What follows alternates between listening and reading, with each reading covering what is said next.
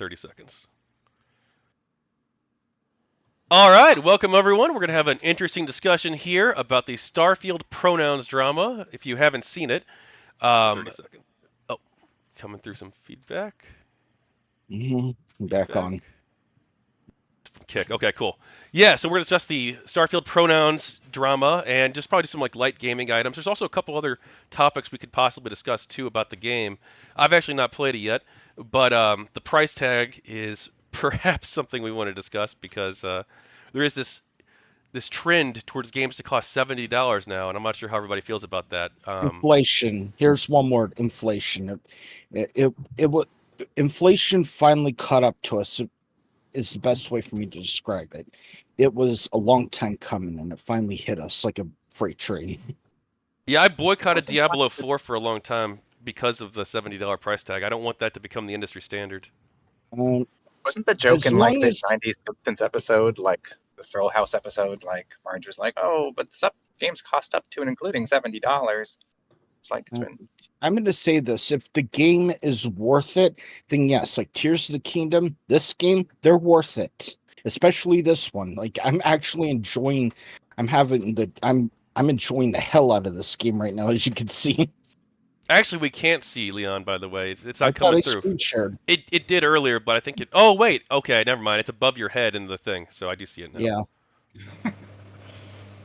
Yeah, it's swap the price tags on both. like you could like and Alana Pierce. So Alana Pierce, she literally did a thing where she went from one part from Neptune to Pluto. And that's how big it is. I mean, it's not big. No Man's Sky is the same way, and so is Star Citizen, and so it was Elite Dangerous, but. Bigger than that, like you can go to like Alpha Centauri and shit. Yep. Yeah, there's a difference between what you can do and what you would want to do. Like nobody wants to sit in a spaceship doing absolutely nothing for 8 hours driving directly to Pluto. So no, I mean it's just so showing you that it's not like it's just see there's Alpha Centauri, there's a solar system. Yeah. Bernard Star. It's not necessarily the first of its kind, but I know it's not.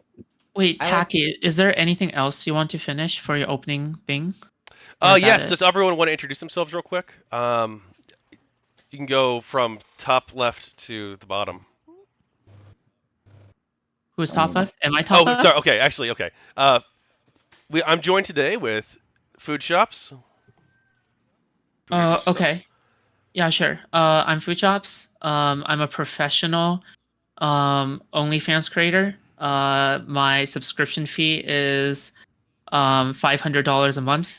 And yeah, that's about it. Thank you. Okay. And Leon? I'm Leon Gunstill. I've been doing random live streaming for the past almost 10 years now.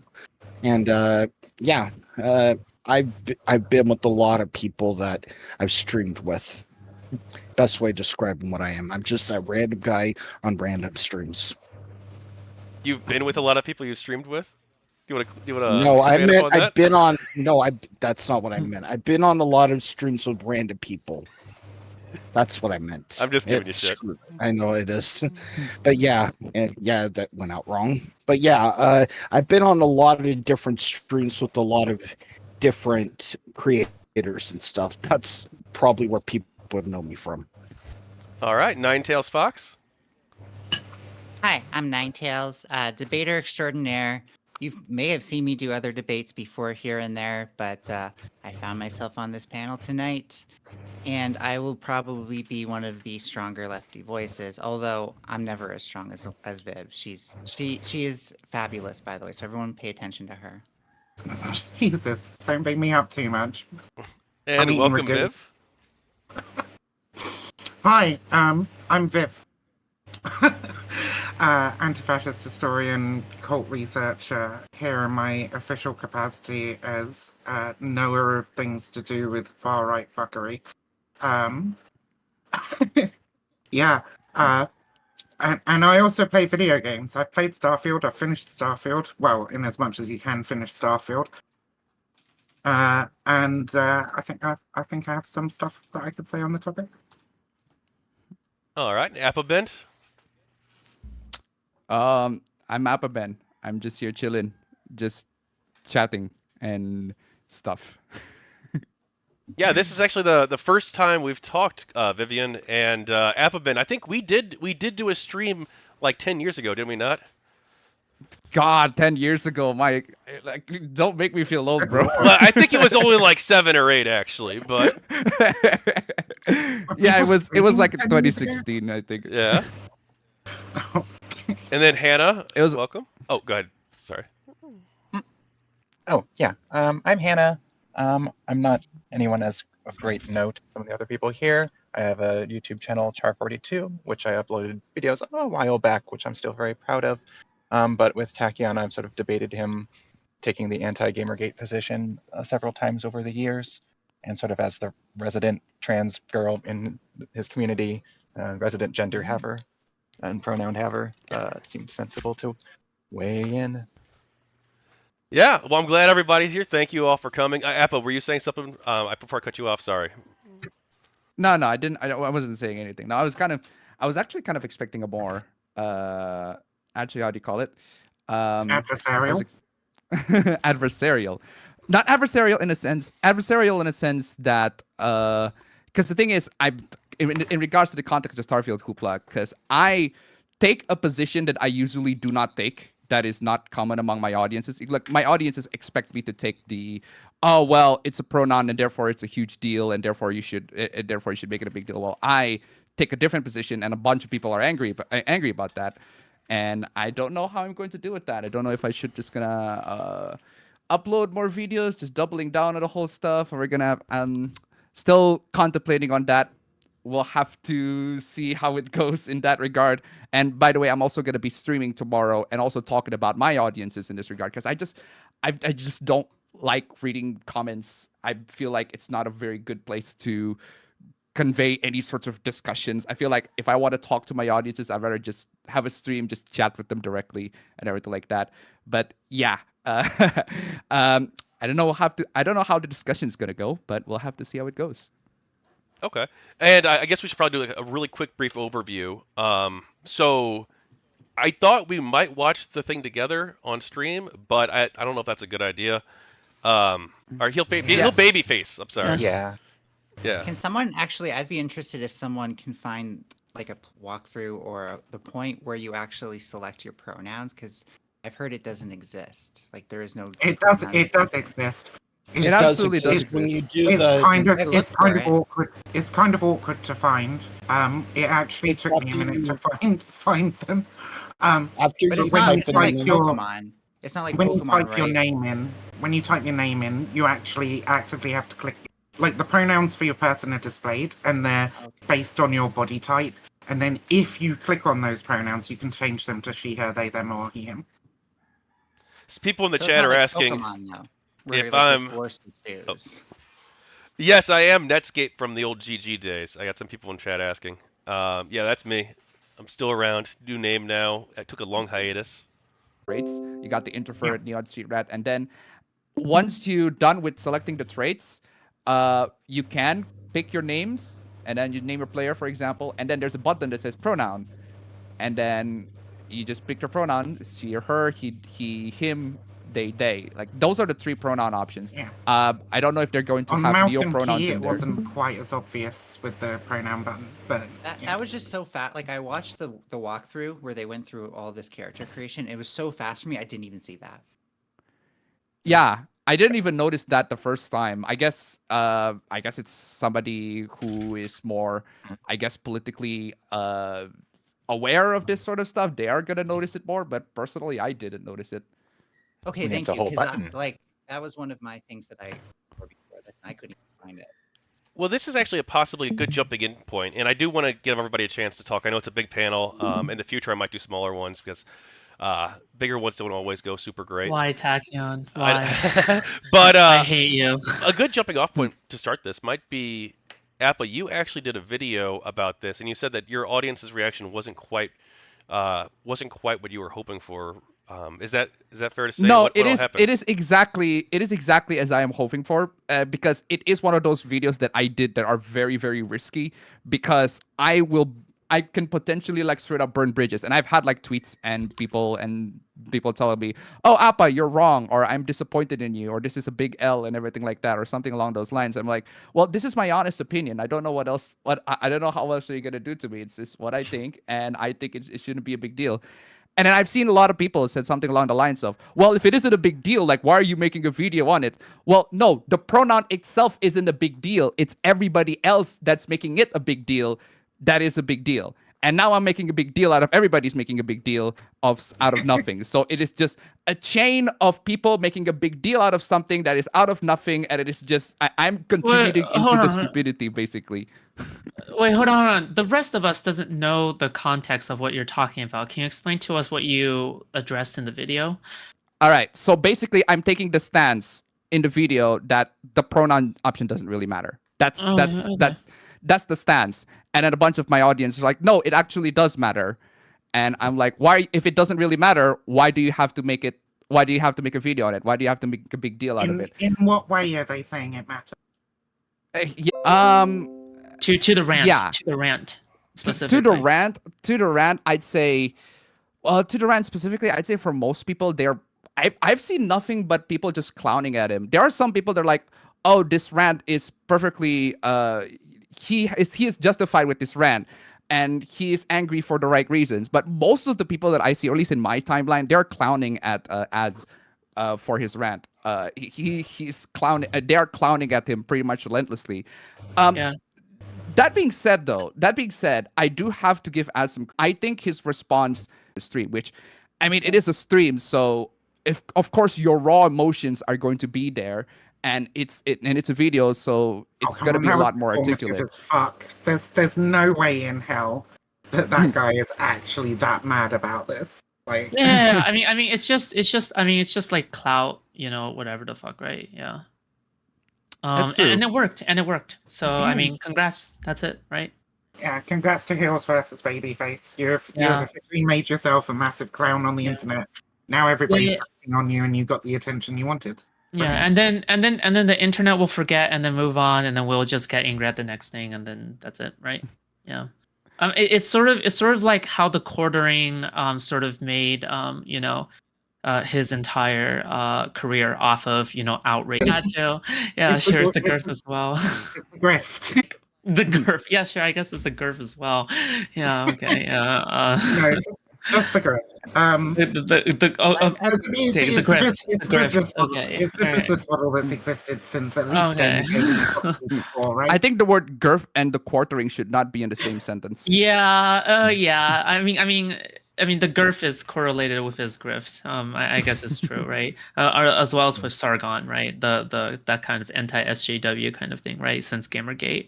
But I think it's also why it. I think there's a larger discussion to be had here, because I think we all agreed that it was like a whole nothing burger. It was like somebody easy for the internet to laugh about, right? And I don't think I don't think this person specifically, this total nobody, right, got any like mental trauma from it either. I don't think this person got any kind of emotional damage from it. You know what I mean? I think his immersion, though, his poor immersion. It did take his poor immersion away. You're right. It broke his immersive gaming experience. You call him a nobody, but this guy has like 350k subs on YouTube, and we all know a significant amount of people do fucking bot followers and shit. But he's a fairly sized voice within the sort of like chud gaming sphere. So chud gaming sphere, yeah.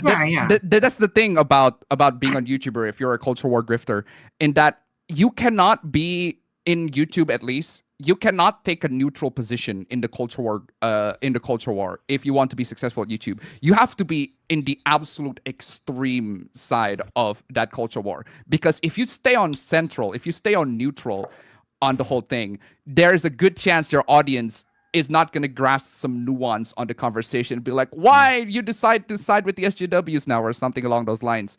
I mean, I don't know if that's true. There are people who do a very good professional job of sitting on the fence. And personally, I think fence sitters are total fucking pussies. and they should get off it and actually take a moral stand against the communities that they're a part of.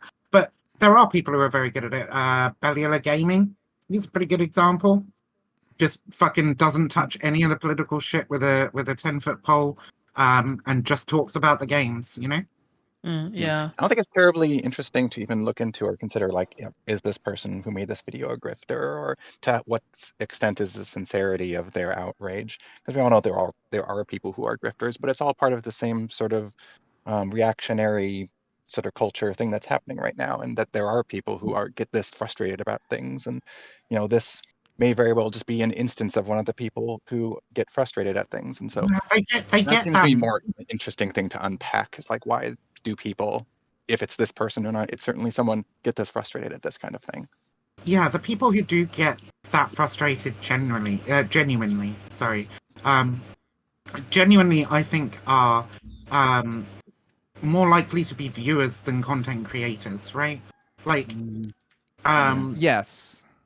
Yeah, because the purpose content is to sort of lead such people around. So there's a reason why I'd rather not take extreme sides, because, well, it never ends well if you take an extreme side.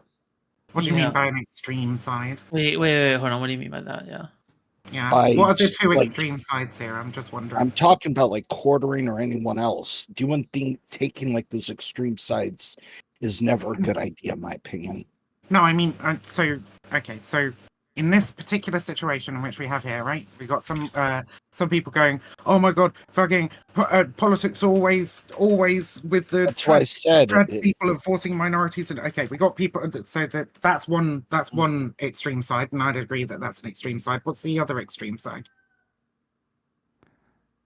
You know what? I'm not even gonna bother with this. I think the other extreme side is, I suppose, I guess if we bring in the Hogwarts Legacy debacle, I guess those people that have a huge contention over towards the game, I guess that's the extreme side of the other side. I'm not sure. I think trying to push a boycott on Hogwarts is was probably ultimately doomed to fail. But I don't think it's a particularly extreme position. I think people, it's never a good idea. I've always been against it. Just jumping at the whatever because your feelings got hurt for one small thing. I don't stand with that. Yeah, So, I know that Nine here already knows what I do, and what kind of thing I do in real life, but the rest of you guys don't really, and Taki also knows as well. But I do in real life political activism, and I'm also transgender, right? But one of the most important things is trying to see eye to eye on issues. And outside of the online sphere, when you're actually on the ground, talking to people, when I see stuff such as like the pronoun stuff with Starfield, I always think about, okay, how do I actually reach people, if they're being genuine and they're not just like clout farming, right? And I think that I don't know. I always just try to think about the best way to reach these kinds of people is not to laugh at them, especially like the last remnants of Gamergate, is not to laugh at them, but actually try to have a conversation with them and try to like see eye to eye, ask them how they're doing, trying to see, what kind of issues, like, are you trying to hang on to some spite you have like 8 years ago, 9 years ago that you still can't let go or something like that. And at the same time with the Hogwarts Legacy kind of thing, even though it was a Doom thing at the start, people have been boycotting for years, so I can totally understand why people might go about attempting that.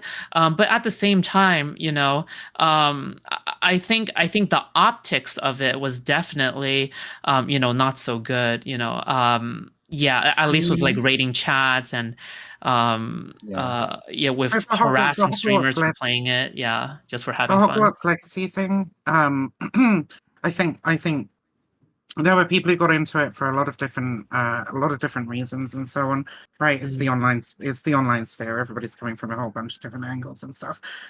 Definitely as a boycott, it fails, right? But as a but I do hate this and I don't want to get stuck on Hogwarts Legacy because that's not what we're here to fucking talk about. No, that's okay. Don't Sure. worry about it. But Yeah. It's somewhat related because of the hoopla, but yeah, go on. yeah. But I think that optics are not always the primary concern in activism, right? There is an argument to be made. I think that the Hogwarts Legacy boycott allowed trans people and their allies to see who would support them with like minor actions, like maybe just don't buy this fucking game, right? And help to push the conversation further out into the sphere and mobilize and motivate a much larger group of people than we usually are able to.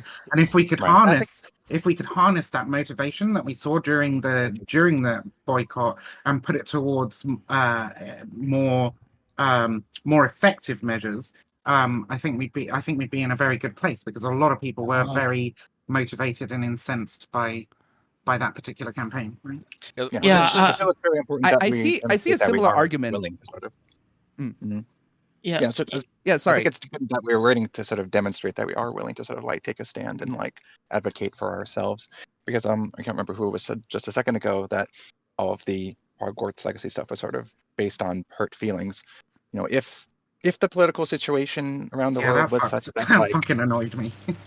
Yeah, if the situation was that like all of our rights were just like super secure and there was nothing really threatening us, then you know what? Yeah, like all of these discussions online would just be hurt feelings, just people sort of shooting the shit, and it wouldn't really matter to anyone.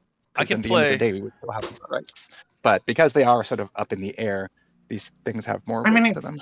It's people's lives, right? Like two of my close friends and more that I know of in sort of wider circles, acquaintances and friends of friends and whatnot, have died on waiting lists for gender affirmative care here in the United Kingdom, right?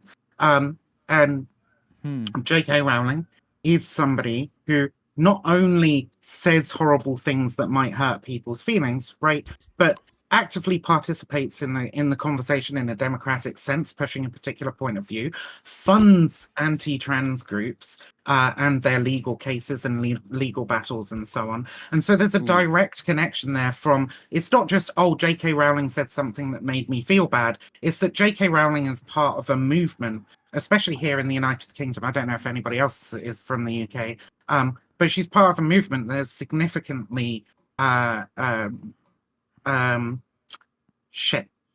made it significantly more difficult to access the kind of healthcare that we need, and that results in suffering and death, right? It's not but going after street, I'm gonna push back here. I want to respond. Okay, I want to respond.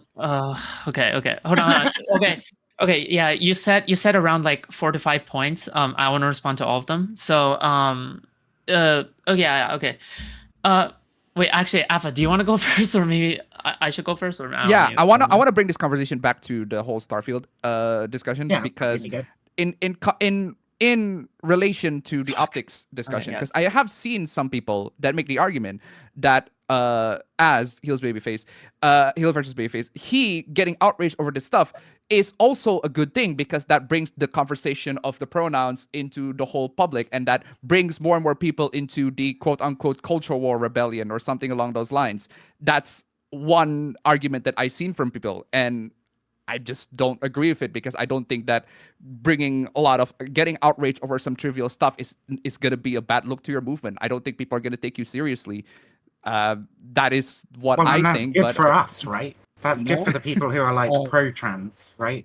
Can I just say something? Wait. I want to go after Foodshops can go, and then Leon, and then I want to say something about the Hogwarts thing, because I want to respond. Okay, so I just want to address these 4 points super quickly. So you said it's not the optics isn't the primary concern for activism. In my opinion, the optics is everything, because if it weren't for the optics, then we wouldn't be doing activism in the first place, right? Because it's not just like going door to door trying to like get people to vote. Like maybe you want to get people to vote. If you didn't have good optics at the door, then people wouldn't be going to vote in the first place. Like if you didn't look good optically to the person that you're talking to at the door, they wouldn't be going out there to go and vote. Okay, and if you didn't look good, wait, I want to address the other 3 points. So that's the first point, right? So the second point is that you say do not bring up the motivation because I don't even know what I said there. I'm just gonna go to the next point. My handwriting is fucking terrible. The people's lives, and you said the friends that have died, right? For that one, if the optics were good and you actually managed to convince more people to go vote, then people who go vote, at the end of the day, your friends might have like not to say your friends specifically, but when it comes to politics and voting will influence policy, and policy will save people's lives at the end of the day. And there will always be a number of people who die or not die based on the policies that are implemented based on the people who are voting or not. And like you can always put a number on these kinds of things. And you try to minimize that at the very end of the day. And finally, the last point is that you said J.K. Rowling have participated in the funds or whatever like that.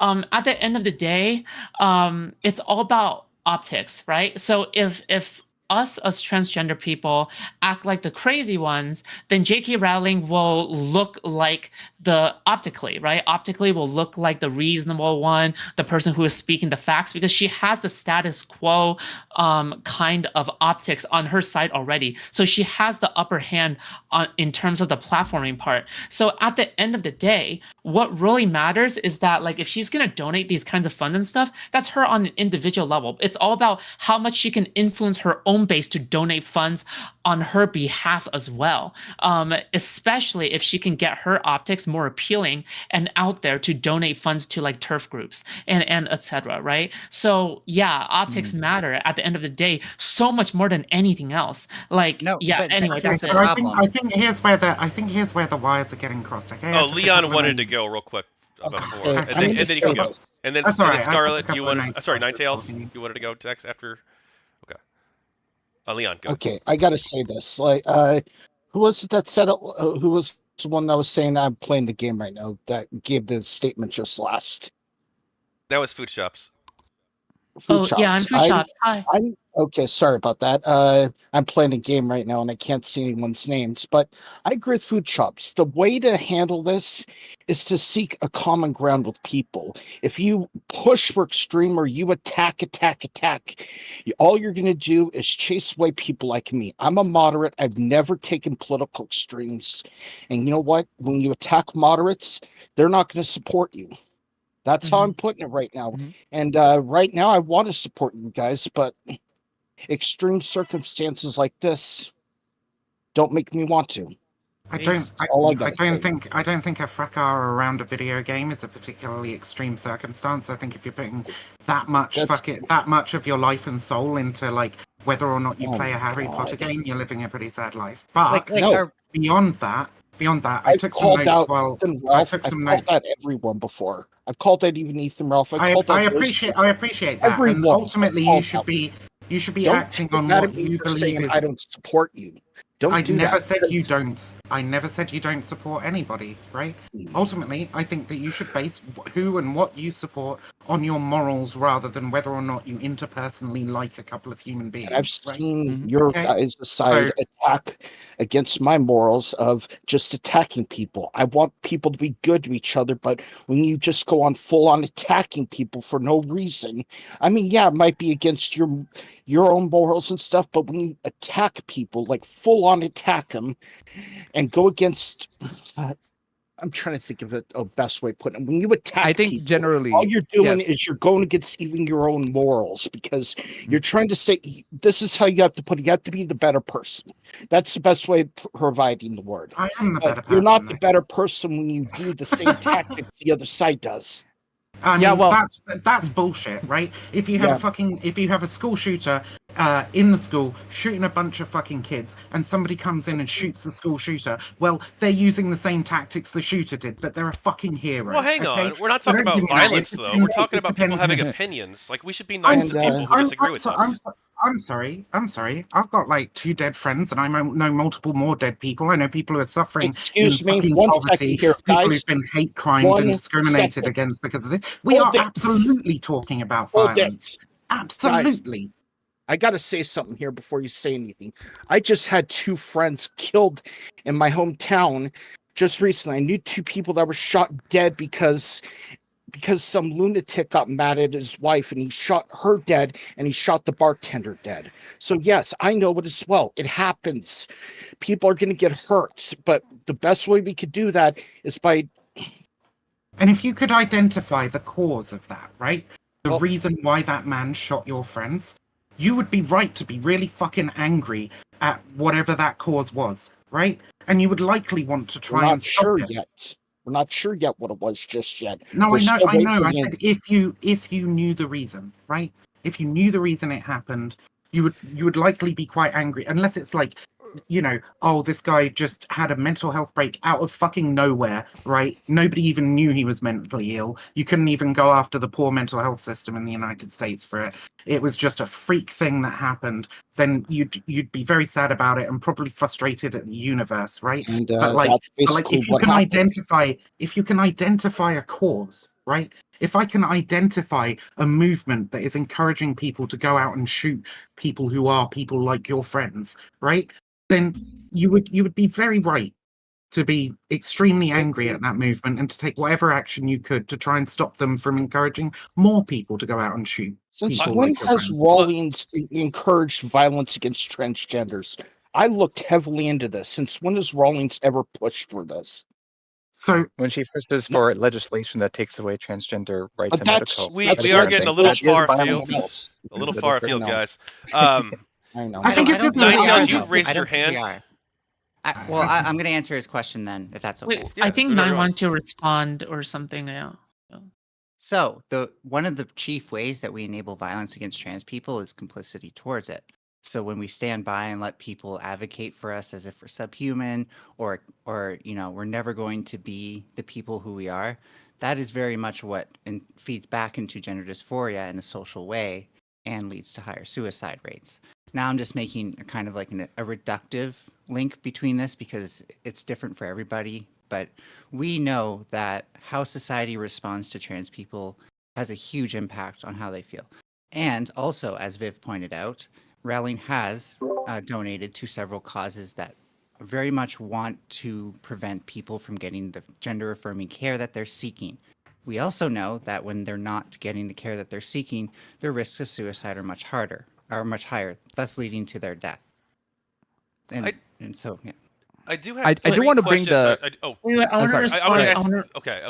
Okay. Appa, you started talking first, then you Foodshops. Then I do want to ask 3 questions, and just sort of put these 3 questions out there and see what people think. All right, so I do want to bring this whole conversation back into the video game, though, because in regards to whatever that happens in the real world, in regards to what people either support or not support the trans causes, like, what does all of that have to do with the video games that we are specifically talking about? Because I can tell you very simply. I can tell you very simply. It is simply that they do not want to see trans people because they view trans people as representative of an ideology that they are opposed to. So they want trans people to be invisible. And any hint of transness, i.e. having pronouns in a video game, causes great offense to them because they view it as whatever you want to call it, wokeness, cultural Bolshevism, the New World Order, right? It varies from group to group. But Tachyon, I've been very quiet. May I have a question? Sorry, Kat. Oh, I think yeah. Okay. Did Foodshops go next? If that's okay with everybody, was just and then they got muted.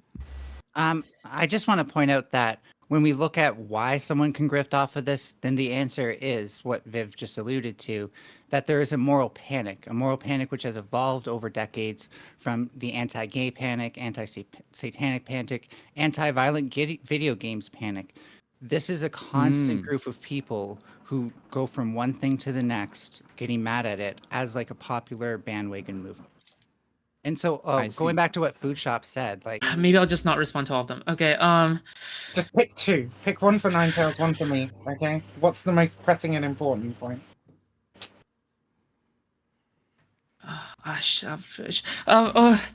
You can make all Okay, 7 okay. points if you want to. No, I'm not going to. Hold on. Okay, so for attacking the okay, I just want to harp on like a point that Leon Gunsteel have made for attacking the liberal moderates, specifically for that one, right? I know that maybe this is more of a thing, right? Because I sometimes not pose as a liberal moderate, right? Because I consider myself like a bit more progressive person at times, although a lot of people will disagree with that. But the thing is that some people will lash out at me very much preemptively. Like, for example, I will say, no, not anybody on this panel, okay? No, it's like people will lash out preemptively for no, not you, Nine. Okay, stop. I remember there was a squatter, this UK squatter, who was upset at me for questioning about squatting, and then even though I was at first sympathetic to his beliefs, and I just wanted to question what was going on. Like, hey, isn't squatting just breaking in somebody's home and then you're just like living in their house without their permission or some shit like that? He lashed out so defensively and refused to engage in any kind of discussion or elaborating on points, and just started calling me names and stuff like that. Then I started attacking back because he attacked me first, right? So even though I adopted the moderate position at first, I had to adapt a defensive position because I was getting name called. I was getting, aggressed on. So, I sort of like just sympathize with Leon's point there. But as for Ninetails, specifically with the enabling violence to stuff, I totally get like the extremists who are bad faith and like to, maybe we can get to a middle ground here, right? They will always try to do whatever in their power to try to get power, try to be as fascistic as possible. I totally understand that because, I had a Vosh phase back then. Very embarrassing. I know, I'm sorry. But the thing is, right, is that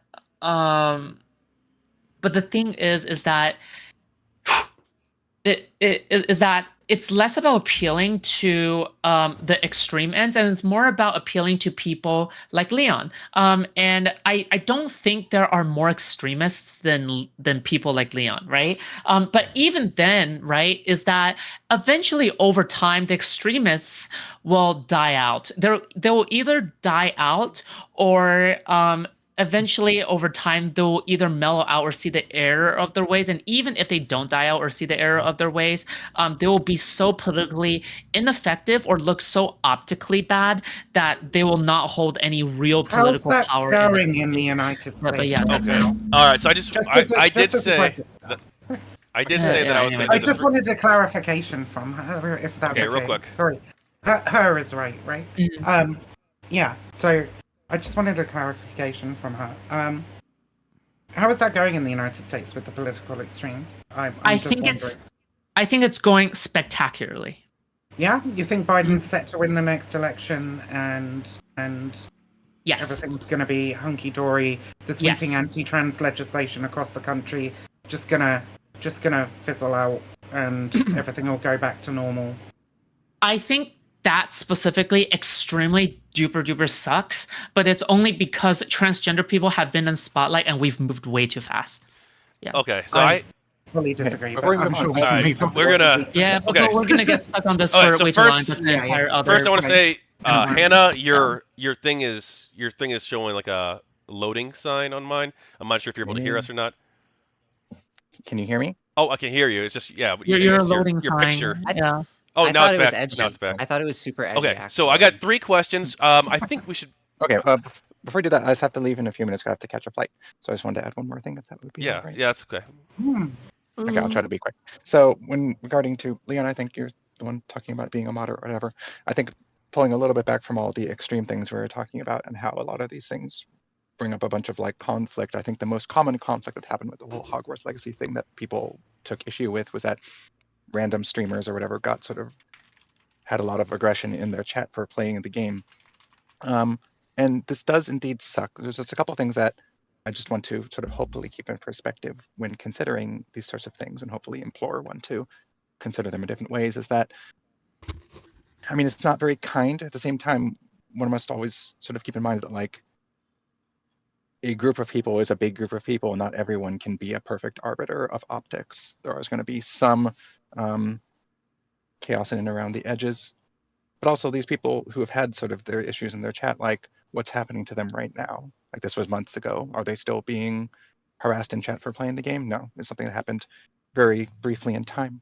All the people who are trans, that a lot of these sort of in-your-face issues can be sort of kept in perspective, and it's not just a matter of which people are being kind and being the most optically perfect or not, versus like in favor of like who is actually sort of fighting for the right thing, at least in their hearts. Thank you Okay. for coming, by the way. Have a Yes, great flight. thank you. Have a good Yeah, flight. thank Have a you. good flight. Yeah. Yeah, thank you. Bye bye. All right. Bye. Well, I did want to ask. I had 3 questions, but one of them is actually related to the game. So let's try and, I guess, use that one. Do pronoun options in Starfield actually make you feel better as a player, whether you're trans or whether Nah. you're non-trans? Does it actually improve the experience for you? Yes. Wait, personally, yes. I love pronoun options personally, but it is what it is. That's more of a So let me paint an example, right? So let's say I'm playing a video game and it has some sort of reference to genitalia. I'm not going to name the game. I'm sure we all know which one I'm referring to.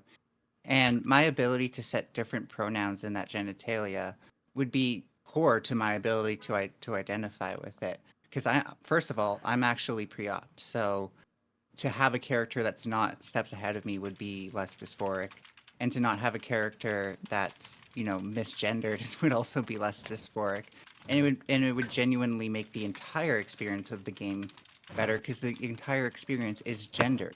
The way that they change the dialogue in the game to match the pronouns you choose is evidence of that. It's about being able to be represented as close to yourself as possible, right? But I don't think that like pronoun options in Starfield really do that to a great degree. I mean, sure, it's nice being able to pick they, them, or she, her, or whatever, right? But like, it seems like the barest fucking minimum. It was complicated to work out how to fucking do it, okay? Maybe I'm just a dumbass, alright? But on a mouse and keyboard, at least, it didn't show up quite as obviously as it did in the controller screenshot that we saw earlier. Honestly, the mouse and keyboard menus in that fucking game are shit anyway. And it does seem like quite often there's like this sort of gentle nod towards trans people, which is pleasant. It's better than outright hostility, as we saw with some developers just putting crazy transphobic rants in their patch notes and shit. But it is the barest fucking minimum, and it doesn't really do much. I mean, as far as I can tell, and I know Heels went on a rant about the cloned girl in the game. I don't know how far everybody's got, so I don't want to spoil anything. He went on a rant about her. I'm not sure she's a trans person at all. I think she is just a clone. Oh my god, it's the FBI. Be right back. But good luck. But if you apart have from pizza, send some my way. I'm hungry. Apart from debatably her, right? There is no gender variance in the game, right? There's no. It's a very binary world. Everybody's a guy or a girl. There's no hint of transness in there. There's no hint of queerness in there. I can't find okay, you have the option to have a relationship as any gender with any of your companions. But frankly, those characters are so fucking wooden that they don't feel like real relationships anyway. They're Bethesda NPCs, right? So there's, I accept and welcome any amount of representation. I think that actually I would prefer more rather than just the token nod. Mm-hmm. I like talking about being in touch with your emotions, right? And also I being in touch. And I think one of these things is empathizing with how conservatives feel, when they see a lot of like these really jarring things. And even then, like even I personally, because I remember when I came out at work, and before I took up this content creation thing, and had my own community and stuff like that, right? I know that when I came out at work, everybody felt like there are niceties towards my transgenderism and stuff like that. Even though, I passed pretty well. It felt awkward and weird. And even though I didn't put any pronouns or anything like that, because I just wanted to fit in, and everybody treated me the same as before. Nobody was like heavy-handed with it or anything like that. There was this atmosphere of discomfort, like this corporate discomfort, as if like it wasn't that they it didn't feel natural the way that they accepted me. I wanted to feel natural in the way that they accept me, if that makes sense, right? So I don't know. I think there's a difference between these two. And if we really want it to be a space where finally people can understand that, and people can like not just pretend that it's okay, and just actually genuinely feel okay, and then vote. Left, and not just like pretend it in the office and then vote Republican. Like once they go home, then it's like, yeah, like, does that make sense? I don't know if that makes sense, but yeah. Sure. Well, there's one Going thing back to what Viv said, it's kind of like, are we really so bored? Like, when did we stop like actually caring about real world things, which kind of links with what Foodshop says? And when did like right-wing talking heads start deciding what we get outraged about? Like, if we're being honest, this person has full capacity to ignore this, because as we've pointed out, it was pretty missable, the initial thing, and their outrage was probably politically motivated. Well, it just happens with everyone. If you take a side, and I'm just saying this, no one is innocent. No side is innocent when they do this. And I always say it like that. And yeah, it happens. It's just every side, every now and then, like every 5-10 years, one side gets to be an extreme lunatic, and then it's the other side and the other side again. So you know what? When's that happened for trans people? I'm wondering. Aren't we just humans? Why can't we interact on that You're cutting level? out, Tacky, or is it? My internet is going horrible. I am so sorry. I keep messing up the stream too. I know I'm doxing you right now, but like, are you? I mean, DDoSing you, but like, are you? Is your internet really that bad? I'm kidding. I think I'm streaming at too high of a resolution, but I can't change it midstream. Only I'm recording though, right? so the VOD will be fine because I'm recording. Yeah, Tacky, figure out how to lower your bitrate, okay? Yeah. I think the thing is though that there are identifiable groups of people with interests, needs, wants, desires, etc. And there are also ideological movements which are identifiable, which may either support or oppose the acquisition of those rights, wants, and needs. Right. And I think it is perfectly reasonable to talk about sides when you find that two of these groups are in total opposition to each other. We are all just humans, but we want very, very different things. Yeah, I mean, just to steelman Vivian and Nine a little bit, right? Because I remember people criticizing this piece in the newspaper about how like they were just talking about how neo-Nazis also drive a tractor or like read the newspaper and eat McDonald's and play board games and stuff like that, right? At the same time, it's sort of like normalizing like the presence of neo-Nazis, and it's done in an irresponsible way in that case, because you are publicizing it to a left-wing audience in the way that, okay, look at these neo-Nazis, look how they're normal people just like us. And in my opinion, that is an irresponsible way to do it. A much more responsible way to do it is if you are having like a very confrontational liberal who is pushing back actively, but still trying to make them concede and find a middle ground and going like, hey, by the way, you are like we are doing that. Like I think that there are good ways to do it and there are bad ways to do it. But yeah, yeah, that's it. I think that, and I was gonna like basically just bring this up one-on-one with fuck, what's your name again? Shit. Foodshops. There we go. Foodshops afterwards. Sorry about that. I had to like mouse over and remember. Very good. But like it's been mentioned quite a lot of times now, and I feel like it's being used to sort of like beat me a little, right? This optics thing, and this Leon said when you attack people like this, it's pushing me away or whatever, right? I think it is I think for the liberal moderate, it is the height of hubris to think that like what I say is it has to be designed to convince you to come over to my side, that you and your opinion are so important to me that what I say has to be geared towards you every single time. I think that that's awful. And I think that the conversation around optics as well, I think where we get our wires crossed to a certain degree is that sure, optics are important, but optics can be targeted.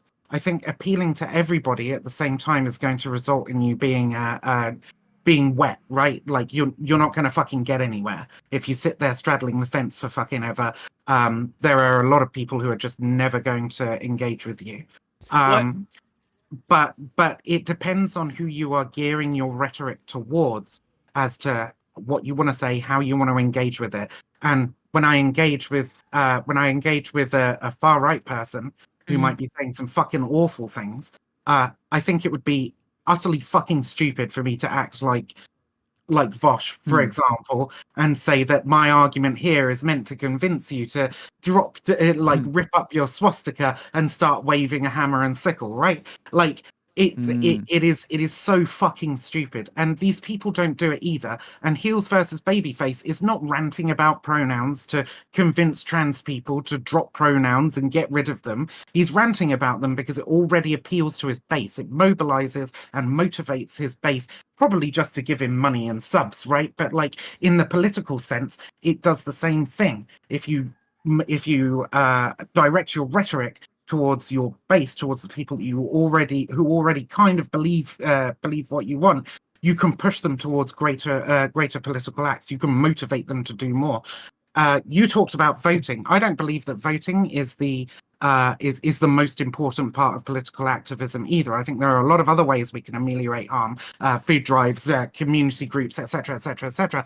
But even if you're talking about voting, the demographic that votes the fucking least is the young demographic. And what are the young demographic? The young demographic are overwhelmingly pro-LGBT and pro-trans. And so if you're gearing your rhetoric as vehemently pro-trans and pro-LGBT, then you can help to motivate and put some fucking fire under those young people so that maybe they go out and vote, right?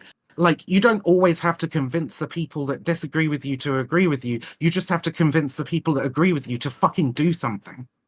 Okay. Yeah, yeah. Oh, go ahead. Oh, I just want to say, I do feel like we're getting a little bit afield. I think this is an interesting conversation actually, and I would like to discuss the optics thing more. If Vivian and Leon, if you want to do a stream on this a different time, or anyone else too, we can 100% talk about that. I do want to move on to the Nexus mods controversy. Which is associated with the pronoun thing, but you're the one who chose the video game topic. I know, no, it's related. It's related. It is related. Because okay, I'll give everybody a chance to give their final thoughts on the pronouns and on the discussion about optics and anything else they want to bring up. But then I do want to kind of talk about the idea that Niche Gamer, a gaming journalism site, is reporting that Nexus Mods is removing mods from the game that remove the pronouns. So if people make a mod and they post it on Nexus Mods, which is one of the biggest mod sites out there, then they'll actually take it down and not allow it on there. So I do want to move on to that, but I want to give everyone a chance for final thoughts. We can just do like round robin here. Foodshops, do you have any final thoughts on the first part of the discussion? Yeah, sure. Yeah, I know that we sort of swerved into, the whole entire optics thing, but it was really interesting to see this entire thing go about it in a more like kind of optics kind of manner. I'm glad actually that we kind of zoomed out from this entire like video game kind of discussion, because I feel like this entire, Starfield pronoun thing was a humongous nothing burger. This entire like cloud farming, whatever the fuck, right? That one person was doing. But in terms of the, I'm glad to finally have a discussion / debate with, Vivian, right? But also glad that it was also extremely civil. But also another thing is just that when it comes to the optics thing, at the end of the day, I'm not, by the way, to very clarify, I'm not equating the two, but when it comes to like this kind of rhetoric kind of thing, the reason I talk with progressives is also like the same reason I talk with conservatives as well, right? Is that I do want to see eye on things, and also want to communicate my ideas clearly. And I want to be able to see, okay, what are the kinds of issues that we relate on? What kind of things can we actually agree on? And if we are able to focus on some of the issues that we can actually solve and actually like find agreements on, let's focus on the idea of productivity instead of focusing on things that get us extremely emotionally charged up. Because if we get to, if we get way too emotionally charged up about able to actually make efficient progress, and we just circle back to this kind of online, kind of infighting and, lack of fighting. Because I was talking about it with somebody yesterday who was a Texan, activist in real life as well, by the way. And we talked about it, and it's so much more effective to go out there and do that. And it's good to also vote and also do in real life action at the same time. And I always respect people who, go out and volunteer at soup kitchens, people who, even anarchists who say that they are going out there and doing volunteer work. I highly, highly respect that as well. Even people who go out into the DSA and do like, events like that as well, and Canvas and stuff like that. I super support that as well. Anything to get your, butt off the seat and go out there and actually do some real life work. I super support that. So yeah, I don't know. It's always good to see eye to eye on certain things and to quote unquote speak like a politician. But anyway, that's it. Yep, that's my closing statement. Leon, do you have any closing thoughts for the first segment? Not much. Everything was said, but you know what? I'm just gonna say this right now. Everyone's mindset over everything changes over time. It happens, it changes. Like 15 years ago, my mom, who just recently passed away, 15 years ago, you wouldn't have seen her support the LGBT side of things. But now, like right before she passed, she actually, like years before she passed, she was actually supporting it. People change. That's all I got to say. Just give it time and people will change. Not everyone's going to be in their, I don't know. It's people will change, and that's all I got to say. All right, Ninetails, I see you're giving a little bit of a skepticism towards that. Do you have any final thoughts? Well, sorry. Actually, since I didn't say very much, and I kind of want to string a lot of this together, can I go last? Oh yeah, of course, yeah. Thank In that case, Vivian, do you have anything? Sure. I mean, I said a lot of what I have to say, but in response to Foodshops. Why do I keep forgetting that? It's such a simple name. Don't worry. Everybody just calls me anything but Foodshops. People just call me food stamps, boob shops, foot jobs, and anything else but Foodshops. So you're good. Okay, don't worry about it. Foodshops sounds fun. Thank you. So, in response to Foodshops, okay. You're good. Don't worry about it. I believe that reaching out to people who don't already agree with us is a good thing, right? Like, this is not me criticizing your view of activism or what you want to do. It is me defending the way I do activism and the way people like me do activism against what I think is quite often an attack based on the idea that people like myself are not civil, do not appeal to the opposition, and in some ways our approaches, whilst separate and whilst a diversity of tactics is always a very valuable thing, sometimes our approaches clash, right?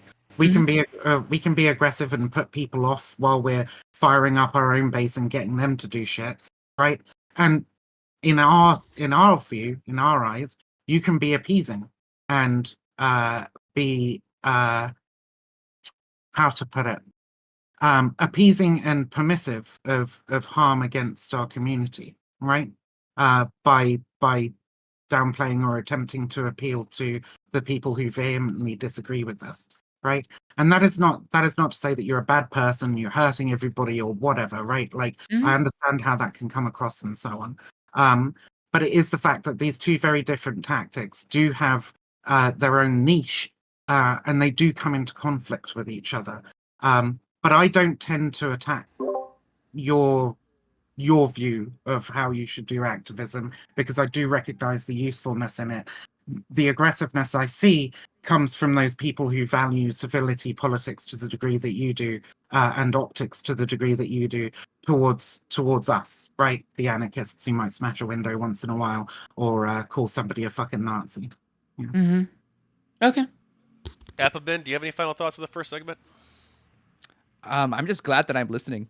I don't really have a lot of I don't really have a lot of thoughts on this matter, because it's more concerned about it's more concerned about political activism and how trans people are pushing this political activism so that they are able to convince more and more people into joining their side. And I totally agree in this in the regard that optics can and cannot matter depending on certain contexts. But I do want to going back to the context of video games, and I just feel like a lot of things, like I'm coming into this whole conversation about the Starfield conversation with the expectation that I'm going to be talking more about the video game, but I just realized it doesn't really matter.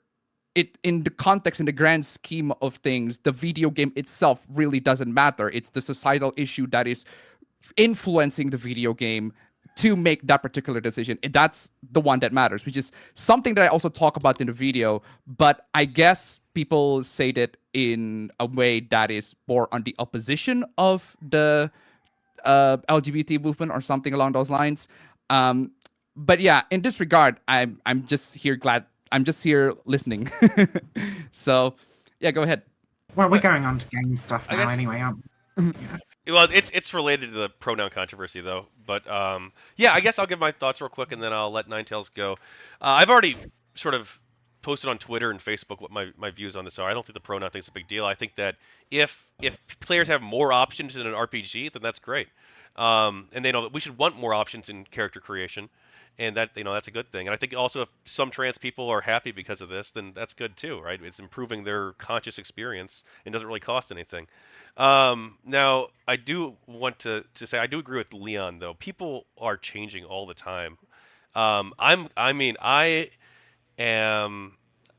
undergone like tremendous personal growth. I'd like to think that I always am, and like I'm learning and growing as a person, and I've changed my mind on topics sometimes, and I try to like explore the issues in a nuanced and honest way, and a lot of people do, and I feel like we should try and like generally, meet people where they're at, try to understand where they're coming from, and like have a conversation with them and see them as a human being who might have something interesting or valuable to add, or in some knowledge or insight that you don't have. I think that that's really good.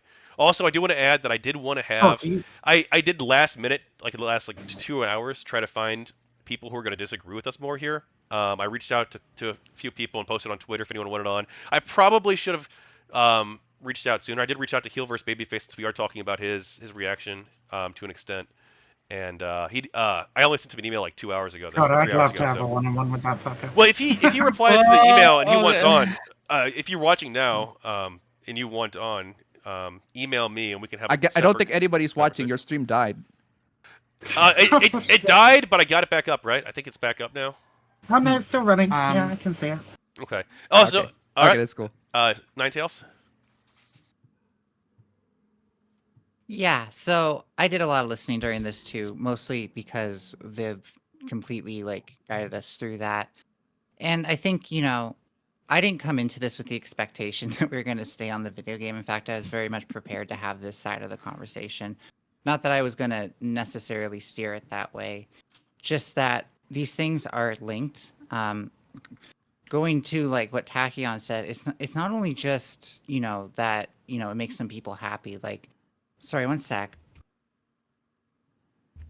It's the trade-off of being a smoker, right?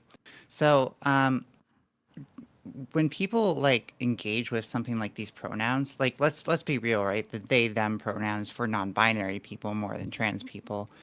And it's a lot of time it's people who are sort of exploring these ideas, have like a vague idea, like maybe this is me, but they have yet to be in a scenario where they feel like that's affirming them. And so being able to do that and use the video game character as an avatar can be very important for that development and like that character building within. So, and then I want to tie this back to like, while we don't really think like in terms of like, or while we're having we're having this a lot in the discussion of framing regarding, you know, who says this side versus that side, that is a bit of a misnomer, because what somebody like I can never remember his name because it's like a weird sequence of words, but the Babyface Gaming is what I'm going to call him. What Babyface Gaming basically said, or is advocating for as a solution, is let's think of it as a form of cultural erasure, where, you know, he'd rather see all of this disappear and then the representation for those people disappear. And I think that that's very extreme on its own right, even if he's masking it with a like I can't get immersed kind of thing. The fact that a lot of people don't think about things to that level is part of why the far right can weaponize these things, these moral panics, and guide, you know, more irrational thinkers to panic against these things as like a campaign. And that's what the left is pushing against. In response, particularly to the food shops, it's not just about voting at the end of the day. It's about making sure people are aware of the violence that is there. Because a lot of people think of violence as like, oh, you got punched in the face or called a mean word. And that works great in maybe grade school. But it doesn't really kind of translate to the ways that we see violence both on the internet and systemically. So how we talk about those things, as that changes, we start have to identifying different mechanisms. And one of those things is when the status quo stands by to violence, that means that I sometimes define that as systemic, but I'm actually going to say here it's normalized. And when that violence is normalized, the people who stand by are part of the problem. So while I don't want to say you're violent, I also would say, like, if you don't want me to say that, don't be a part of the problem. And that's it. Thank you. Okay. Also, I'm sick of them pushing cishet shit in my video games. Every time I fucking log in, there's some cunt doing a hetero girl boy kit. It's disgusting. Everybody's the gender they were assigned at birth. Frankly, I don't understand why these games are so political. Where is my all trans game? Where the fuck is it? I'm working on it. I'm actually curious, Ninetails, because you tweeted out before the conversation here, the discussion. Tonight I'll be explaining how pronouns work to boomers. Was this the kind of conversation you thought it would be? No, I was honestly just trying to think of something I could say, and if you notice, I took out the pronouns from that. I didn't even notice. Yeah, so that was the thing, right? Like, this is how common pronouns are, and like, if you're gonna get mad, like getting mad at pronouns in someone's bio or their Twitter, like, are you like really? You're that offended by the English language? I'm a boomer. They're not. I said it earlier, right? I'm They're not saying offended. it's just a joke. Yeah. Now I got some strong views on the Nexus mod stuff, but I don't want to start that. I don't want to start that because I do want to play more of a moderator role here. Who wanted to start it? I was ready. I was ready for you to start that. Wait, what's the context?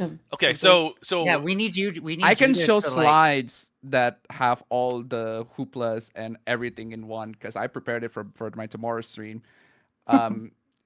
If you don't mind, I'm gonna show you some slides to show all the context in regards to the Nexus mods thing.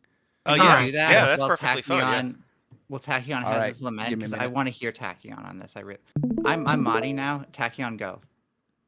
I'm screen sharing. I'm showing Appa's thing on my screen. So. All right, so I'll explain the context for this conversation. So it all started off with this post from this person over here who said Nexus Mods website update. Apparently, they made an official announcement that they're stand against transphobia, bigotry. The platform's no room to hate. Any mods that promote this will be removed, etc., etc. All of that stuff. And this person is excited, and a lot of people look at this post and think, wow, Nexus Mods is doing exactly that. That's horrible. Why is Nexus Mod doing that? But, well, turns out Nexus Mod didn't actually do that. And this person apparently hates on white people, I guess. And I guess that's a lot of people that contentious that people have. Nexus Mod announced to ban pronoun removal mods, and apparently that is a win, and a lot of people disagree on that. Well, Nexus Mod hasn't actually banned any mods yet, but there are evidence to show that Nexus Mods will probably do that in the future, as they have a guideline that did say that content that may be generally construed as provocative, divisive, objectionable, all of that stuff, that will be banned, or abusive towards any real world group, that will be banned. Includes politics, race, religion, gender, identity, sexuality, or social class, all of that stuff. Nexus Mods are basically going to ban all of those stuff. They do have a history on banning political mods. They have banned US political mods back in October 2020, and they have also banned the mods of Spider-Man Remastered, where there's that mod that allows you to replace all the LGBT flag with US flags. And apparently, according to Netflix, Nexus Mods, this is a silly drama. Drama so silly that all the comments are locked and everything like that. So, yeah, basically that's the context of the whole conversation. Also, one more thing, somebody did suggest a pronoun removal in a Starfield Mod Ideas forums, but apparently that suggestion was removed. So, and somebody also asked the Nexus Mod supporter, hey, can we have a mod that removed the pronoun option in the game? And apparently the email is real. Mike from Nexus Mod Support said, no, this is our website. We can do whatever we want fit. This is private website. We can do whatever we want. And then we're just going to ban the mods that we deem hateful. I invite you to use your account settings page's delete account fix. Good job, Mike. Well done. Well, I do have a hot take. I don't know exactly how this game works, but actually, if it's only on the side of the player who uses the mod and nobody else has to deal with it, then I'm okay with this being here, especially because it allows people to shut the hell up. Because this is actually diversity of options, and if someone's really so offended about it, then all the people that they lament about it can be laughed at again as we point to them and we say, hey, just install this mod, genius, and then it goes away, and then you don't have to cry anymore. It's almost like magic. Okay, so I know that contradicts the erasure thing, but this is again only if it only impacts the user who uses it. I don't know if that's necessarily the case. I also just quickly point out for context, there's two metas here, right? The first meta is this mod in particular that gets rid of pronouns and the removal of pronouns, and the banning of political content in general. I'm generally for that because there's a lot of things that the right wing would call political content, which is actually just hate-driven content. Yeah, I mean, the thing is, at the end of the day, it's a private platform. It's just like Twitter, right? Like you, if they just want to remove anything they want, they can remove anything that's anybody with green hair is not allowed, and they would be in their rights to do that, right? Like it's not. I don't know. It's like this is another big nothing burger, but Appabend, did you see the post on the forums by the webmaster? By the way, I linked. No, I didn't. So I did not. This is what changed my mind because I thought this might be fake news at first too, but someone posted the webmaster Dark One on the forums says our policy on this sort of thing is laid out in this post, and it's about the Spider-Man thing. So if the webmaster of the site said that, I think it's they're probably going to remove the mods. And but again, they haven't done so yet. It doesn't Most seem likely so. they will. Yeah. You know what? I agree. It's a private platform. They're allowed to pick whatever they want.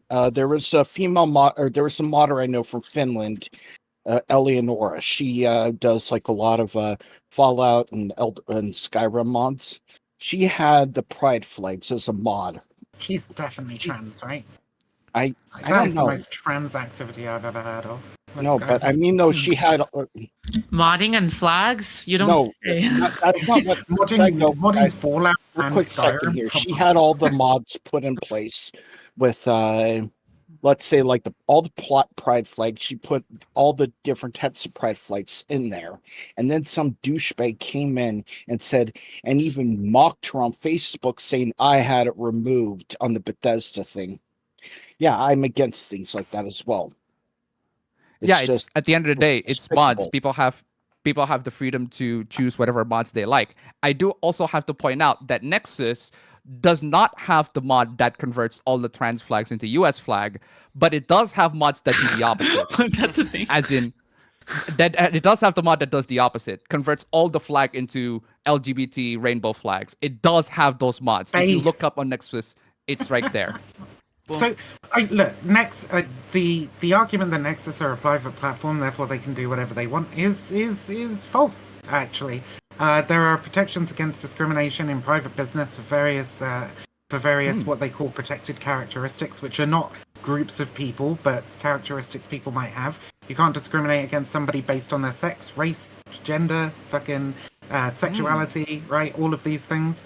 And that means you can't discriminate against somebody for being white or being black or being gay or being straight, right? And so any of those things they would legally have to be abide by if they're a company in the United States or the United Kingdom or any of these other Western democracies that have similar laws. Well, I don't think that applies though, because they have like Section 230 protections, because this is other users uploading content onto their site. I also agree with that, but like I'm just pointing out that, like, the argument that just because you're a private business doesn't mean you can do whatever you want, right? If they started rejecting a whole bunch of service users from their site for being white or for being black or gay or trans or whatever, right? Then they would be subject to being sued for discrimination, right? In the context of the whole hoopla, it's that the what do you call it? It's the mods that remove LGBT people. Yeah, no, I understand. LGBT I flags. understand that. I was just sort of making the point around private businesses being able to do whatever they want. They can't. Right? We're not the secondary point is but then that they are should they, right? Yeah.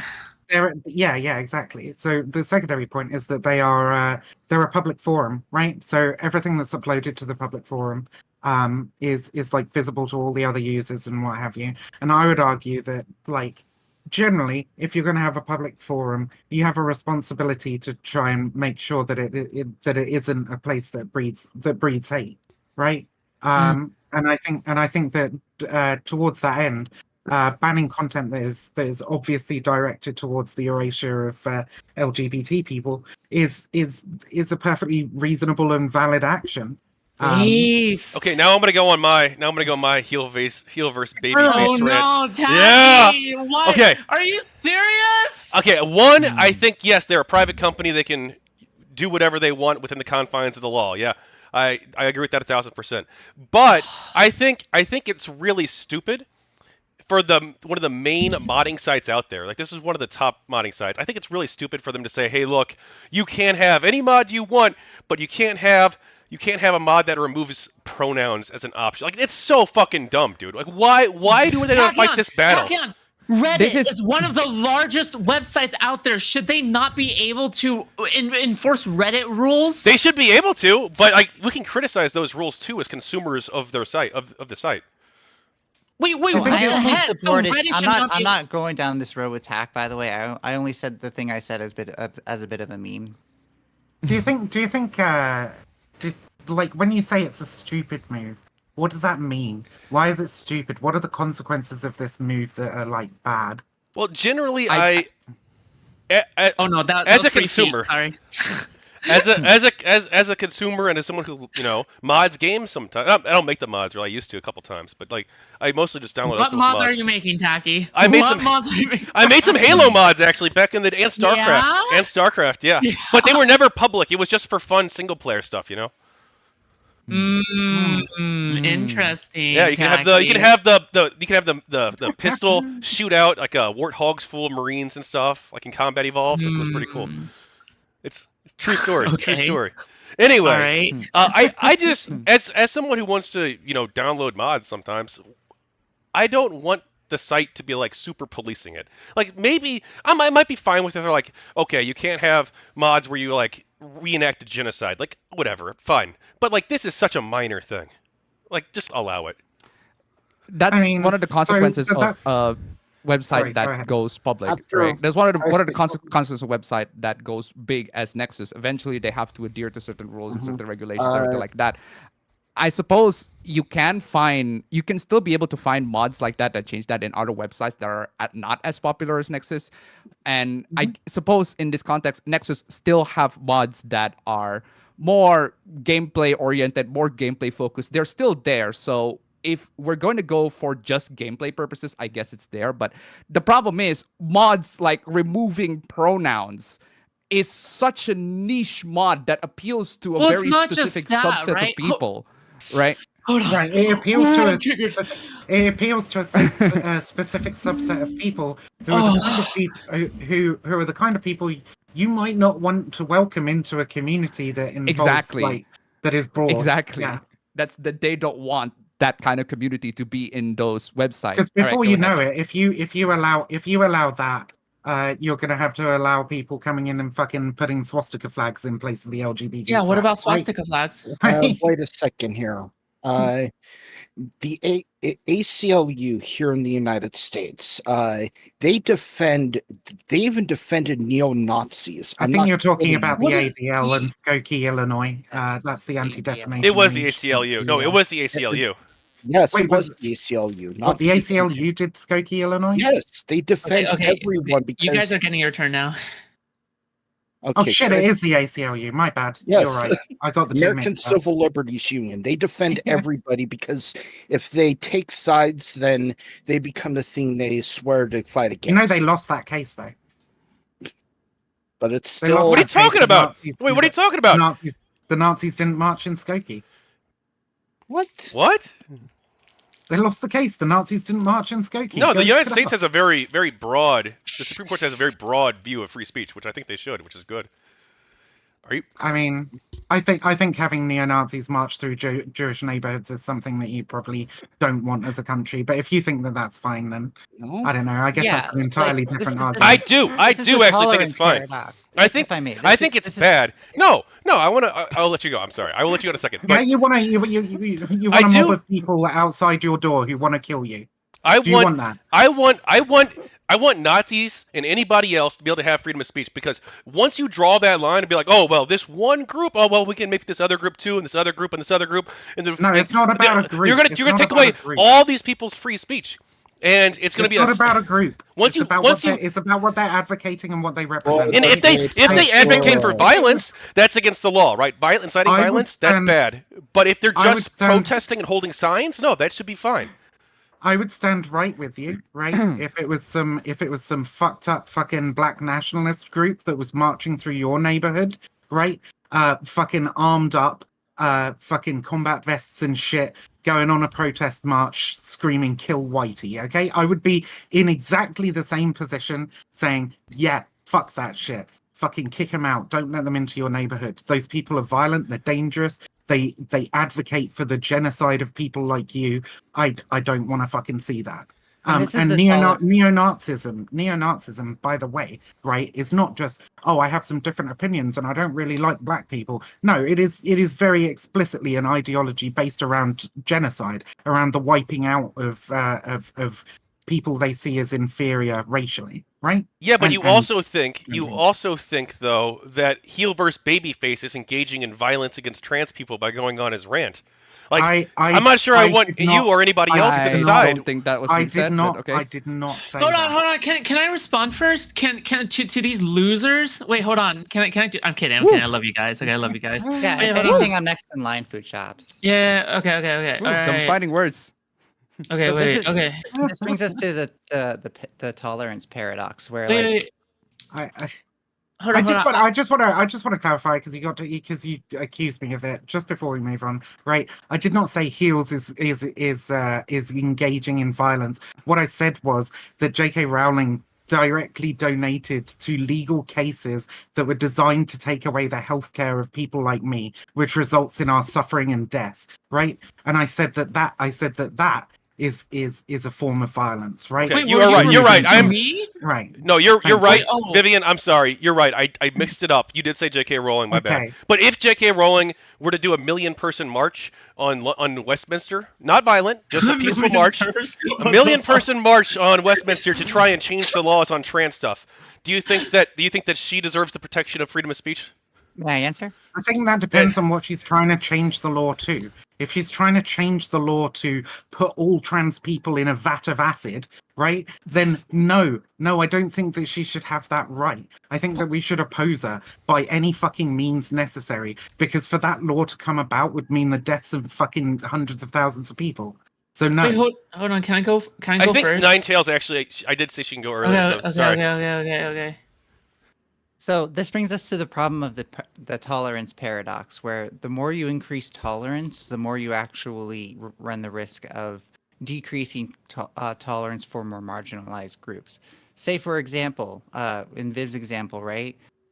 When the Nazis are marching down the street, I'm pretty sure Jewish people aren't going to walk down those streets, right? So we're not even at free speech. We're at, can people even walk down the streets with these people on the streets as well? And I think Jewish people have a right to not feel safe. So if we're feel safe, I think you mean. Right, to feel safe. To feel safe. What did I say? So you said Not to Jewish feel people safe. have a right to not feel safe. Oh, No, sorry. fine, carry on. I just didn't want you getting clipped out of context, all right? Oh, yeah. Don't worry, people do that all the time. Don't worry about it. Yeah, no, that's how I get famous. I'm just kidding. So obviously we want them to feel safe. And in order to do that, we need to limit how much we actually tolerate the actions of Nazis and how much free speech we give them to espouse their hatred. Okay. Yeah. Okay. So I want to address the thing, just bringing it back to the Nexus mods thing. All right. You guys are being remedial. Okay. I don't know what it is about the Nexus mods thing, but for example, right, we can look at several large platforms that have clearly standing rules. The larger you grow in size, the more rules that you have to enforce to look better in the public eyes. Because I know earlier I was talking about optics, and I'll be even more consistent this time around, all right? Because earlier you guys were agreeing with me on optics when I was talking to the more progressive people on this panel, right? But I'll be consistent with this, all right? When it comes to optics, you want to look good, all right? When you have people posting things such as kill the trans person mod, okay, on your Nexus mod forum or whatever the heck, right? Obviously that's going to look bad, okay? And this is I'm going to bring up another example, okay? Not specifically the Nexus mods, but this happened a few years ago, and you guys are too young to remember this, okay? So when I was a young one, and in Steam community, they had a game called Kill the F Slur, and it was specifically a shooting game about killing this very stereotypically offended, portrayed gay man, and it was all about killing him. And when confronted about this, the game creator said, "Oh no, I just thought it was a good joke." You know what I mean? Like the defense of it was a good joke. I don't hate gay people. All right, and then it was allowed under that time. All right, but you guys know how big Steam is. You guys know how big Steam is. It blew up on news articles. Okay, it did not look good for Steam. Okay, and at the end of the day, even though you can say like, "Oh my God, this is for the sake of free speech, this is for whatever," like that, you can't have that. Why does Destiny, of all people, moderate his channel and chat and whatever the heck? Why doesn't he just allow like the N-word being spammed in his chat? Why doesn't XQC allow that? Why doesn't Trainwreck allow that, even though they are supposedly like enabling fascists and whatever like that, right? Why do even they have a limit, right? And then I just want to go on to like the Twitter, right? Why does Twitter by Elon Musk, who is also a terrible person, right? Because I'm not saying he's a good person whatsoever. Why does even then he ban like certain kinds of things off? Like even he has limits as well, right? And even then, well, for him it's more damage control. Let's be real. Yeah, for real, yeah. Which is damage control. It is damage control because optics is damage control. That's absolutely true. And also another thing is that Ninetails, I want to refute something you said. Okay, so when you said something about the tolerance of the paradox of tolerance, you said something along the lines of like the Nazis or whatever. Like, sure, I can sort of agree with that, but at the same time, right? It's you're talking about an extreme scenario. I would say in most scenarios when you're talking about like reaching across and talking about it with different people and etc., right? It is more about that people are, it's like more about like the more medium version of that, not like the most extreme version of that where you're just like tolerating, oh my god, we're gonna kill somebody. I mean that's it. Food shops, really simply food shops. Like if you have a forum that allows anti-trans content or anti-LGBT content, then broadly, less trans people and less LGBT people are going to want to engage in. Okay, Viv, you get to talk to her later. Viv, I got a veto. I got a veto. So, food shops, you've been talking about optics all fucking night. Eat your own goddamn words, because when it comes to like this whole goddamn thing of like when a city lets Nazis walk down the street, then Jewish fucking people see that and they're like, oh my god, my city doesn't care if people advocate for my erasure. If you want to talk about optics, then you should definitely be against cities letting Nazis march down the street. No, because hang on. I want to give Can I give the free speech argument, please? Okay, so sure. I think free speech absolutism. I am. No, that's the basis of the United States, and we're the most progressive country in the world, baby. We're one of the most diverse countries in the world. We're extremely successful. America is fucking awesome. Okay, we got a lot of problems. America. Yeah, America. Birthplace of the KKK. You're also a Trump fan, aren't you? I'm not. I voted for Biden. But well, free speech is how you got Trump. You know what? What? No, I think I think the cancel culture stuff that helped get Trump elected way more than the fact that he was allowed to express opinions. That is such a childish analysis. If you think that that's the critical variable, then you were missing. I think there were a lot of variables. Like it's just politically illiterate. I think there were a lot of variables.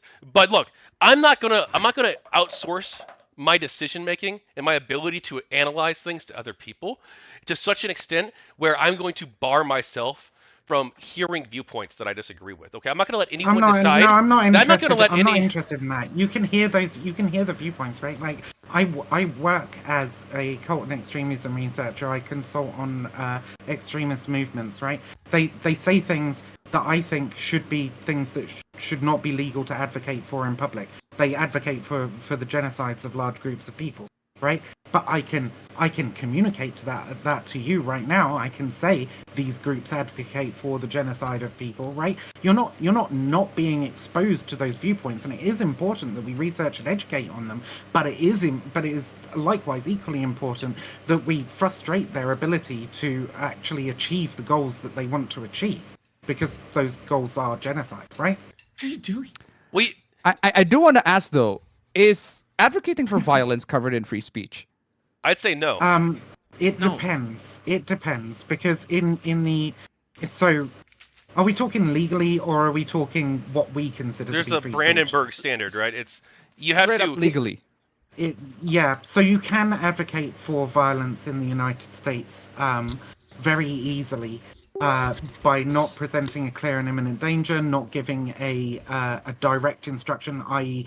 kill this person, right? That's a direct instruction, which would be illegal, right? That's one of the restrictions on free speech. Even America is not free speech absolutist, right? One of the restrictions on free speech that you have in the United States. However, if you were to get up on stage and say, it would be better if all these people were dead, it would be better if they could no longer prey upon our younglings. It would be these people are all pedophiles, and actually, pedophiles should be shot. Like you can get away with that in the United States. That might get prosecuted. But who the fuck is? What are you doing?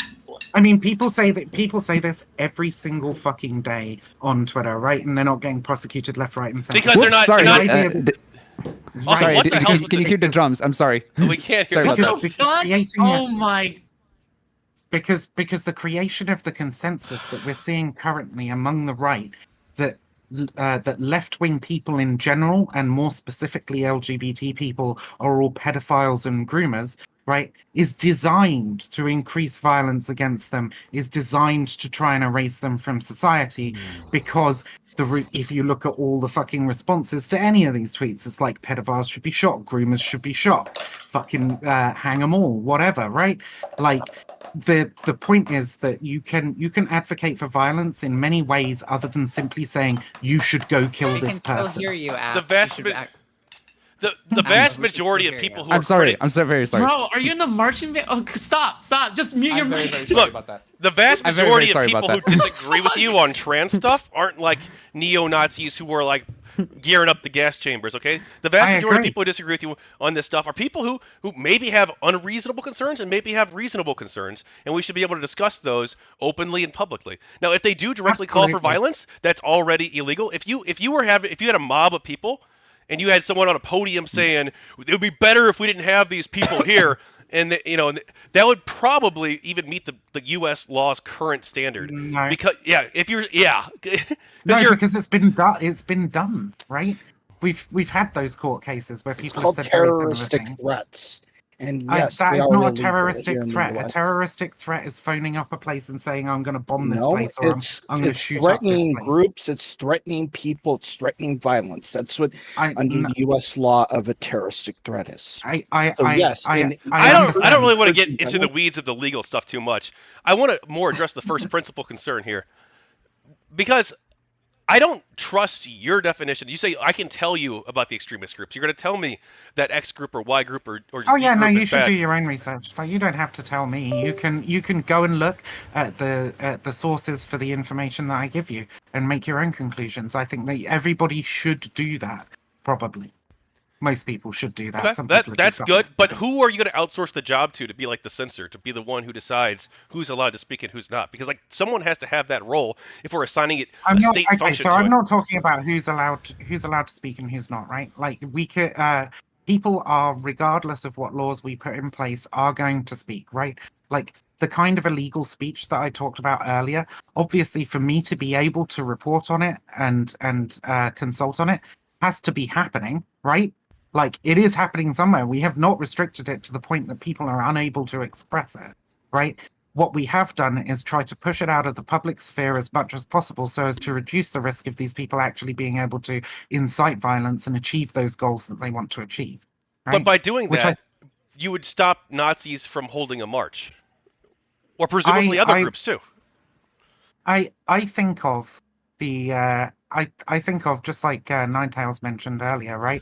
I think of a person sitting inside their house as an armed group of militants who have the express desire to wipe out people like them, walk past their house, march through their neighborhood in force, right?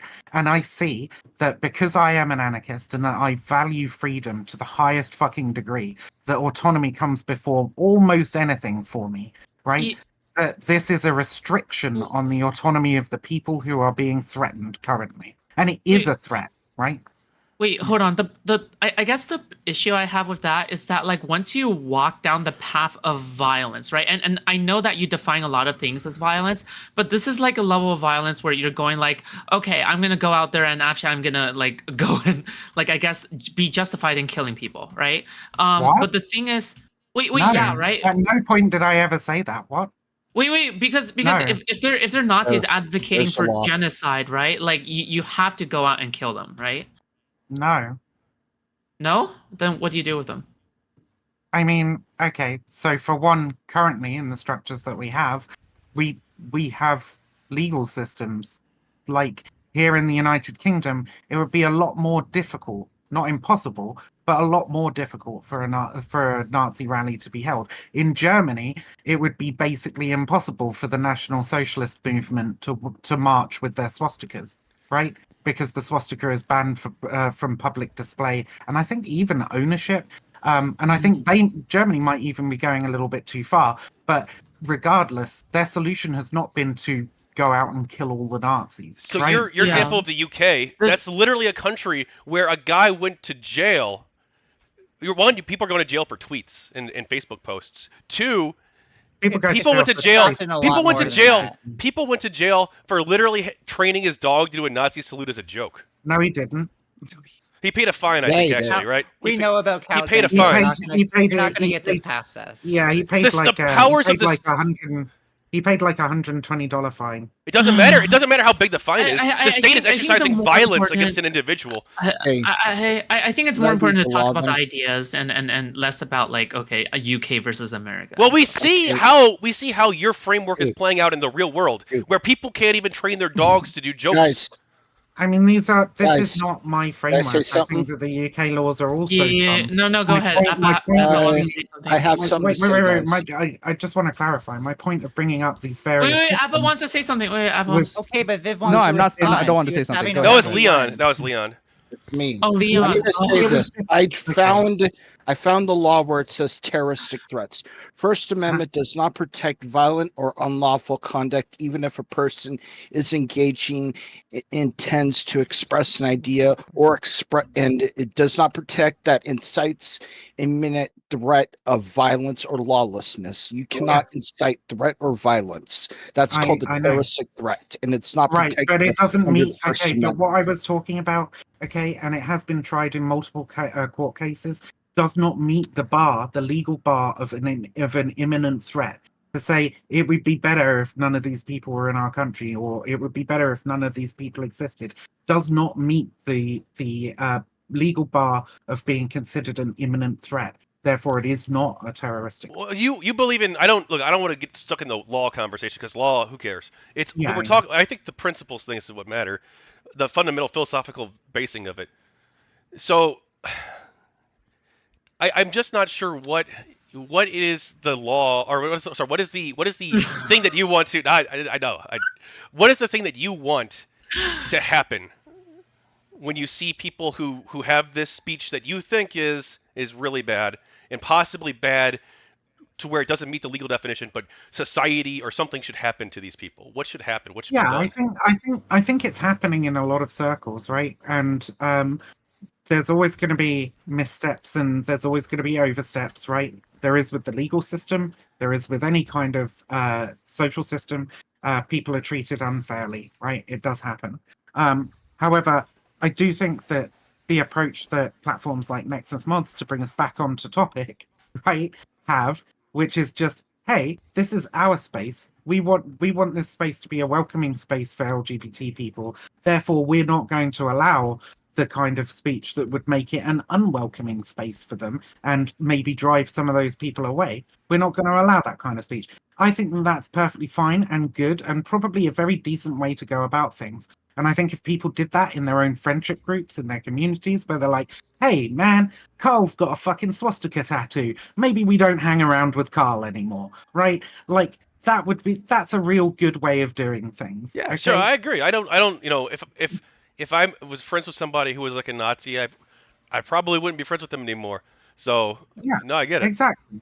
Right? But yeah, we do that on an individual scale, and we do that on a societal scale. And I think that there's actually nothing wrong with that. And I think that this pushback on quote unquote cancel culture is the realization that actually cultural norms have shifted to a certain degree, where certain groups that maybe were not considered to deserve the same kind of rights and freedoms and ability to appear in public as everybody else now do kind of have that visibility and that right to express themselves and partake in society. And that makes other people fucking upset because they believe they shouldn't have that right. But the balance of power has shifted to the point where society is saying, hey, we actually do think that they should have that right. And we think that you trying to make them not have that right is a bad thing. So they're losing some power in that regard. And it makes them very, very upset. But I think that that's a good thing, because I think that we should try and make it so that the maximum amount of people, not everybody, it's not an absolutist position because absolutism is silly. You have to balance freedoms, right? But that the maximum amount of people are able to participate in society to the fullest possible extent, and those that would seek for them not to be able to should have that ability restricted, right? Can I get my 2 cents on this? So I guess, okay, you can say no, but like, no, I'm kidding. No, I guess the thing is that, like, for me, when it comes to something like I guess since we were sort of talking about countries before, and I don't really want to go to the country, but for example, right? Oh my god, sorry, I just got distracted by a silly comment in chat. But for example, right? Loads of silly comments in chat. Sorry, go ahead. No, shush.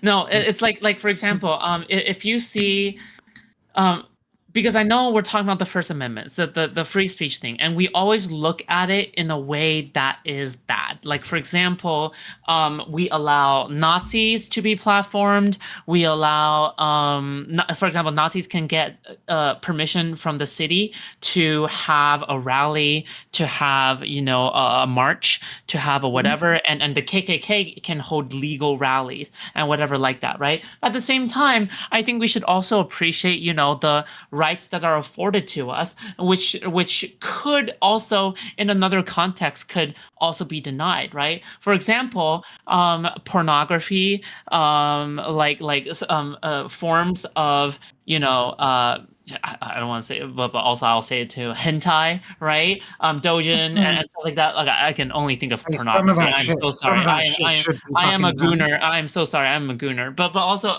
at the same time, just like LGBT related things, and you can argue that, oh my God, how is gay marriage going for you in the U.S. and whatever like that, right? But at the same time, you can say like the most wackiest of wacky shit in the U.S. Without getting without fear of getting prosecuted by the government, less of things of saying something along the lines of, I'm literally about to go out here and kill somebody, and here are the plans in which I'm literally about to do that. You can say something along the lines of, oh, I'm gonna kill somebody and still be fine unless you actually have detailed plans on it, right? But I guess this is one of the things, is that if you have something along the lines of something like this, you have to accept both the negative and positive consequences of it. And I guess this is what principally divides us. You know what I mean? And on the other side, the thing is, do the positives outweigh the negatives? And are the positives actually, like, could we actually get more of the positives with slightly more restriction in some other area, right? Do you know any famous trans journalists? Here in the UK, I fucking don't. Like, there are no trans journalists in the mainstream media. Well, you're like, right? Less than 1% of the population, though. Like, yeah, that is very true. We're white Canadian. But do you know what? There are more of us than there are ginger people, and I know several fucking ginger journalists. All right. So, the point that I'm making is, has the social environment that we've created allowed those marginalized groups to exercise the freedoms that they are legally afforded to the fullest ability, or to the same degree that other groups can? Are we, in fact, through this permissibility, allowing Nazis more freedom than we actually allow the marginalized groups that they target? No, look. I want to address this. I do want to. I'll let you go next. They're gonna have a 1v1 later. They can wait. Sure. So when it comes to freedom of speech, though, like the Nazis have the right to get their permit to do their protest, but then what do they do when the police come out, right? And then you also have we have seen, right, counter demonstrations, and that's good too. Mm-hmm. People expressing their opinion in the opposite way and be like, no, we don't want this stuff here. And you have the police keeping the group separate. You make sure that there's not violence, and that's how we do things in this country. I mean, that's not what happens. There's a problem with that. If we Please, analyze, Viv, can I have one in? Ah, fuck. You're so good. You're carrying me, but I want to. Just this one. Okay, I'll shut up after this. All right. If you analyze those protests and the way policing works around those protests, it is always aggressively towards the counter protesters. Right. If you take you can see it in pictures. It is police facing away from the Nazis towards the counter protesters, right? Arrests, police violence and brutality, etc. All these statistics weigh in favor of essentially protecting the Nazis and assaulting the counter protesters. And you want these same racist cops to arrest the Nazis, though. Sorry, what was that? You want the same cops who you think are Nazi sympathetic. You want those cops to be the ones to enforce the anti-free speech stuff, though. I don't want police enforcing it at all. I just recognise that we currently live in a system where there are certain laws, and certainly the police would have to enforce it some of the time, even if begrudgingly. And I don't think that all cops are racists and Nazis. That's another thing. I never said all, but never you think that they're Nazi sympathetic as a general matter at these protests? At these protests, I think that the way they end up functioning ends up being Nazi sympathetic. In some cases, such as in Portland, where Joe Gibson of the Proud Boys, recently sentenced to well over a decade in prison, yeehaw, he was passing notes to the chief of police. They were coordinating on how to corral and arrest anti-fascist counter-protesters, right? So there are examples of them working hand in hand in order to do this. But I think that functionally, the way that like the whole system works in terms of like the freedom of speech thing is that when a neo-Nazi group gets a permit to go and speak at a place and counter demonstrators turn up, the police are told that they are there essentially to protect the free speech, and so the neo-Nazis are the ones who are seen as exercising their free speech, whereas the counter-protesters are framed as those who are trying to stop the free speech rather than those who are exercising their free speech in opposition to the Nazis. Do you see what I mean? And so you don't necessarily have to be a Nazi sympathizer as a police officer to be more aggressive towards the counter-protesting side. It's just a function of how those protests work and how the entire conversation around free speech is set up in the United States. I did say Foodshops can go, so. Well, now, well, well, guess what? Now I forgot the point I was gonna make. You just go. Where are your notes? Where are your notes? Let me go. So, I want to point out here that we don't always also need to rely on the cops, but I'm pretty sure the people here who are worried about leftist extremism are less worried about the cops. Now, granted, I'm anti-police in general, as like especially philosophically, and so I'd rather see leftists deal with it, but I don't think that most people would recognize that form of action and would probably just disregard it as like terrorism or something.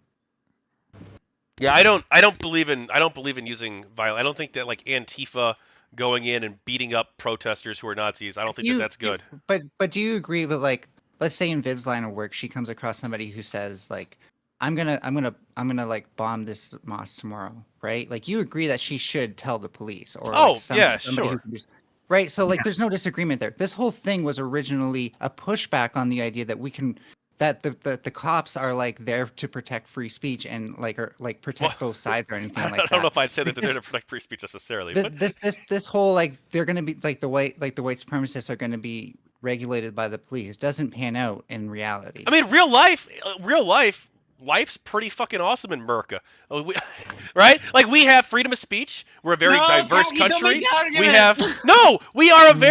a very successful society. We are literally the most powerful, greatest country on earth in terms of the economy, in terms of our state capacity. Right, I hear where you're going with this, though. Have you ever encountered somebody who tells you that like that does not match the Black experience?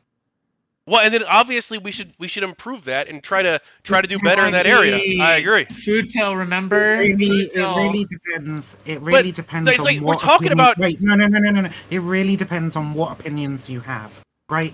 If your opinions are leftist, if they're environmentalist, if they're pro-black or whatever, then actually no.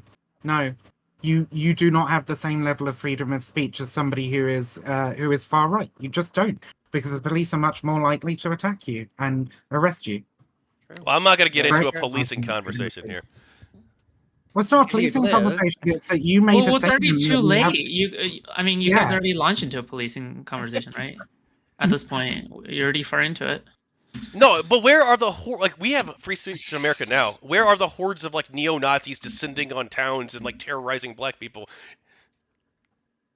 Oh, Charlottesville? Portland, Charlottesville. So you have like one example of a city where like one person Sorry, that was died like legitimate 5 attempt. years ago, like That 5 was- years they were ago, or legitimate 7 years attempt. ago. That was 2 at the beginning of a list that you interrupted me two items into. Okay, you And like, can't- let's not negate, they were legitimate attempts by Nazis to congregate power and show force that was like intimidating to their enemies. Like, Yeah, this and is I not just- criticized no I small criticized deal. that at the time, and I criticized Trump's response to it too. I could even link it you. was also deadly.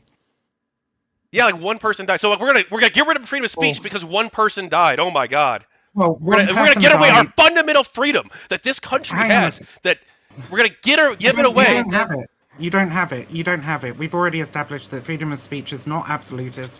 There are things that you can be arrested for. If We you don't say discriminate them, based right? on viewpoint, though. We Right. don't discriminate based on Yes, views. you do, though. Yes, you do. yes, though. you do. In practice, you do, right? Like legally, you may not, but in practice, you do. The way these laws are enforced is not equal, right? Disproportionate. And as for Charlottesville, it was not just one person.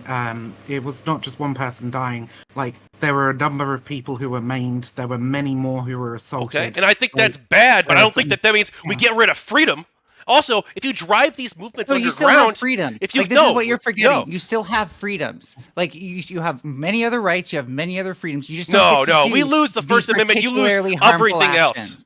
You just don't. No, you I don't. mean, that's it's just not not, a slippery that's just slope. not true. I mean, I can live in the UK here, right, where we don't have the First Amendment, and I can criticize my government, right? I can say all kinds of insane shit. I'm probably more able to say some leftist things than you could in America, frankly. They're not right? even armed to oppose their own government. But Yeah, you we can don't even have criticize it. fun. So, But so in other don't countries, you lose can ever. go to prison for criticizing the government in certain ways. In some countries you can, yeah, but the idea that the First Amendment is the only thing stopping that from Freedom of happening speech as a is principle, rubbish not necessarily the because First America- Amendment broadly. Okay, First Amendment only fine, applies to but the US. we have freedom of speech as a principle. So We're do in most Canada, too. countries in Europe, and they're in Canada. There you go. Except, we have free speech except as you're a arresting principle. people for We treating. just interpret it differently because we want to maximize free speech. We want as many people as possible to participate as fully as possible in the public conversation. We don't just say, oh, well, everybody can say whatever they like, and it doesn't matter if what some people say infringes upon the ability of other people to say things. In the United States, you have the right to speak freely, and where is the negative? Where is the negative with You this? have You the have right, like but you do have you have like the one ability? person who died in Charlottesville, and a couple people got injured. Okay, like literally, like a thing from 10 years ago or 8 years ago. Like this is the You have example that you. protesters who are followed home after protest. Charlottesville You was have them. 2017. You have their employers being called, and these are largely leftist people. You have all sorts of ways that they socially engineer the police socially engineer results that ruin these people's lives. And then You know people on the those- you know left those- do that all the time too. We're not. What you do? People on the left dox people all the time. Try to destroy their Yeah, lives those- and get them fired and make sure that they lose any ability to make any income. But you Yeah, literally very also true. agreed that Viv should get people like arrested if they're going to do something. If they're going to bad, do something right? violent, right? But here, so But Viv, this is what you're are we getting talking mad past about. each You're other? getting mad Are about- you? Do you think that people, if you have a Nazi who is holding a sign peacefully, and they got all the permits and all that shit, do you think that they should be arrested? Do I think they should be arrested? I think they should be moved on. I don't like the idea of state power and state control over these things, right?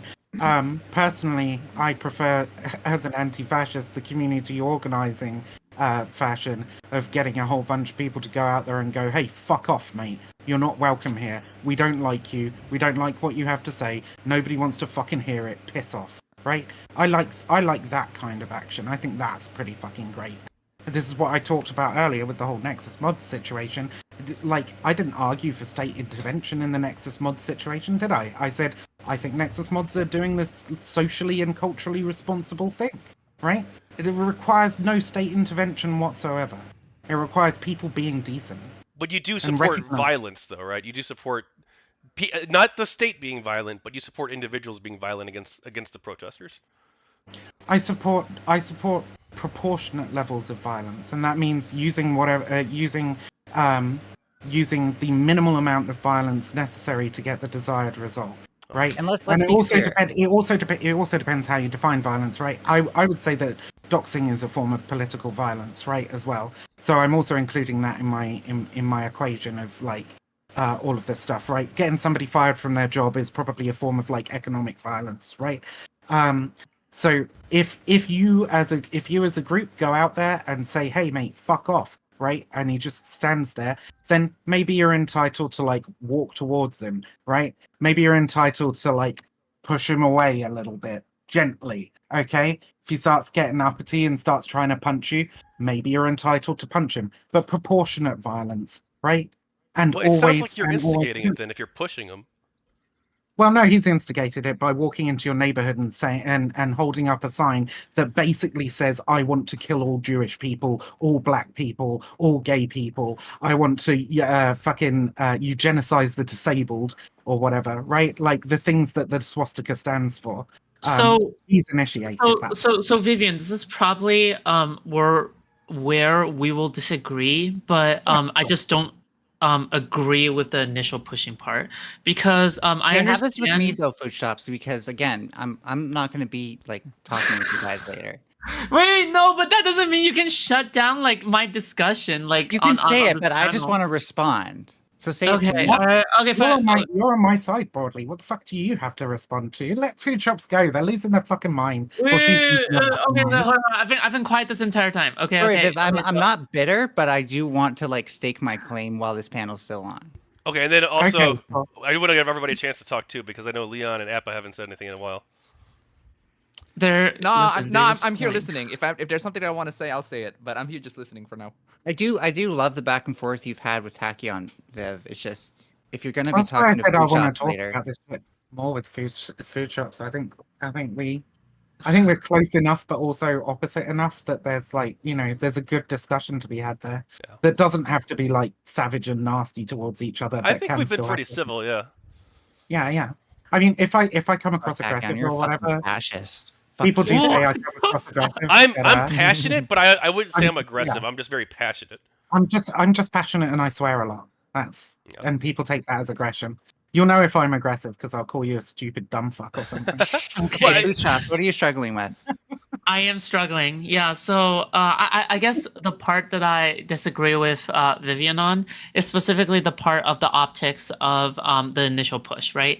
For example, I know that the initialization of the Nazis marching into the town looks extremely bad. And if they have the free speech to do so, it is their prerogative to do so. And if they look bad while doing it, then in my opinion, it is their freedom also to make that stupid decision to march into town. It's not just about optics. What if it's a bar? What if it's a pub? It's a pub. Right. A pub. A bar. Yeah. What if it's just what if they go into a local bar instead and stand there and do it? Do they have permission to do so? From the bar owner? No. Then they're not allowed in, right? They have to have permission from the bar owner. Okay, but if there's a Nazi walking into your community and there's a large group of people that want them to get out and they're willing to go out and tell them to leave, do they have permission from the community? The thing is, they have to have permission from the city council, right? Right. The legal city, yeah, the city permit, right? For like a holding. And who should the city be representing? The people. Right. And so if the people don't consent, should the city have given that position? Well, they're obligated to follow the First Amendment. Oh my God, we're having. Okay, I'm sorry. We're gonna be having this off the panel anyways. True. I had answers. You have a whole second conversation after this Viv's one answers were together. great. Viv's answers were great. I'm not gonna lie. But Vivian and I are just on a whole nother level. I need to make this agreement with you, Viv. Can I please respond to food? Okay, yeah, go sure, ahead. go ahead. I mean, I need her to respond to what Viv said at this point because Viv did like, as far as I'm concerned. Oh my God. Go ahead. Yeah, go ahead.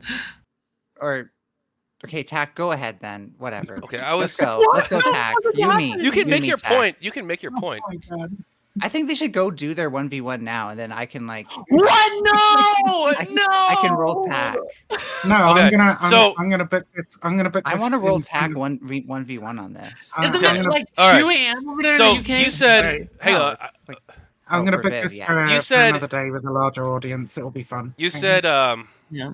you said that the city has an obligation to the people. And I think that's true. They do have an obligation to the people, but part of that obligation too is upholding the social contract of the society. And the social contract of the society is governed by the United States Constitution. It's governed by the state constitution. It's governed by whatever their town charter is. Okay, so they have an obligation as part of the community, as part of the city, as the city. They have an obligation to uphold the principle of freedom of speech, because it's part of the social contract that we've agreed to as a society, and it's part of our law and our moral framework in this country. Okay, sure. And they can argue that they are upholding that because they're upholding the right to freedom of speech and the right to not have like a shitload of Nazis in their town suppressing the freedom of speech of everybody around them. They And, can okay. very much argue that. The problem with the Become the very Constitution, thing you wanted the to problem with destroy, the, by what the you're problem with saying. no, you don't become a Nazi by saying "fuck off Nazis." Okay. Anyway, You know? You Um, become a fascist. no, you don't become a fascist. A fascist is an ultra-nationalist authoritarian who's fucking well into purifying the bulk of undesirable traits based on fucking internal characteristics, right? Immutable characteristics. Anyway, very different thing. All right. Fuck, you've thrown me off now. Shit. What was the last thing you said, Tacky? That the city has an obligation to the people, and that includes the social Yeah. contract. I got you. So the great thing about the Constitution, and the thing that's really, really frustrating for a lot of people in the United States, is that one, it can be amended, and probably should be amended again, not necessarily around the principle of free speech, but definitely around the 13th Amendment, which enshrines the right to keep slaves, basically, in federal prisons. But so you know, we can't view this as this godly document that should be adhered to at all times. It's got some pretty immoral shit in it right now, right? And it can be amended. In fact, has been amended multiple fucking times, right? At least 13, 14, 15, 16? How many fucking amendments are there? I can't remember. I'm not American. Anyway, There's over right? 20. So Isn't there over 20? it's subject to both interpretation and amendment. And your interpretation of free speech might not be somebody else's interpretation of free speech, right? And we also have to consider the balance, as I've mentioned several times, of this right.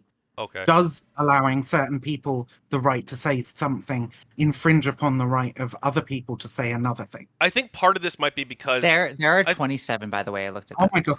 So- Yeah, okay, cool. So I think part of this might be because like I'm an American and I accent, I guess, Australian. But me, none of my no, business. I'm not gonna. No, it's I'm none a of my Brit. business. I'm a Brit. I'm a Oh, bonger. Oh, Brett, I'm I'm sorry. from the Okay. United Kingdom. Yeah.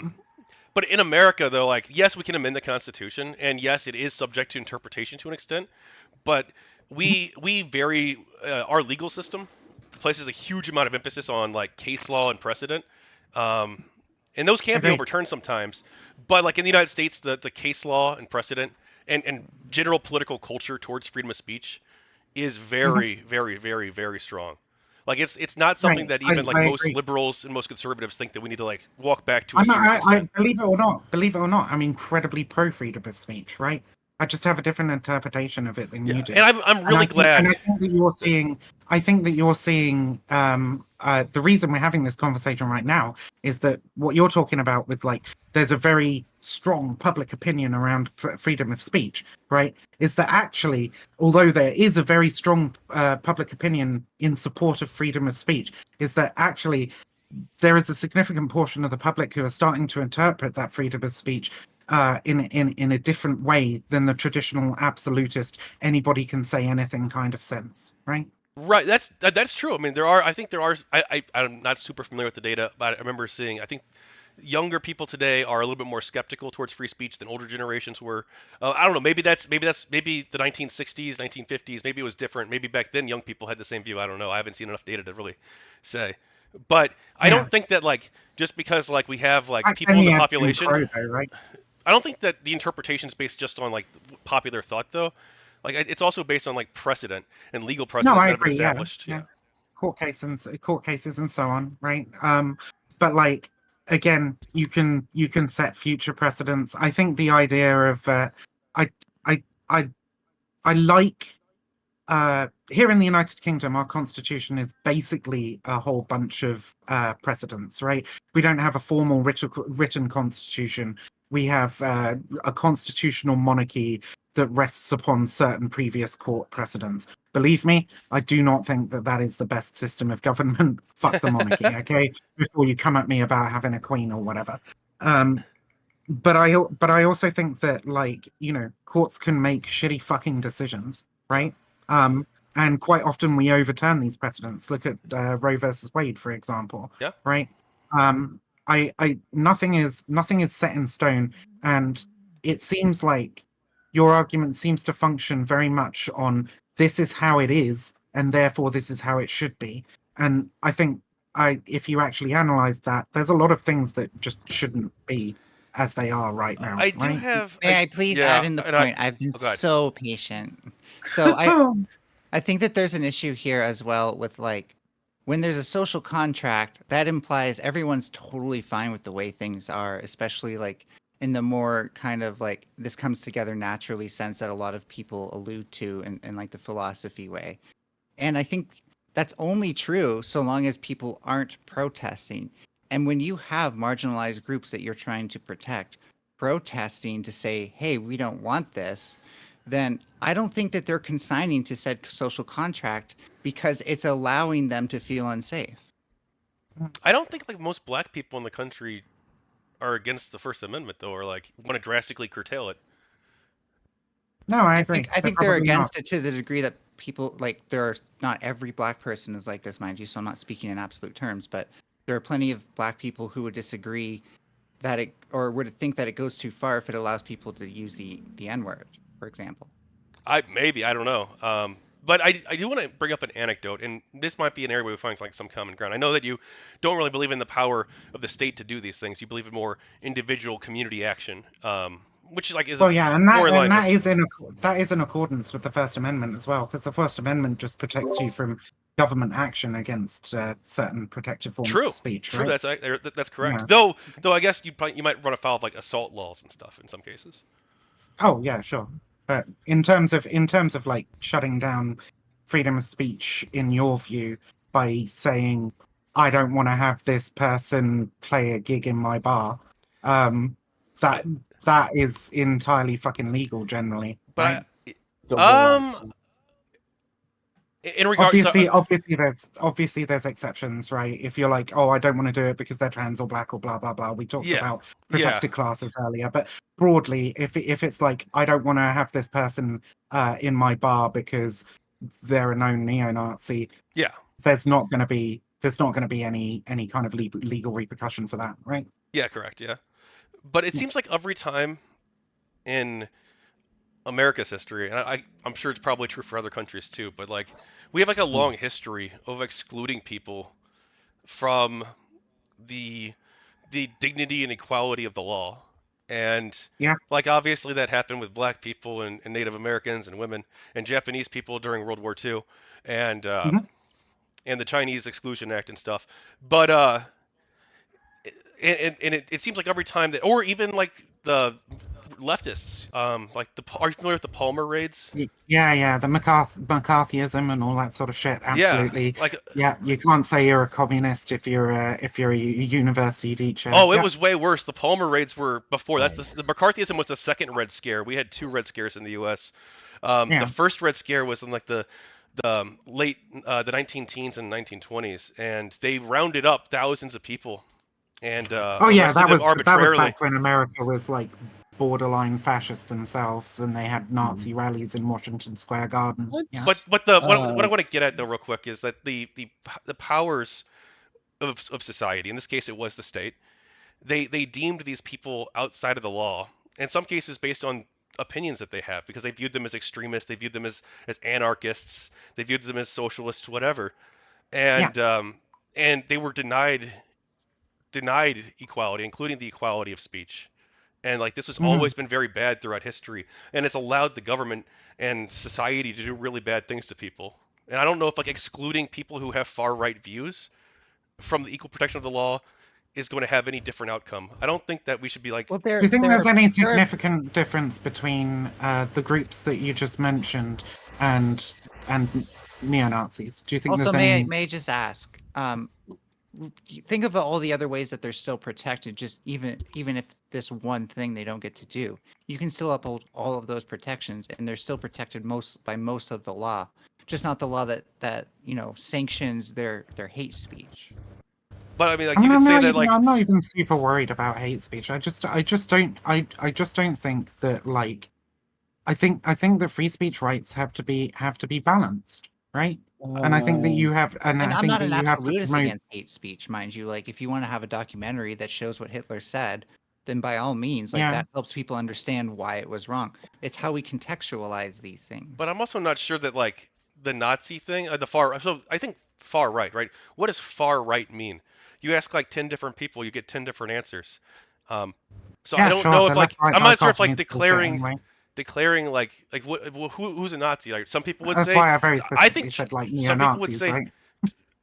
Right, but once you like establish like okay, this one group here, everyone else they're fine, but this one group crosses the line, and then like maybe next let's week. start with Nazi actually. Well, it's not about identifying groups. It's about identifying particular. So it's basically fundamentally based for me on the idea of balancing freedom, right? The idea that like you have the freedom to swing your fist as long as it doesn't connect with my face, right? And arguably, I would say probably doesn't come anywhere near my face because that shit's fucking annoying when someone's waving their hands in your face, right? And it's threatening. Stay out of my Honestly, if someone's face, acting violent around me, I'm gonna want to move away from them, and I'm not gonna feel safe there. So yeah, and it's about balancing those freedoms, and we have to recognize that like that speech, like we said earlier, can force other people out of spaces, right, and deny them the ability to speak.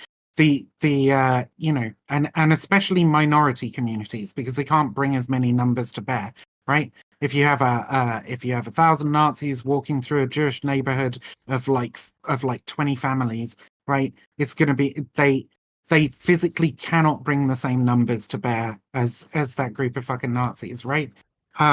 So they do not have the same platform, the same free speech rights in that situation. Even if it's afforded to them by the Constitution, they are situationally unable to exercise those rights. Right, but like if we got to a point where like these groups were doing that, I'm pretty sure we could look to other countries for examples that where what they would do is like they would implement like anti-paramilitary procedures and protocols, right? And make sure that these paramilitary groups. We've talked a lot about the First Amendment. You got the Second Amendment over there as well. It's going to be very difficult to especially in Republican states, stop people from being able to carry. Wait a second. Uh-huh. No matter I'm not what, coming at the Second Amendment. I'm a big fan. I love guns. I live in one of the biggest gun states in the U.S. And you know what? We have the lowest shooting deaths where I live. So it's not that. There's more to go. I don't know who you think. I don't know who you think you're arguing against. It can be me. You can argue me 1v1 on this if you ever want. I'm pro Second Amendment, but I don't want to get into it. I'm looking for people who will debate me on this. Let's go.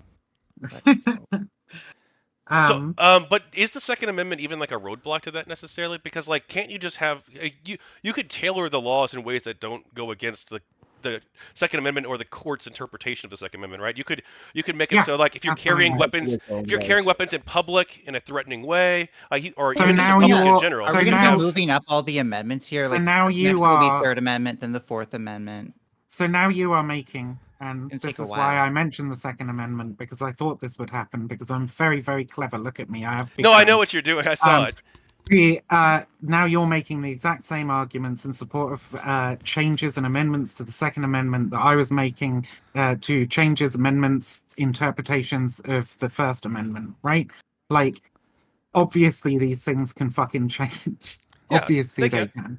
Yeah. But I thought you were going to go a different direction with that. I thought what you were going to say is that, amendments aren't absolute. Freedom of speech is not absolute either. That's what I thought you would have said. But But I thought I established that fucking ages yeah, ago. and I agree with that. I agree. Need to Not repeat every, myself. there are obviously restrictions on freedom of speech in the United States. But I don't think they should be viewpoint based at all. And I think we kind of agree there on the legal aspect of it. So we don't I have to mean, they rehash are that, Grant. viewpoint based. Yeah, in practice, this is what Yeah. we originally said, is that in practice they end up being biased against the left. Yeah, I don't know. Maybe I just haven't seen that enough. I'd love to see more examples. I mean, not see more examples happen in the world, but see more evidence. But bear in mind, this is why leftists think of this as a fight and not just oh, how can and I'm talking. It's because when we go out and protest, the police assault us. When we go out and peacefully protest, the police assault us.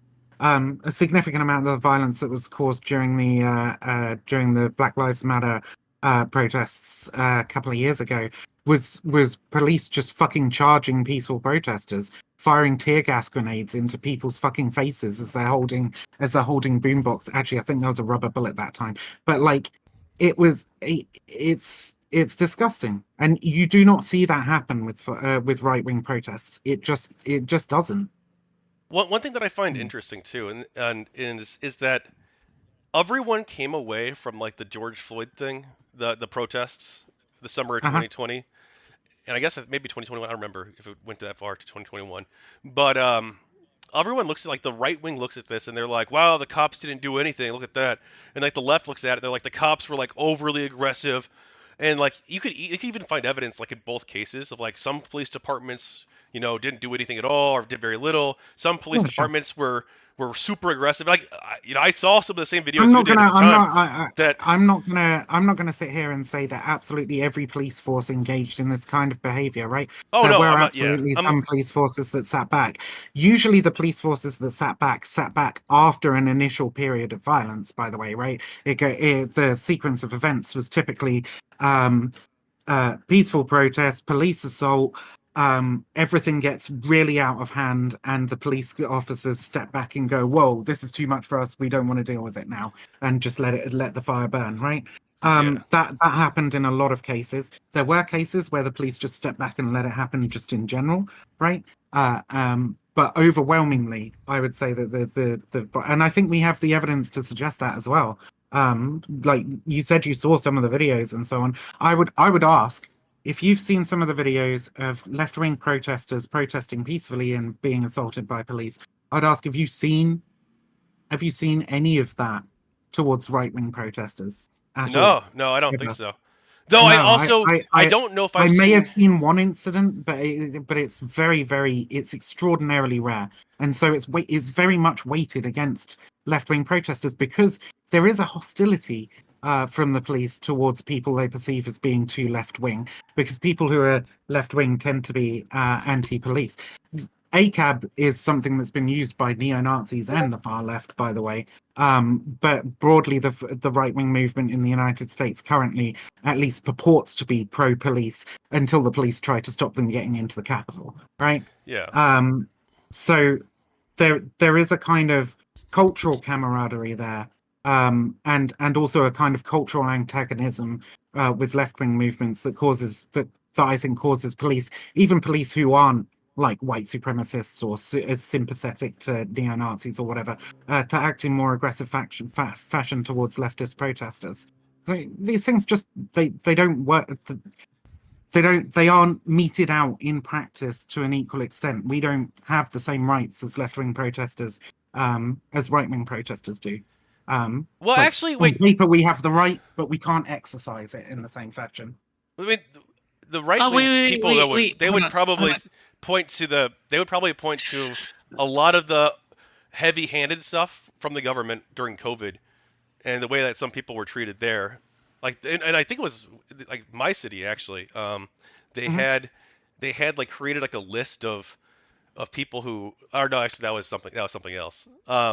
But people were doctors had their licenses revoked because they didn't give out equal. No, or I don't know if they had the licenses revoked, but they faced some sort of penalty. I looked into this a long ass time ago. If they didn't meet the diversity quotas, even if they for their vaccinations, and doctors were punished, businesses were shut down.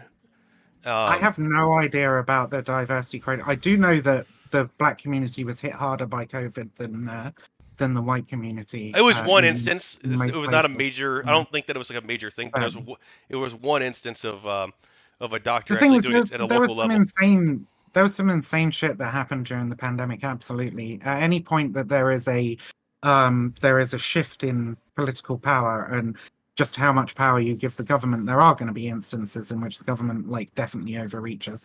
Like that happens with any kind of shift in power, but that doesn't mean that we should accept the status quo and not try to push for things that give us more freedom and more security. So, do you think that like if the right wing protesters, if we I don't if we saw right wing protests across the country at the same scale, as the 2020 George Floyd protests, and also with some elements of violence, which did happen in the George Floyd protests too, but also would happen in this hypothetical right wing nationwide protest, do you think that they would be treated by the police in the same way or no?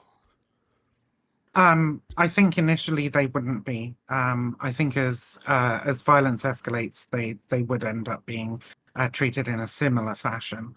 Although it's difficult to say. I think what we can say is we can look at microcosms where this has happened, right? We can look at the Battle of Portland. We can look at the we can look at Charlottesville. I know you said that was 6 years ago, but I don't think that 6 years ago is so long that like police attitudes would have changed to a significant degree. And we can see what happens in those instances with left-wing protesters and right-wing protesters and who gets policed more and so on. I think you would see more leniency towards the right-wing protesters. Certainly, if they started as assaulting police and burning down shops and all that sort of stuff, the response would become more aggressive over time. But initially, I think yeah, they would be treated with much more lenience. Yeah, you might be right. I think that's in fact, sorry, I hate talking too much, but I think demonstrably that's one of the things that happened with January the 6th as well, because there was a previous protest at the Capitol was it Black Lives Matter? I think it was, right? And you can see the comparisons with the kind of police force that was assembled in preparation for these different protests, right? You've got fucking full-on SWAT armored motherfuckers standing in rows on the steps of the Capitol, awaiting this Black Lives Matter protest. Whereas for January 6th, like they were completely unprepared. And I think that has to do with a multitude of factors. One, they are just not aware of the level of violence that right-wing extremists are capable of, because they're not because the DOJ and counterterrorism responses in the United States have largely been focused towards left-wing activists for quite a few years, up until the Biden administration started turning that around post January 6th. So they it's not necessarily sympathy, right? But there's a lot of factors that go into it. Yeah. Well, wasn't there something really crazy that Trump said actually about the Black Lives Matter protesters who were in front of the White House? He ordered the National Guard or the police or something to clear them out so he can like get a photo op. Like it's some insane thing. Like he used violence against. Like that's insane. Like he probably should have been impeached for that. I remember being so upset about it at the time, but like there were so many other shitty things. He held the Bible up upside down. There were so many other shitty things that he did that I kind of like forgot about. No, I mean one. Trump's an authoritarian monster, but we're not talking about. As much as I could shit on Trump all fucking day. We're talking about the like policing and the systematic implementation of rights to freedom of speech and freedom of protest in the United States and how they play out on the ground, right? So regardless of whether Trump was president or not. I'm not making that point. It was an unrelated tangent because like. Yeah, no worries. Sorry. Yeah. No, I'm not saying that they roughed him up because of Trump. I mean, I think they did in that specific instance, but like you talk about the broader Trump in other instances during the BLM protests. People were just being fucking kidnapped off the street in unmarked vans and fucking disappeared for hours at a time. Nobody knew where the fuck they went, right? And that was federal police doing that shit. Yeah, and that was partially on Trump's orders, but it's been happening for a long fucking time to left-wing protesters. The that they just get scooped up in an unmarked pen and taken Well, off. I'm not sure we really disagree here. I mean, it's on this specific point. Taki, I do want to say one thing. I'm sure that this conversation is gonna be a little bit longer than I expected, but I feel like we need to move on to different topics. Let's talk about some gaming shit. Oh yeah, that's right. We did promise some light items. Okay. What? Nobody has any. Since we are moving on, and sorry I never did say how long this was going to take. I think I said like 2 to 3 hours probably, but I didn't tell everybody that. So, anyone have any final thoughts, real quick, on the police conversation or the Nexus mods conversation? We got a little bit of field there. I feel bad because Taki, I want to confront you. All right, what the fuck? You dragged me on this panel to have a fucking discussion. I can't have a discussion anymore. Whenever I talk, I'm being shamed into submission. Oh, what? Yeah, okay, go ahead. I'm stronger than you, Foodshops. Oh, that's right. Go ahead. Make your points, Foodshops. Before. No, I never. Just make them after the panel. It's so easy. You brought it up like 20 minutes ago. You brought it like 20 minutes ago. The last time you wanted a chance to speak, we were like, okay, and you were like, we were talking about free speech, but there's no free speech.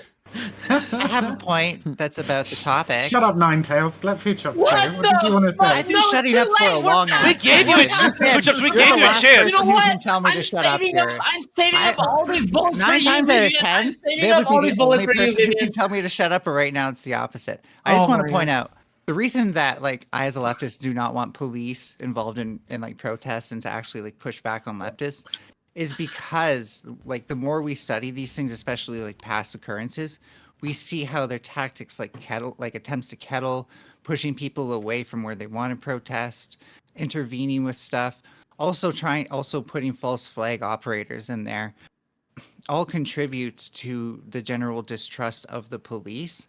And therefore any attempts that they do make to have like a civil like redirection of the public to somewhere where they can protest better is rightfully skeptical.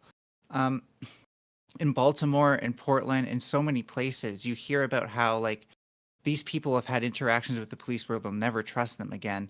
And I think it's silly for a lot of us to assume like, oh, well, they should just do what the police said. I think in a lot of cases, if people were allowed to actually peacefully protest where they're like at the source of their anger, whether these be companies or government bodies, so long as it's not disruptive, then we wouldn't have people who are so angry that they're ready to riot after like the 10th time it happens. We have to realize that BLM happened because of the straw that broke the camel's back. A lot of the groups that were backing that movement, they had tried to like get voted in. They had tried to get legal recourse, and the system constantly let them down until their anger as a community finally peaked. And that was their voice as a community. So as much as there were bad actors, as much as like rioting wasn't maybe the ideal thing, we've got to listen to that voice. How are you feeling, Foodshops? I'm feeling perfectly fine, thank you. Okay, good. I think we should listen to that voice, but we shouldn't listen to the unhinged sides of that voice. Okay, that's it. Like Foodshops. What? I'm not even okay. All right, thank you. Yes, I'm just kidding. I love you. You know I love you, so I'm just kidding. All right, thank you. Well, Foodshops, do you feel like you didn't get enough time to talk? You mentioned that.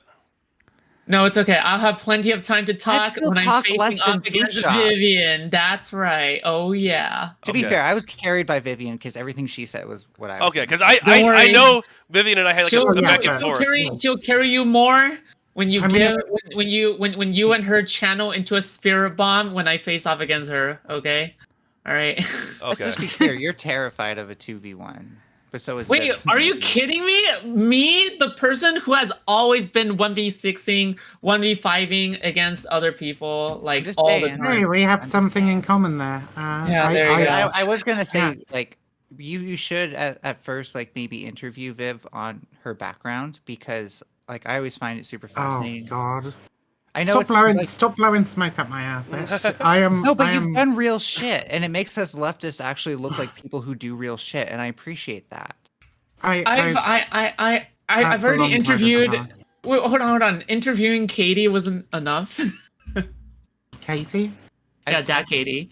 I don't know. Oh, Dak Katie. Okay, I don't know if that's the same. Yeah, she's all right.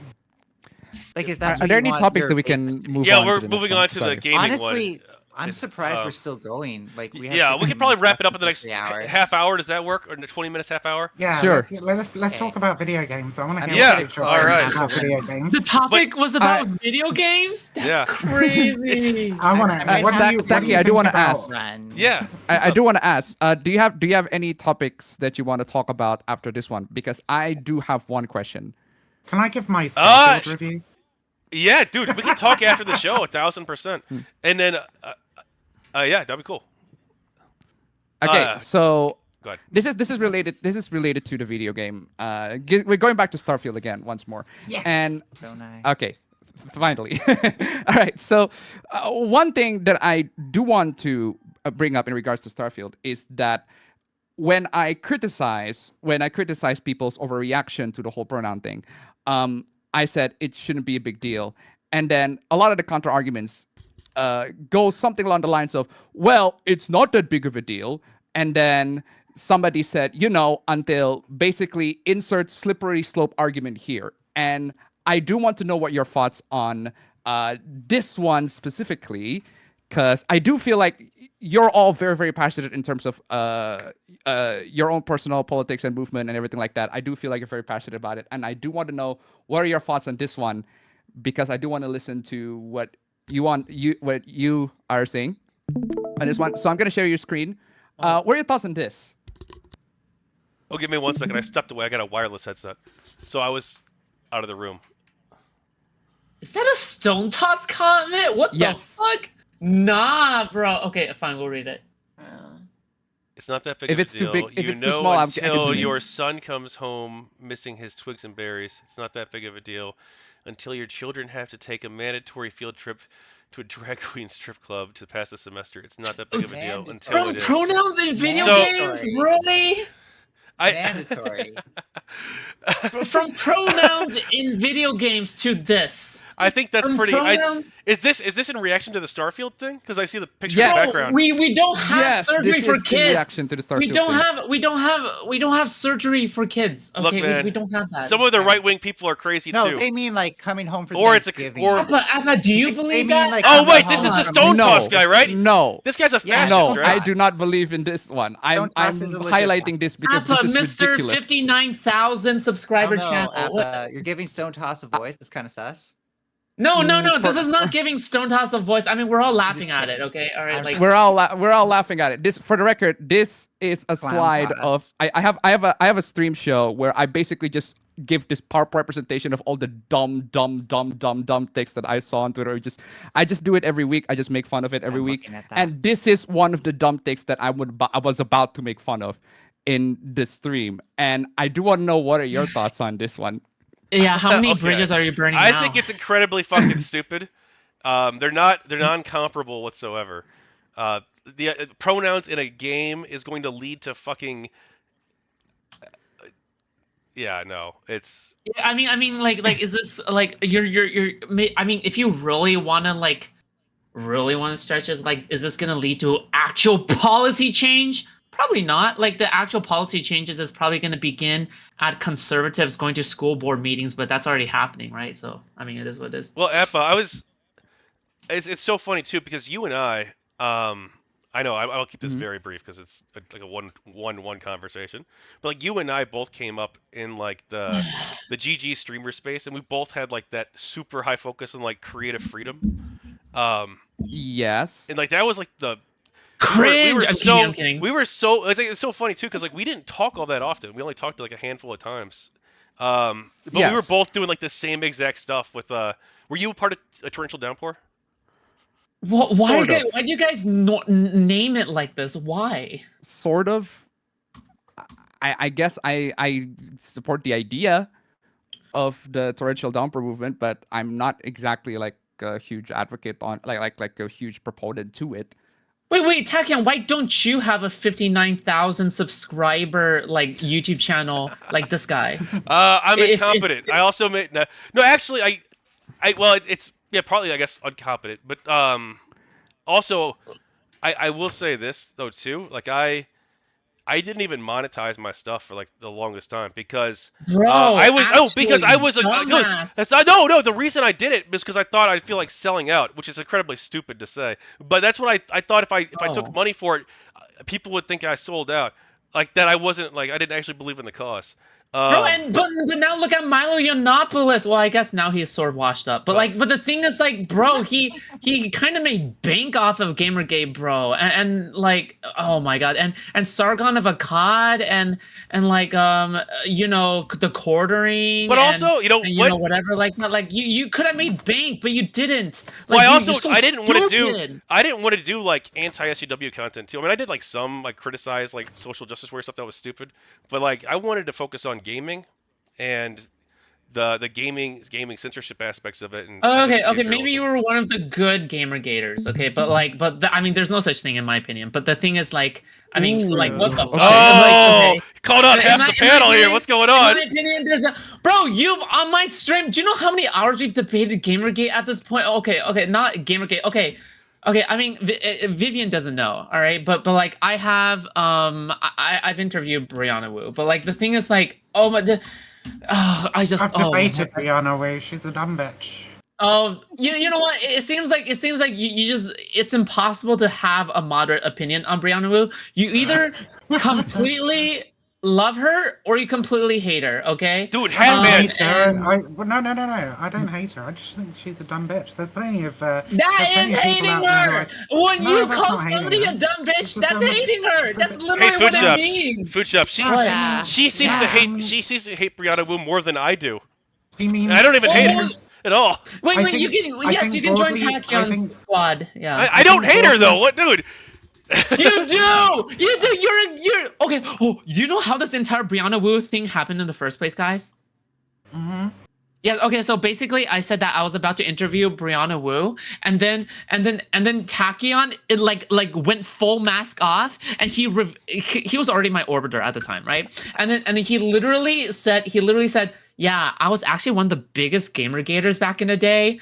And actually, I fucking hate No, I'm just kidding. I did not say that. Yeah. He didn't say that. He said that. He said, are you really gonna platform her? I did not say that. You misrepresented this twice. You said that. No. You said that. Okay, all right. You said that. No. I said, are you gonna let her challenge? I think I might have said something like, are you gonna challenge her on? And you brought up some Steam community like motherfucking things, or some shit like that, like some really unhinged ass shit. And then I was like, and then we went over it on stream, and it was like.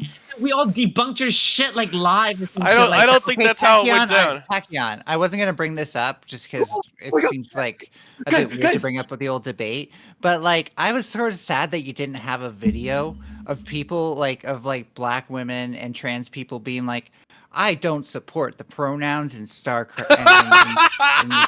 Wait, guys! My God! I have to tell you guys about the best part since Vivian is here. Okay, hold on. The best part is not even the debate or anything. The best part is all of Tachyon's old comrades coming on afterwards, and Tachyon was drunk, so he doesn't remember. Okay? No, I remember. But basically, Tachyon's old comrades from the Gamergate eras coming on, going like.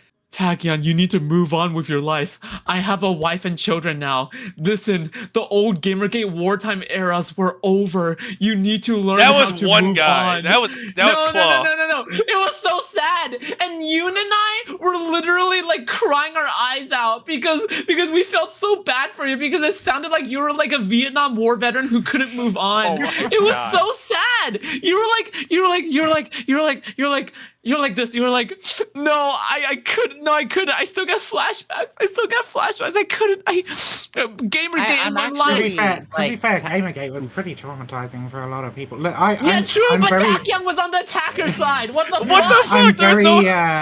I'm very sympathetic. I'm very sympathetic to a lot of the victims of Gamergate. And I think and as a fellow trans person, I'm fucking fully on board with Brianna Wu being generally pretty progressive on trans issues, occasionally a bit dumb on them, but generally pretty progressive on them. I think she's got a good heart and she's trying to do the right thing. I just think she's not that smart and she sometimes says dumb shit. That's it. I'm not a hater. Like, it just is what it is. Ninetails, What's your going back thoughts to- on- what's your Ninetails, thoughts going- on Tachyon literally being one of the orchestrators of Gamergate? That's a bit of a stretch. No, not a little bit I of a think stretch. there are. That's a lot of a I stretch. think there are people who got sucked into what was essentially like a rapidly radicalizing cultic movement at the time, who have since seen the error of their ways and become better people, and I Thank applaud them you. for that. I think that's a Based. Actually good based. thing. I'm really Actually based. I'm really glad you guys came. You guys came to your fucking senses. But we still Yeah. disagree with you on Gamer. Whoa, hold on. Tachyon coming to your senses? We never No, stopped. that's Yeah, a crazy you ass should watch our statement. debate What before the you fuck? say that. You should watch our debate before you say. What's so Dude, funny, did you hear Ninetails? the way Tachyon spoke about just- Gamergate? His voice was shaking and he sounded like he was on the verge of tears. Oh yeah, there's certain points where What? I don't know if that's. I don't know. I took several W's from that. I don't know if that's. Were you Let's not go that actually far. drunk? Were you Let's not talking go that about far. this, Let's not go Taki? that far. Let's not go that far. No. Calm down. Hey, I was about to say there's so drastically different views on that debate because like I thought I lost it, and then so did some of the GG people. And then I go on Foodshops and Yoon's channel, and their whole chat is like, Tachyon won, oh my god, Tachyon. I'm like, what the fuck? I was even trying to argue. I was even arguing with Foodshops. Or orbiters are that like red happens pill. with online debates. No, Yoon and Foodshops thought I won too. Yes. I did. Yoon and I did feel like you won. Yes. Yeah. Well, Which is you're also very new to this. Let's just be clear. Me. How many months? Just months, right? No. Okay. Maybe we can go Rich, I back was and revisit debating- it, but it was I was just our debating Destiny immediate and fucking. thing. All right. That was Oh, What's his- you're talking Shit, about what's his name? it. But yeah, I was after the debating debate, Destiny and whatever when though. you were in diapers. You're like 20, aren't you? it's so come on. it is funny you mentioned like after the debate, like my people thought I lost, and and then I was like I thought I did bad Dude, too. your I'm like, people so were I was literally me. Tachyon, would you like to go through it? Immediately. We'll we have a can civil sometime, but not right now. discussion. But I was just gonna Yeah, say, exactly. like it was like I was like, oh no, like I had this like whole moment. I was like, it was like the downs, like super upset with myself for doing so bad. I thought, and then I it was like for 5 hours I was like super crushed, and then like What was that? and then I was talking with my friend. Oh, it was like 2 hours. I was like super depressed. But a friend came over and to talk about the debate too because they were watching. And they wanted to talk about how it went. And then I talked with them and I was like pretty sad. And then like halfway through, I'm like, you know what? Like I had this like super rejuvenation. And I'm like, you know what? Actually, I did pretty bad, but I'm gonna learn from this. Here's like where I went wrong in X, Y area, Z area. You know, I lost the argument. I lost the debate. I didn't lose the argument. And I got myself all hyped up. And then Foodshops goes live, and I hop on. And she's like, dude, you won the debate. I'm like, what the fuck are you talking about? Like, I just had this whole emotional roller coaster. I was arguing. Context. It's time to stop. There's crucial context that I am the final boss of Foodshop server, and so she's constantly trying to tear me down. What? No. But I re-listened to it. I re-listened to It it. is. And I I get so mad when I go off on anybody. No. But I re-listened You're like, to it. you're like the hippie centrist. You're like the hippie centrist. Like, hey, we'll just get along. Hey, we'll just get along. Like that's not true. Maybe it's just the way I word things, but I've just always been like really blunt with how honest I am, like with everything. Like, okay, wouldn't you say so, Taki? It's just that, Yeah, you are. I've been really mean to you, like just with how honest I am, right? Like even in DMs. I actually Would you prefer. say so? I prefer that. I love that. I hate it when people. Oh. I've hate adapted saying this, radical but honesty in my Foodshops- own life. Hardcore. Foodshops, you remind me of a younger you, by the way. What the stop I hate little to say this, but sissing yeah. me? What the fuck? Why do you keep I'm doing sorry. that? But this is what I mean. Like when Why do you keep doing when that? you counter me when I'm on your panels, it reminds me of sometimes when I've done that to people because I was like, oh shit, they're gonna talk and make me look like I'm not the biggest debater. Why so do I you have keep to go. little sissing me? Oh nah, bro. Okay, hold on. Okay. Tachyon, all right. if you want, you can show the times in DMs where I've literally been straight up incredibly mean to you. I feel like it's fine. I know, but no, I prefer.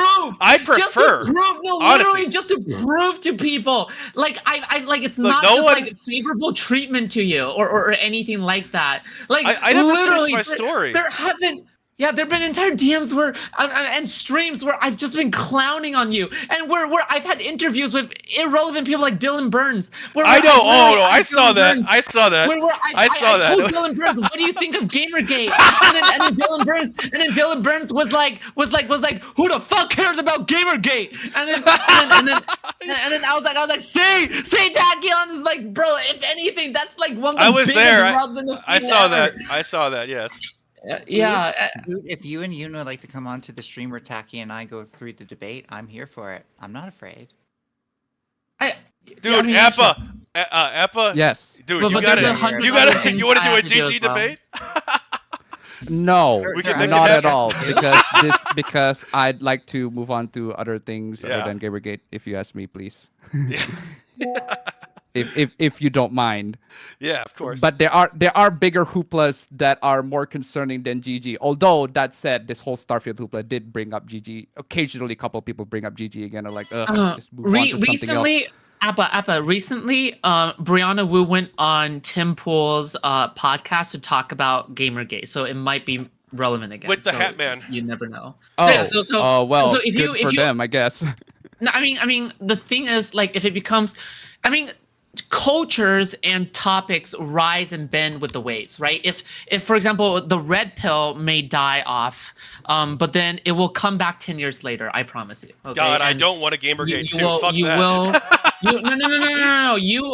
I promise I'm not gonna you, right? let it like happen. these So things... long as I'm here, I'll shut them all up. Okay. Well, the thing is, like as long as there's opposition and people are willing to push it, there will always be like engagement, right? As long as there's engagement, there will always be the existence of it, right? Yeah. Wait, so you seriously have no you have less advice to give Tachyon on that debate than me? Because I'm starting to. The more memories I think back to that debate, the more clueless you sound. Wait, for what? I rewatched it. I rewatched it the next day. And I was like, oh, actually, I did pretty good. I mean, there's some, like, I did bad at this one area and that one area and that one area. I mean, 3 points, I'm like, okay, I could improve on that. I went over that with Foodshops after. There's, like, 3 areas where I think I could have done better. But I think I'm pretty sure I gave advice to both of you guys. Wait, what the fuck? But if you have more advice for me than Tack, then I think you missed what really went on during that debate. Wait, no, I'm pretty sure I gave pretty equal advice. Wait, what the fuck? Or am I? You were very. If you're saying I lost, then you should have more advice for me. You were very bad faith on the Nathan Grayson stuff. You really probably should have conceded that ground. All right, excuse me. I would like to point out that I'm probably interrupting a conversation where I'm not too familiar with. So if you could just move on or let me go. Get into a conversation where that is not related to in-jokes or things that are not something that I am not familiar with, that would be cool. Okay, so I've been playing the Ace Combat games. Well, to be clear, I played the 7th one like 2 years ago, and I just played the first one, Air Combat. Those either. Come on, like, we need something relevant. No, I'm kidding. Sorry, carry on. But I played the first one again. I just played through the first one. The first one's, it's fun. The gameplay holds up kind of, but it's very simple and it's very short, and there's not much of a story, which is a little bit disappointing. But for the time, like, this was it still holds up as a competent gameplay. You got a fighter pilot as your Avi. Are you like just a big fan of fighter pilot shit in general? I think it looks cool. And I also like space sim games more than flight ones. But all right, excuse me, I hate to interrupt you guys, but I hate to interrupt you, but I would like to get off of this panel just for a bit because I actually have stuff to do in real life. If you don't mind, I gotta say, just final words. Okay, I hugely appreciate being in this panel, even though I don't really talk very much, because I'm very, very glad that I'm able to listen to perspectives that I am not generally familiar with, especially when I live here. In Indonesia, we don't actually generally listen to a lot of trans people's perspectives and everything like that. But I am glad that I'm able to listen to them, and I am able to listen to a side that I generally find the opposition side of general disagreements. But I'm just glad that we're able to hash it out in a civil manner, and I think you guys are very cool. Sorry, I don't know if it's okay if I refer to as you guys, but okay. but yeah. No, so, it's not okay. I'm kidding. You're good. No, thanks. Oh, dang. Oh, dang. I should improve myself. Anyway. All right. So, yeah. Honestly, Taki, thank you so much for having me. And thank you, the rest of you guys as well. It's been a very, very revealing and very, very eye-opening conversation. And I'd like to see you all later. If we can. Nice to meet you. Yeah, of course. Nice Thanks to for meet coming you. on, man. It was All right. awesome to see you again. I'll All see right. you. See ya. See ya. Bye bye. So yeah, what did you think of the latest Armored Core? Is that up your alley? Like, is that close I enough to the liked shit that you like? I liked like Earth Siege and like Mech Warrior games as a kid. I've not really played them too much as an adult. I never played the Armored Core games, believe it or not. Everybody's going absolutely apeshit over it, but I just can't. Like, mechs are just not my thing. Like, I've never been big into mechs. Yeah. Well, what kind of games are you into? I mean, Baldur's Gate 3 is probably game of the year for me so far. That shit was fucking incredible, just the narrative and everything. Like, just a really, really great game, in my opinion. But, like, broadly, I probably play far too many online matchmaking games. I just play, like, fucking Apex Legends. I'm playing Blood Bowl 3 as we're talking. Because, why the hell not? I'm a bit of a Warhammer nerd. Not an actual Warhammer nerd, but, like, I grew up with Warhammer, so I like playing the Warhammer video games now. Which ones I like for Dark the Souls Warhammer? and shit. Oh, like the Total War games are really great. I'm really looking forward to the new Space Marine, although, like, I would say I'm more of a fan of fantasy than 40k, but I dabble in 40k too. So I'm really looking forward to the new Space Marine game, because the first one was, like, pretty damn good fun. The multiplayer was a lot of fun. I wouldn't say it was, like, balanced or anything, or, like, a good competitive multiplayer thing, but it was a lot of fun regardless. Yeah, Total War, Blood Bowl, I think those are the main kind of Warhammer. Dawn of War I used to play a lot back in the day. I haven't played it so much anymore because Dawn of War 3 fucking sucked, but, like, I played the hell out of Dawn of War 1 and 2. Yeah. Yeah, I've only played a few of the Warhammer games. I've never played the tabletop before. It looks kind of cool, but it looks like there's like just so much to it that I can't really get into it. I got enough time-consuming hobbies. Yeah. I think there's a lot of time that goes into playing Warhammer. I don't really do it anymore as an adult. Like, every once in a while I'll get some models just to paint, because painting's kind of chill and meditative, if you see what I mean. But I wouldn't say I'm, like, in the hobby anymore, really. Yeah. It's one of the things about getting old. You do painting? What, like, painting Warhammer models every now and again, yeah. Okay, so But I have to go very to. rarely. And I'm going to say goodbye. Oh. Sorry for being more adversarial with Viv and Foodshops, I guess, than Tack. No, it's perfect. That's what we needed. Oh yeah, no, it was mostly for the show. That's I was alright. really I'm used to loving. 5 I on 1 loved all panels. the discussion here, Yes. but at the same time, sometimes I wanted to say it, and then it wasn't that I was afraid you're going to say it, Viv. It was that, like, there were a couple times where you diverged things away from the points that I'm more familiar with, and I was like, okay, I just got to let it roll with this, I guess. Well, yeah, but my points are better. Oh, okay. 9 times out of 10, I'll agree. 9 times out of 10. What about the 1 out of 10? Well, yeah, I'm better, obviously. No, Viv, like, this is why, like, people need to listen to Viv and think of Viv when they think of the left. Because Okay. There's a lot of people out there who would disagree with you, okay? According to Destiny, I'm a mentally ill tranny terrorist. So Destiny is a very I'm a loud mentally ill in tranny. my opinion. Oh, he's not a leftist. I But, call like, him Regressdiny. okay. But look, I'm just saying, there's a significant cohort of people I don't out think there that's who really would fair to disagree with you. Destiny. I don't. But You It's can, What? okay. you can come at me Oh. over it. I don't care. He's a fucking idiot, mate. if we're gonna Fuck talk that shit guy. about somebody and they're not here to defend themselves, I mean. We've Oh, been doing shit. that all night. Brianna Wu, for example. I didn't shit on Motherfucker, Brianna Wu. You shat on Brianna Wu. I did. Wait, Motherfucker, no. I think. No. Okay, I good think. night. I think. Good night, everybody. Good night. Love you Oh, all. yeah, bye. All right. See ya.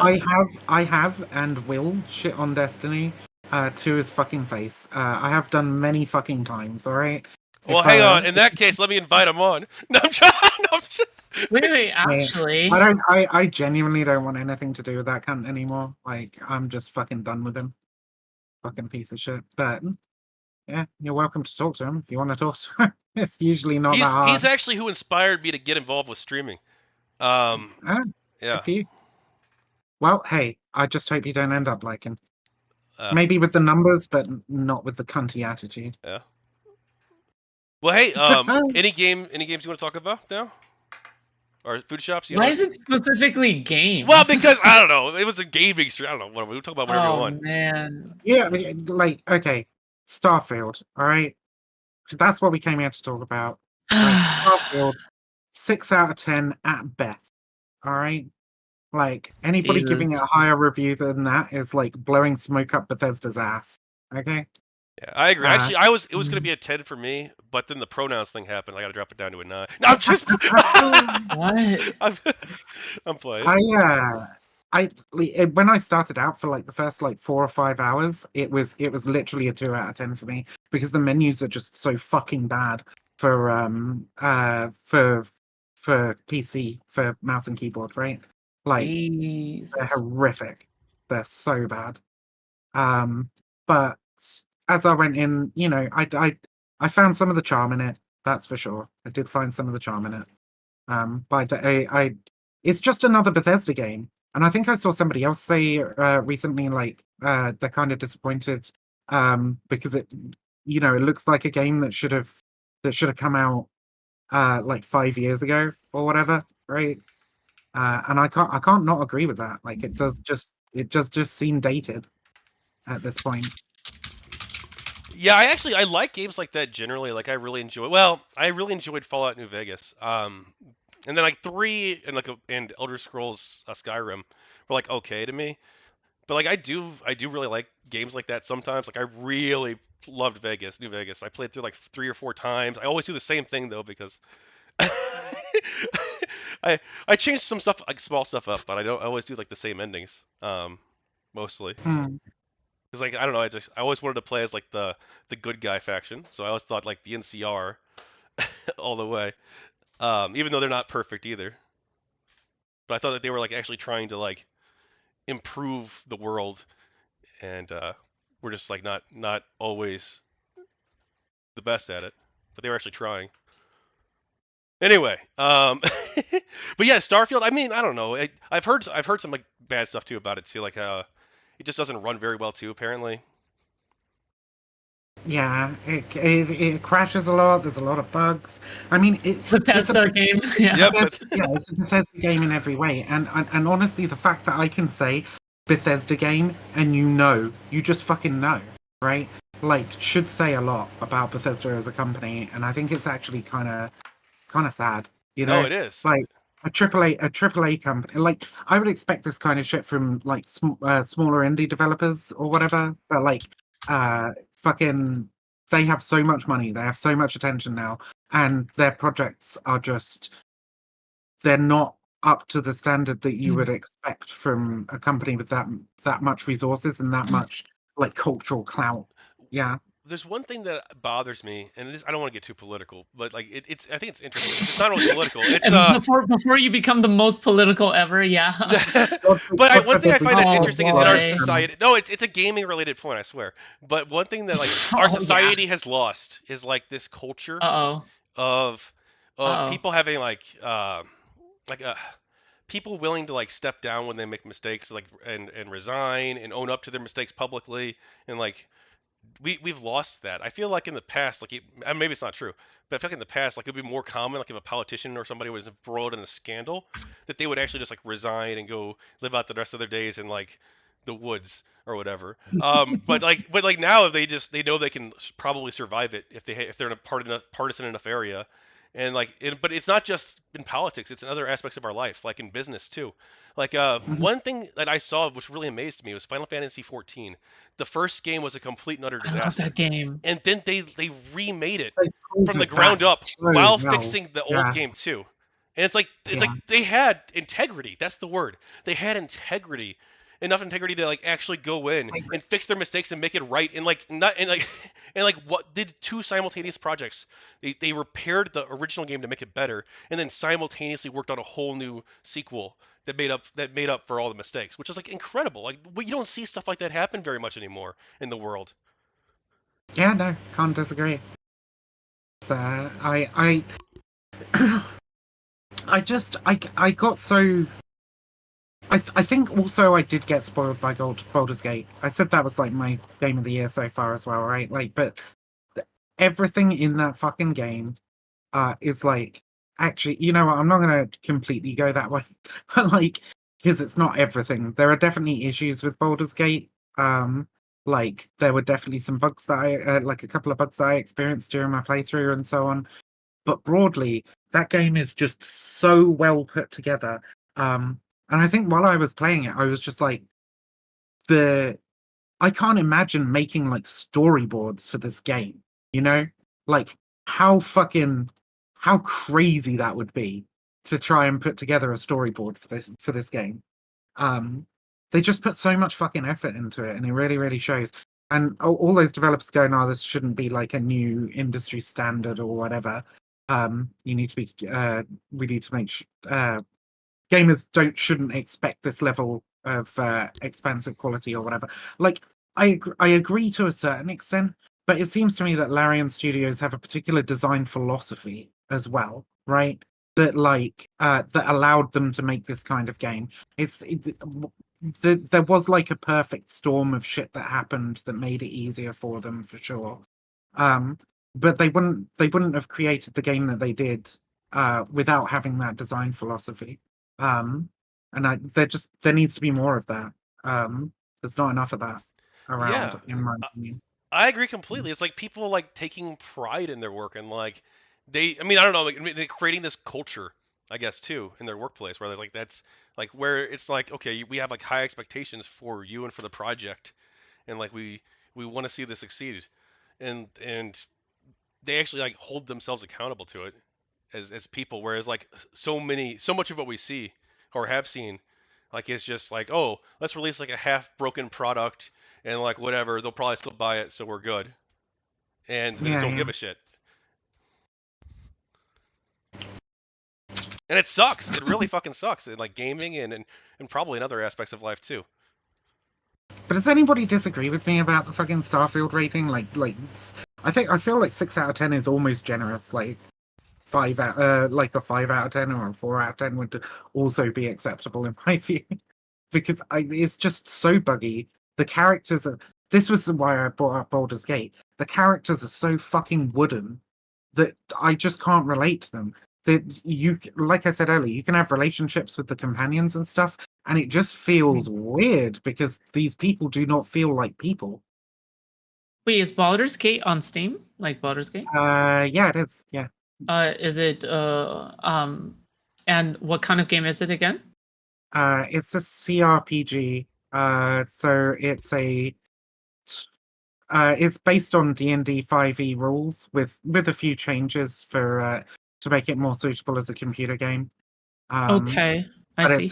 It's a pretty solid RPG basically. Coolio. All right. Like old style RPG. I've actually never played any of them. Like I grew up and like on the internet, like everybody would talk about Baldur's Gate, like, oh my god, Baldur's Gate's like one of the greatest games ever, like on forums and stuff in like the 2000s. Yeah.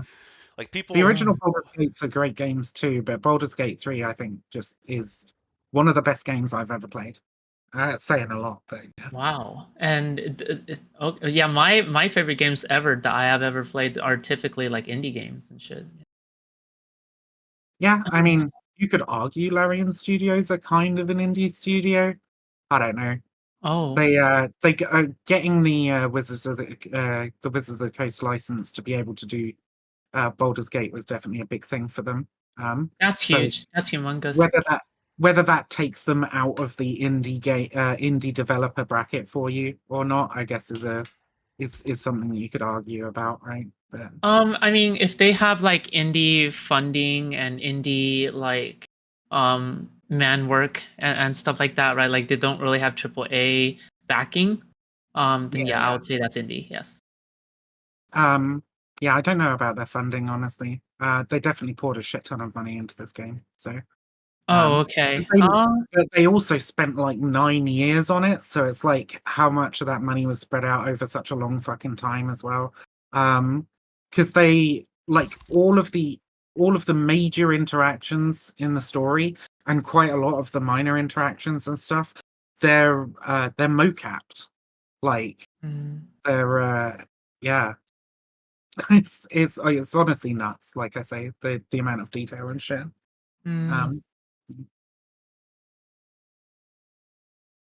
I see. Foodshops, you love the Ace Combat soundtrack, you said, right? Yes, You're always the posting soundtrack. The soundtrack is terrific. I always felt like it's one of the most consistently amazing soundtracks I've ever seen in a game franchise. And I typically don't really like AAA game soundtracks all that much. Mainly because it just sounds generic and fake. But I always feel like the Ace Combat soundtrack, because it is made by a really passionate, like I feel like composer. It just sounds terrific in my opinion. Yeah, especially I love like Ace Combat Zero, the flamenco, especially when the flamenco inspired soundtrack for the final battle. And then if we go all the way up to Ace Combat 7, every single track for every single mission. Yeah. Is It's the whole thing. Stop! You're too loud. Okay, so if you go to know your place, bitch. I'm kidding. No. It's like, for example, if you go to the DLC music for the I even know the lyrics, and I've referenced it several times in my Discord profile as well. Right? The Alicorn, yeah. The Salvation Lamb, right? Rise, my Salvation Lamb, and I even know the translation for the Latin. And as well as, just everything about it, and like the lighthouse, and like literally everything. I've listened to it multiple times. The jazz as well, and just a lot about it, right? Very good soundtrack, but obviously I also love Toby Fox's works, and I've also love other works such as Katana Zero as an indie game soundtrack, and I also love Fury as another indie game soundtrack, a boss fight oriented indie game, and I don't know, it's just I really appreciate, people who dedicate way too much work into these indie games that don't have as much funding as, these AAA studios, because you can sense the passion that is put into these soundtracks. And also Guilty Gear Strive, they put like a lyrical soundtrack into every single character theme. It's not even like specifically like a whatever the fuck, right? It's like a lyrical soundtrack. Yeah, anyway, that's it. Yeah, I've always liked video game soundtracks. Like some of them are like really incredible, like the Total Annihilation series and like Descent and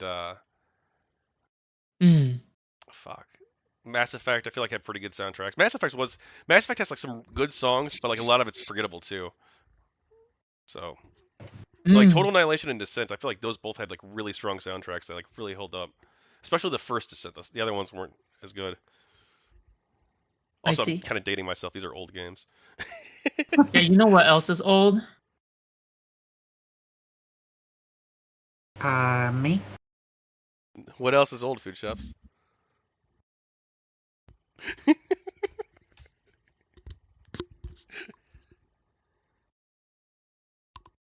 What else is old? She doesn't even need to say it. Okay. I didn't say anything. I'm just saying I never said anything. Okay, I'm just gonna you didn't need to. I never said anything. All right. I'm Command & Conquer's got a good soundtrack actually too. Oh my god. Yeah, that is old. Hey, they do make they don't make any good newer games, I don't think, but they do make newer games. The old Command & Conquer is like how old now? Like Command & Conquer, the first one? Red Alert. Oh, not the first one. I was just thinking Red Alert. Like... Oh, Red Alert. Let's see. It's early 90s, right? Early mid. Oh, 96 for Red Alert. Old. Holy shit. Yeah. That's very Hang on, old. let me make sure that's right.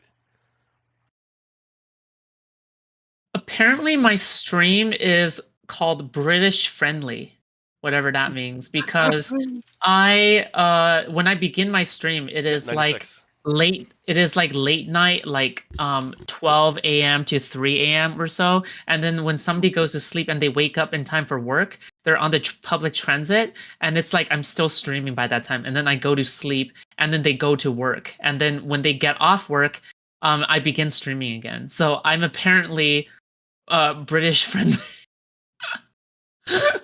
God damn. There you go. Are you not British friendly? I'm British. My streams are European friendly. All right. I think you should be friendly to us Brits. We get a lot of shit on the old internet, right? Yeah. It's not our fault that we're British. So exactly. you two were having a conversation after this? Not directly after this. No. Yeah. Not directly after this. No. Yeah. Well, Conversation probably gonna turn to a debate, and then play it up for the drama. We'll probably scream at each other. Who the fuck knows? I am not one of those people who plays shit up for the drama. Yeah. Most of the time I don't have to, so yeah. Exactly.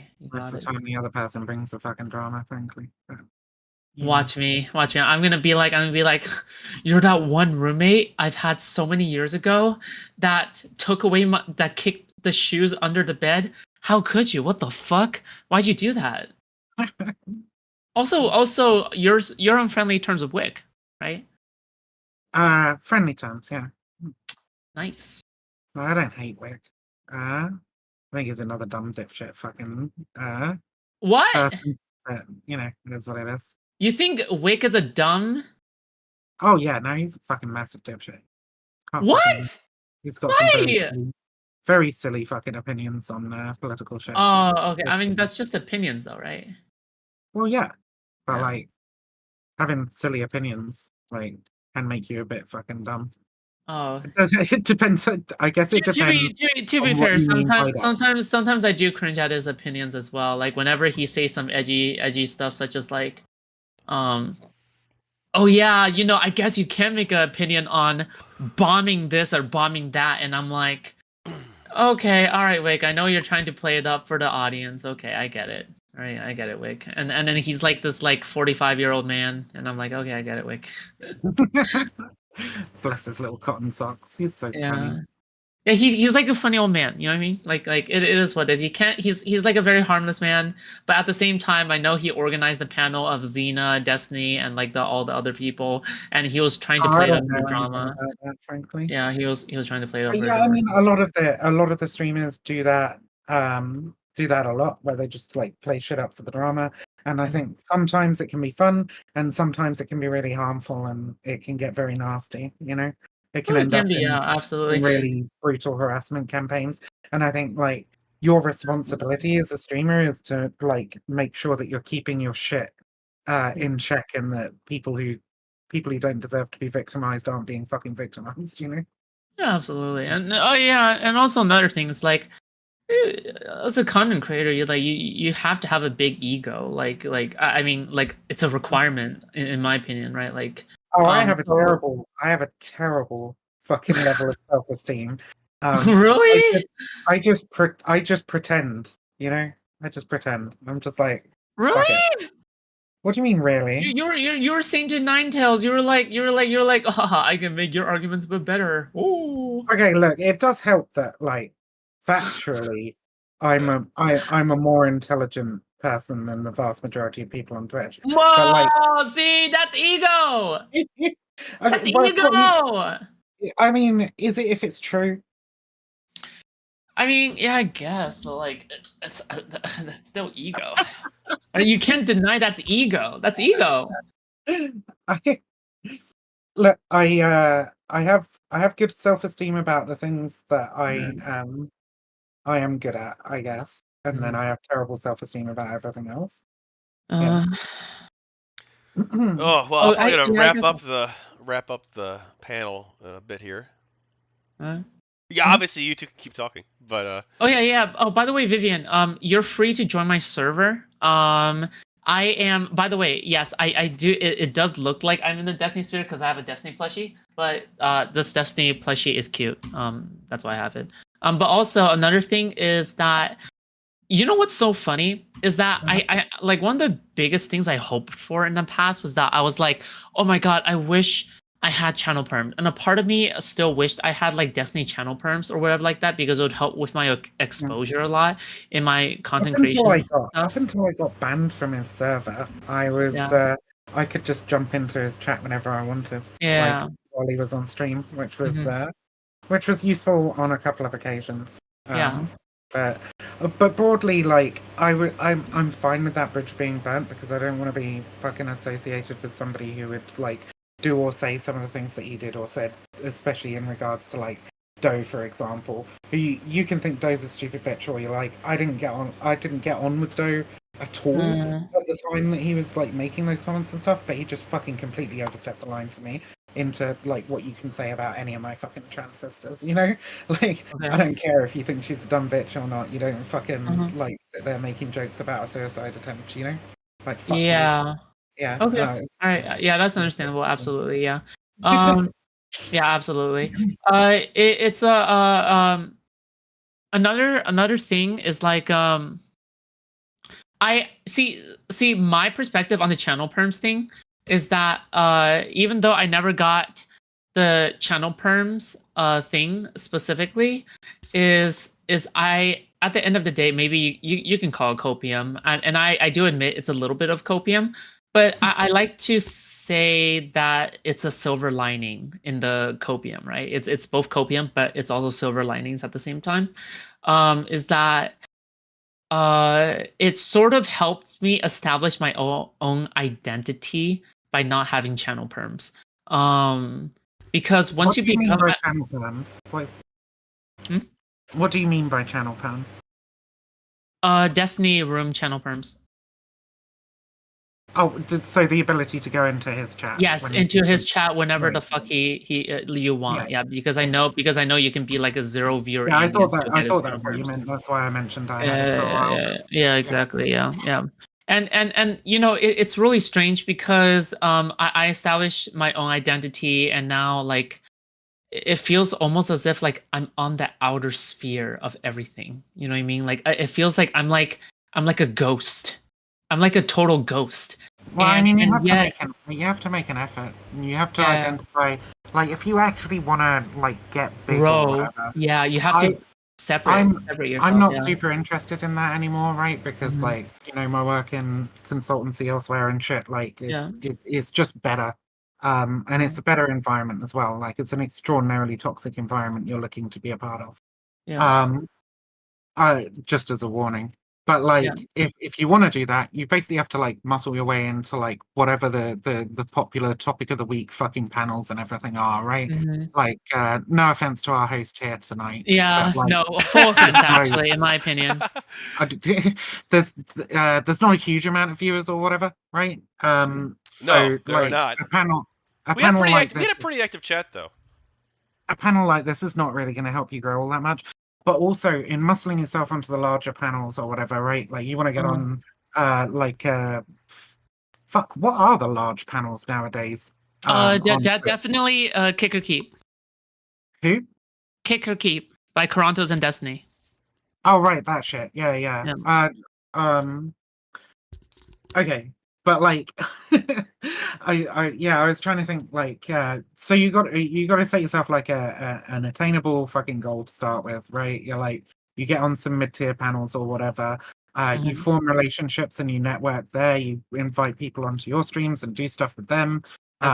Which I've been on there 2 times, and that's what I've been doing. Yeah. So it's about broadly just networking and pulling your way up. You can't just turn up on the panel and appear and expect growth. Yeah, that's you see, that's a lot of mistakes that some orbiters make, and I'm not gonna name any names, but like I call it like the death spiral, the orbiter death spiral, where you orbit somebody and just expect growth, but you don't get any growth, or it's like the appearance death spiral, where you just appear on things and people recognize you, but you don't make any active you don't make any active, actions on your own, and you don't really grow as a result. Meanwhile, if you are actively making active effort, your effort will pay off. And yeah, there's a difference between passive effort and active effort, right? For example, if Tachyon is actually going out and contacting people to make these panels, he will grow. But if he's simply just appearing in my streams as an orbiter, he will not grow. The only thing he will get as a result of appearing on my streams is exposure, name recognition. That is the only thing he'll be getting, unless he has an extremely unique personality. I'm talking about Greek god. What's your like viewer count? Are you multi-streaming on Twitch and YouTube, or just on YouTube? Me? Yeah. Oh, I multi-stream on YouTube and Kick.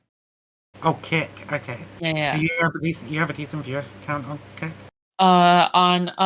When it's peak, I can have up to combined. It is around 20 to 30, 20 to 25 in total, I'll say. Right. Yeah. Okay. Yeah. So that's like an okay. Like, if you can pull that much, you can grow. Yeah. I started 4 months ago, 3 to 4 months ago. Yeah, that's not too bad for that amount of time. Plenty of people sit at like fucking 2 people for months on end. So. Yeah. And yeah, yeah, for sure. And yeah, so that's why okay. I guess like going out to panels and stuff, in my opinion, it is active effort, but it's not like active effort. You know what I mean? Because somebody can invite you onto a panel, and then you go onto the panel. In my opinion, that's sort of passive effort. Like that's the equivalent of you just hopping onto someone's stream as an orbiter, right? But then if you go out and then actually reach out to somebody, another streamer that's bigger than you on that panel, then in my opinion, that's an active effort, because you're actually trying to make that connection and setting up that kind of connection for future reference, and that's good. Yeah. But then, yeah. This has actually been pretty useful information. Yeah. Not trying to shit on anybody or anything. Like, I mean, I tweaked the formula for doing well fairly early on, and then decided I just didn't fucking want it. Because I was saying to Foodshops, I'll get there eventually. No one gets my name right. Don't worry about it.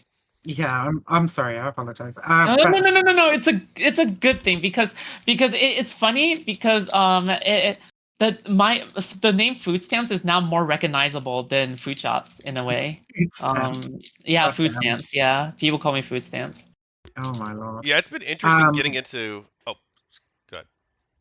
Oh yeah. So I mean, I decided I didn't want it because, like I said to Foodshops, like it is just such a toxic environment, and I had other shit going on that I could move to that wasn't going to be as toxic, right?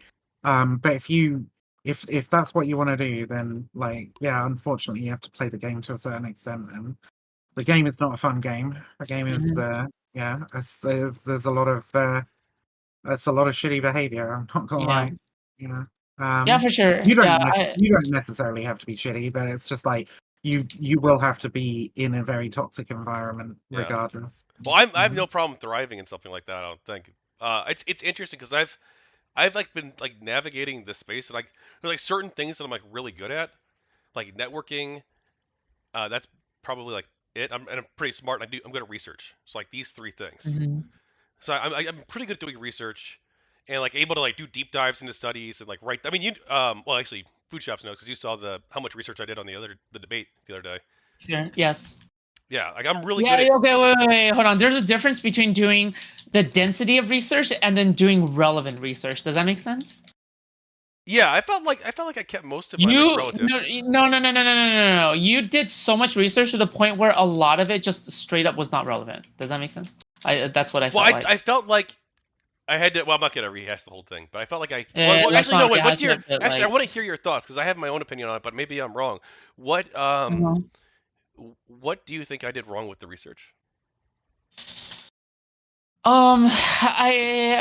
It's been a while, but my general opinion with the debate, at least, is that when it came to debate specifically, even though I thought you won, I guess the main thing is that just that let me try to think about the way to word it. Oh, welcome back, Leon. You dropped out of the call earlier. Yeah. I was too busy getting food. It just felt like you wanted to go for density of information on like the only important stuff that really mattered was like the statistics on like how many of them were actually harassers. Maybe that was like more of a supporting piece of information, but at the same time, even then I wouldn't say like that's a good piece of information, but then I would be against your side, right? But then that could have been a more relevant piece of information, I guess. But then you also brought up some screenshots and stuff like that, like relating to like evidence in terms of like Steam community stuff and 4chan posts and stuff like that. In my opinion, that's not really relevant to the topic at hand, which was addressing misogyny in the Gamergate movement. But then that was more related to like the actual core of Gamergate rather than trying to win the overall argument in total. Does that make sense? I've seen. Wait a second here. I've seen more misogyny. I mean, yes. Oh, no. Some. What have we done? I'm joking. Wait, I am. You guys are so loud. Let's just have. Okay, guys. I'm You guys joking. are very loud. I am. Okay.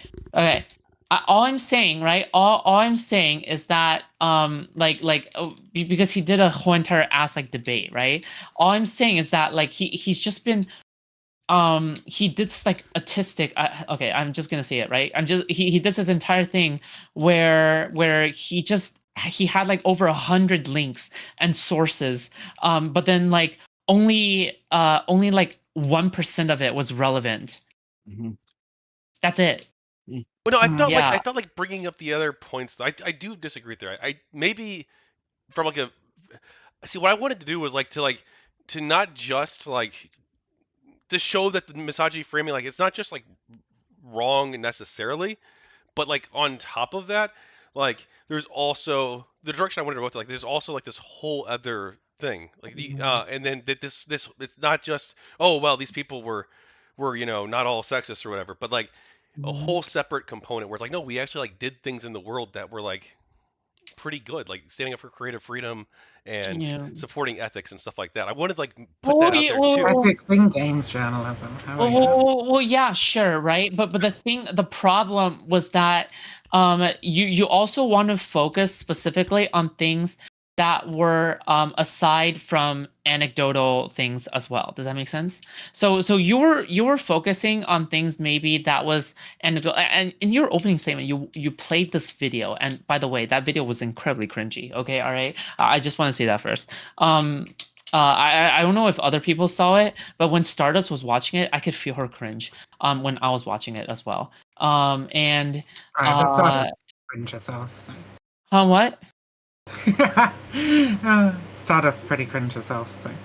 Oh no! When she was watching it, she was cringing at the video that Tachyon was playing in the intro. And by the way, this is what I mean when Nine said that I was not being impartial or whatever the fuck, right? Like you can see that I'm being like as brutally honest right now to Tachyon to his face, right? Oh yeah, like, you guys didn't like the video. I thought the video was a very good piece of evidence to push evidence. See, the problem is that you're saying it's evidence, but it's not evidence whatsoever. For example, you can say several things that anybody can say several things that can refute it, right? For example, what if the viewers, what if the people in the video were paid? What if I know some of these people. I know quite a few of these people.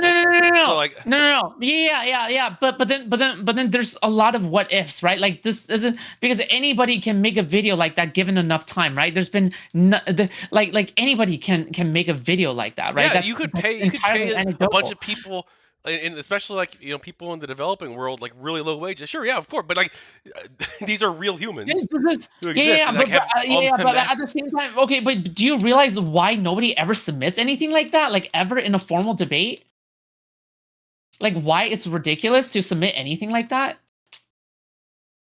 I mean, I thought it was relevant to the conversation. Okay, why people instead submit things like actual talking points and actual like statistics and empirical evidence as well. In addition to, I went like 8 minutes. Not enough, I would say. Like instead, you put like I feel like you put a lot of stuff that was not entirely relevant. And I would say like the only reason you won was probably because like I would say that you guys were both remedial, but it is what it is. But yeah. Well, no, I mean, I definitely agree that my performance should have been better. Like no.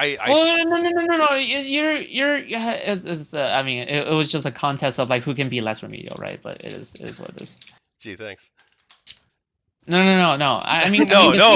I mean, what would have made it better then? No. What should I have done differently then? Aside from the video thing, and aside. Okay, the evidence is that in my opinion, you could have done with less screenshots, because in my opinion, the screenshots can never really be. No, they were archives, weren't they? But it was mostly archives. Yeah, sure. But if I'm gonna do a debate on whether or not Gamergate was misogynistic, I would not be using screenshots back then. Like, for example, if I was proving that Gamergate was misogynistic or not misogynistic, I wouldn't be using screenshots from Kotaku in action to show like whether or not Gamergate was misogynistic or not misogynistic. Either way, because there would be so many angles or arguments where I could easily prove or disprove that, or hammer in points where there would be cracks in the walls in terms of like, okay, if my opponent was like a skilled debater, like there would be ways for me to hammer in cracks in that argument. Does that make sense? Like what in particular? Because like when I brought because the Kotaku, it wasn't Kotaku, it was GG discussion, or no, it was against Gamergate. I think when we brought up Nathan Grayson. Sure. So for example, if I was somebody, if my opponent was somebody who was a feminist and was saying something along the lines of, okay, here is something from Kotaku in action back in the day that was clearly a sexist post, all right, and here's a bunch of sexist posts on like the top of all time, right? This is the top of all time with a fuck ton of upvotes, right? And you can clearly see this is the top of all time in Kotaku in action. That is all like from the Gamergate era. Clearly, there's an indication that Gamergate was like whatever. All right. If I was a dumbass, I would say, oh yeah, I don't know, whatever, right? But if I was Foodshops, right, the debate master, okay, all right, if I was Foodshops debate master, what I would have said instead is this. Sure, the top post of all time was like that, but if you take a look at something like the vast majority of posts that wasn't the top post of all time, you can clearly see that it was actually not misogynistic, and it was actually pointing out the journalism in the games journalism at the time.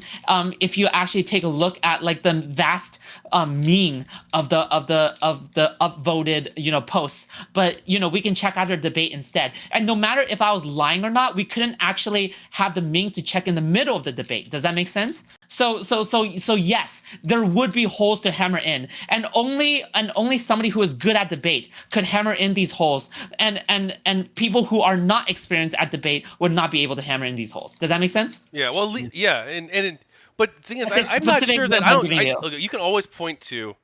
You can always point to like one of thousands of Reddit posts and be like, oh well, what about this post here that had like 12 upvotes or whatever in a community of like I think like 30,000 subscribers at the time. Yeah, but I'm saying like if you're experienced at statistics, you can use the fundamental rules of statistics to hammer in holes in your opponent's argument. Does that make sense? And that technically is a fundamental rule of statistic, right? What is exactly? As in like the exception, aka the exceptions being like the top of all time, is not necessarily an indicator of the most of the posts, right? I don't know if anything like the top of all time is like so bad. Like I don't know.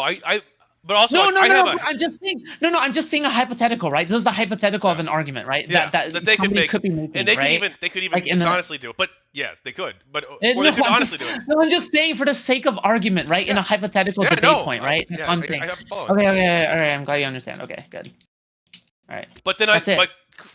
I could counter that though too, right? Yeah, but I'm just saying this is why you try not to refer to screenshots. All right. Well, I don't think what was the screenshot I referred to? Because I'm pretty sure it was. No. Unless you're referring to something as specific as like trying to prove something like Hunter Biden cock. Does that make sense? But I didn't think it was a screenshot. I think it was no. An archive If you're trying link from there.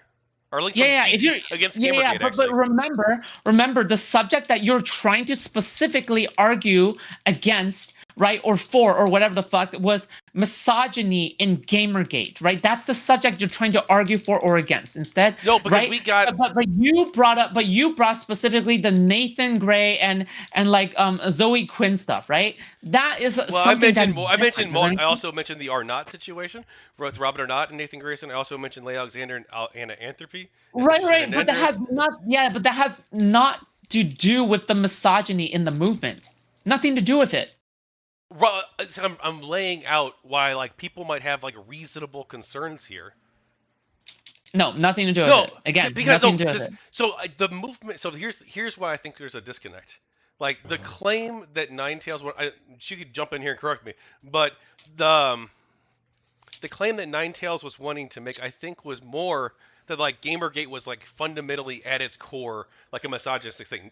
I don't think her claim was that Gamergate. No. There's two separate claims though.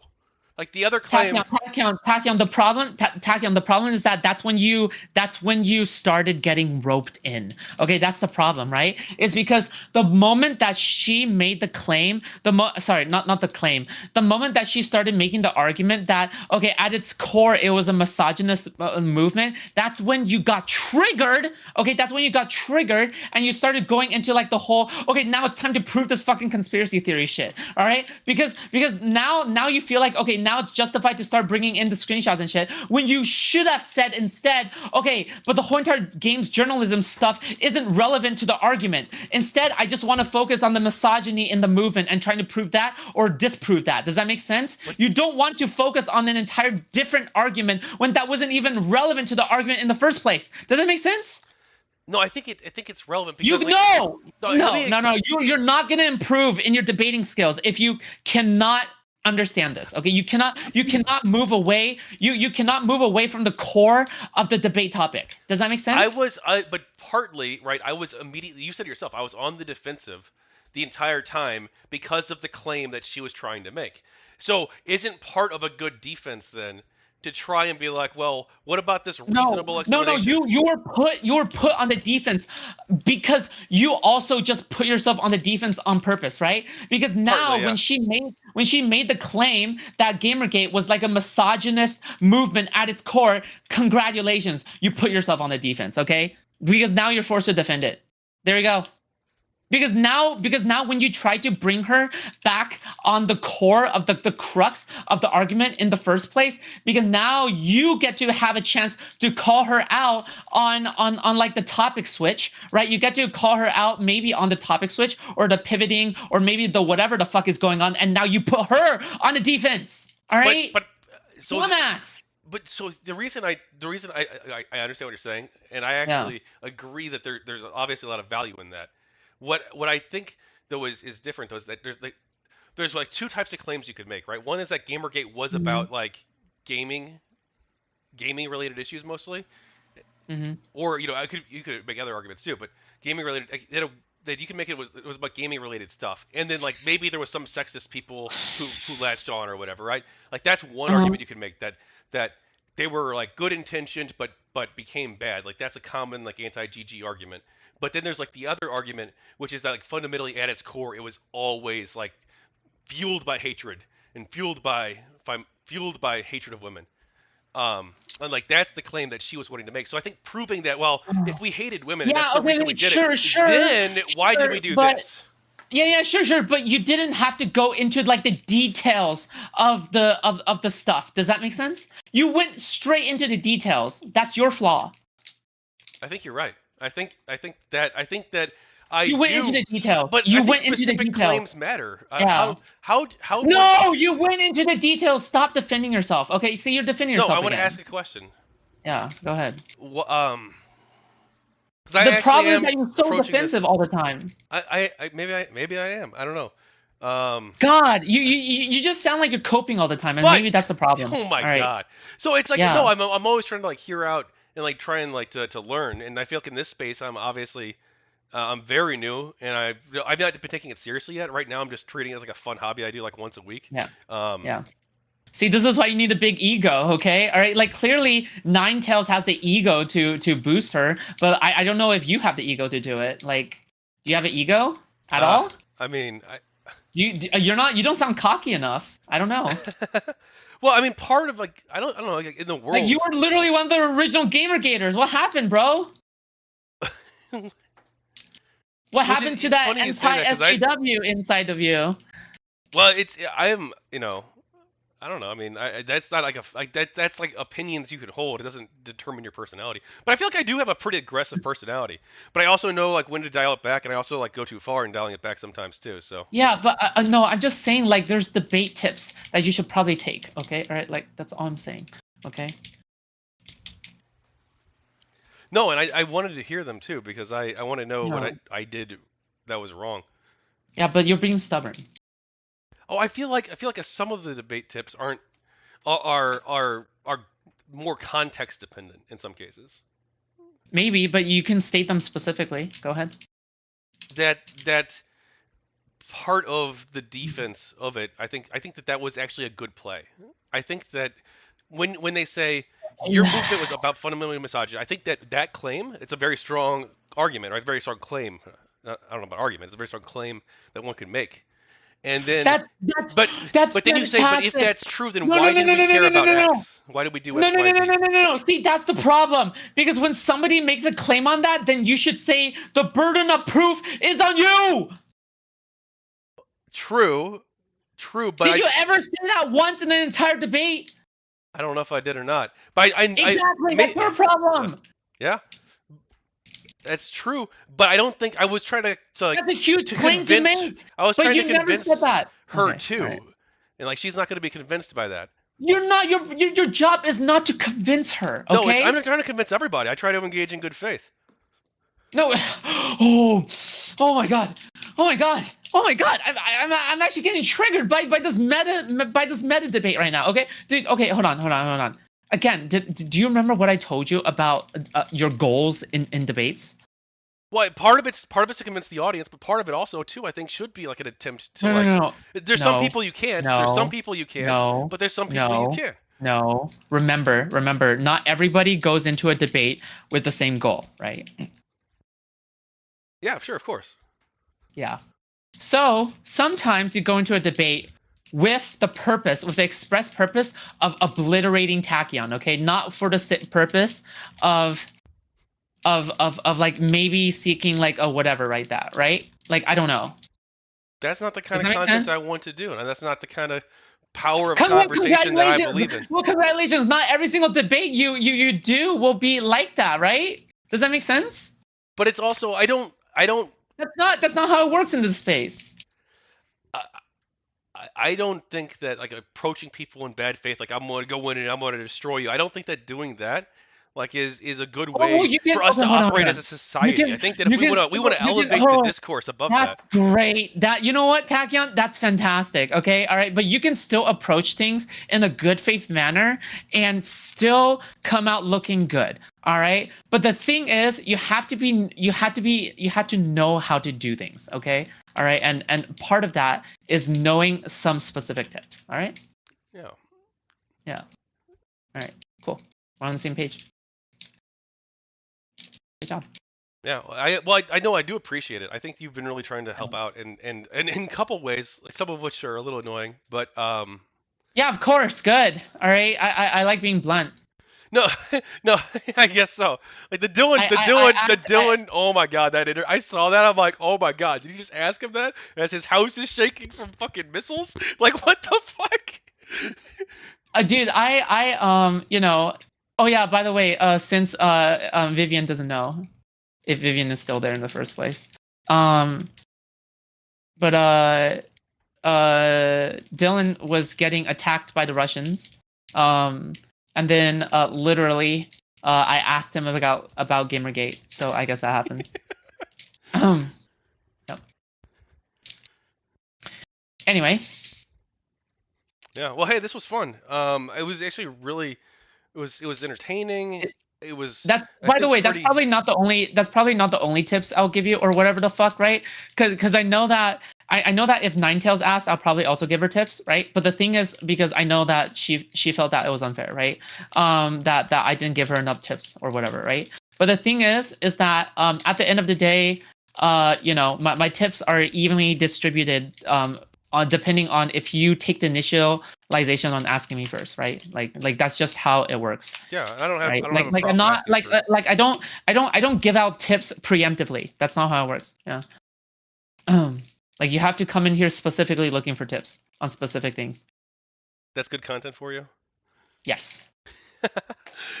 One thing that I really find because literally is... my entire content is just literally.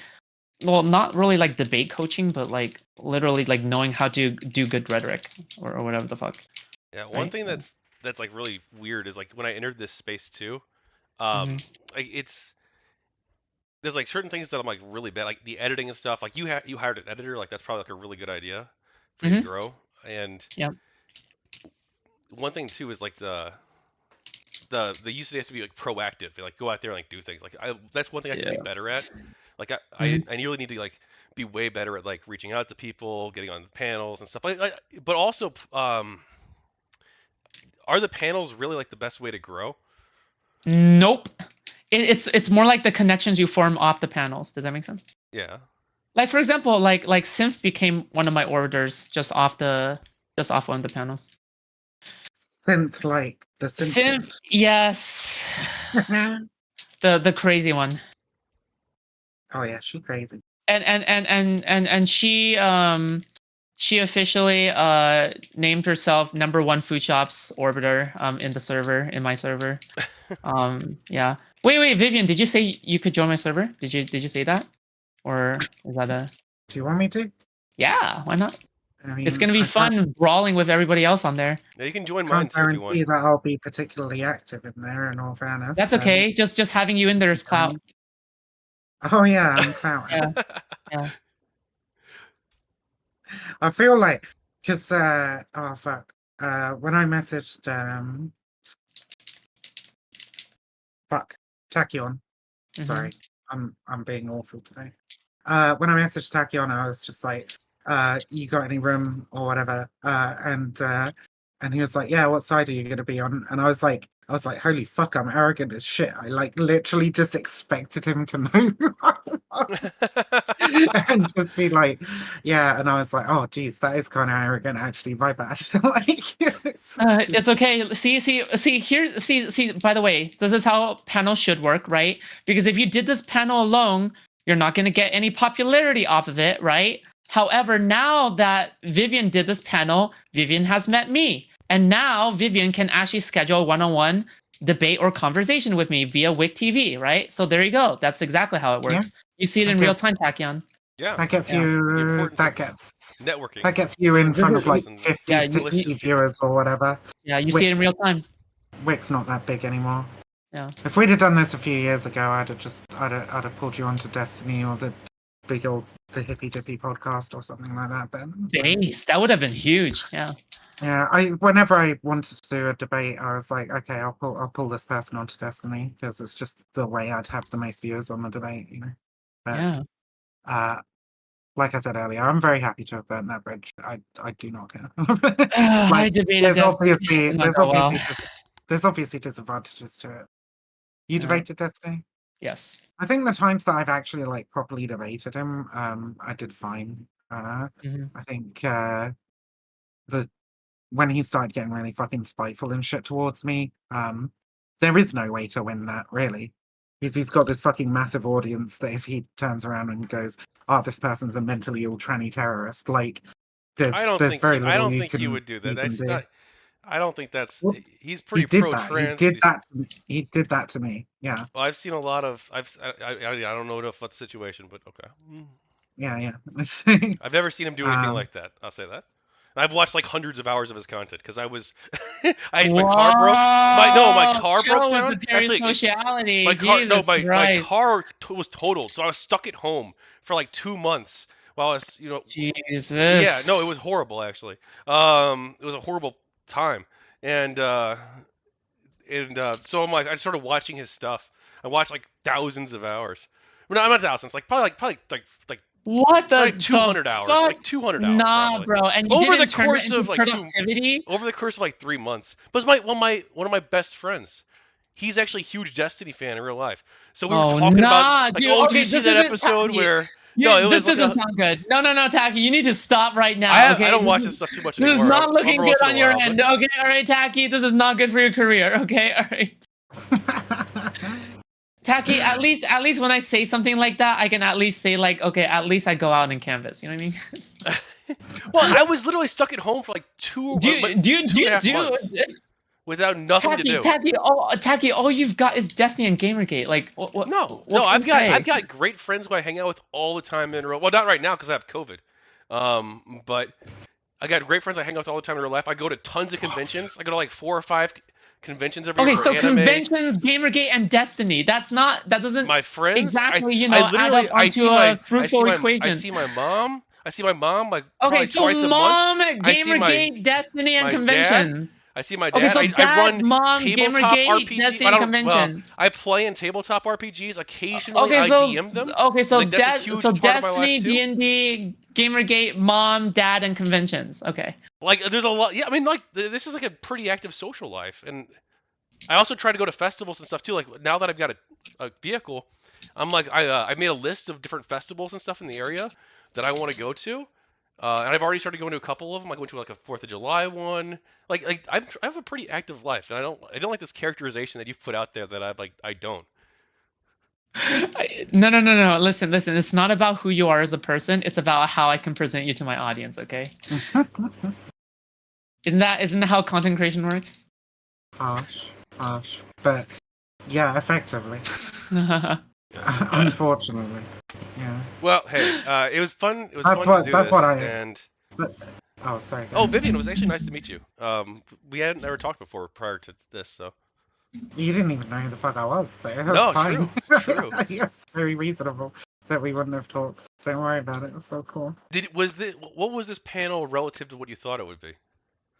What was the Oh, panel right. like? Yeah, it was a cool panel. I had no idea what it was going to be. I mean, I was hoping there was going to be more. It was going to be brutal.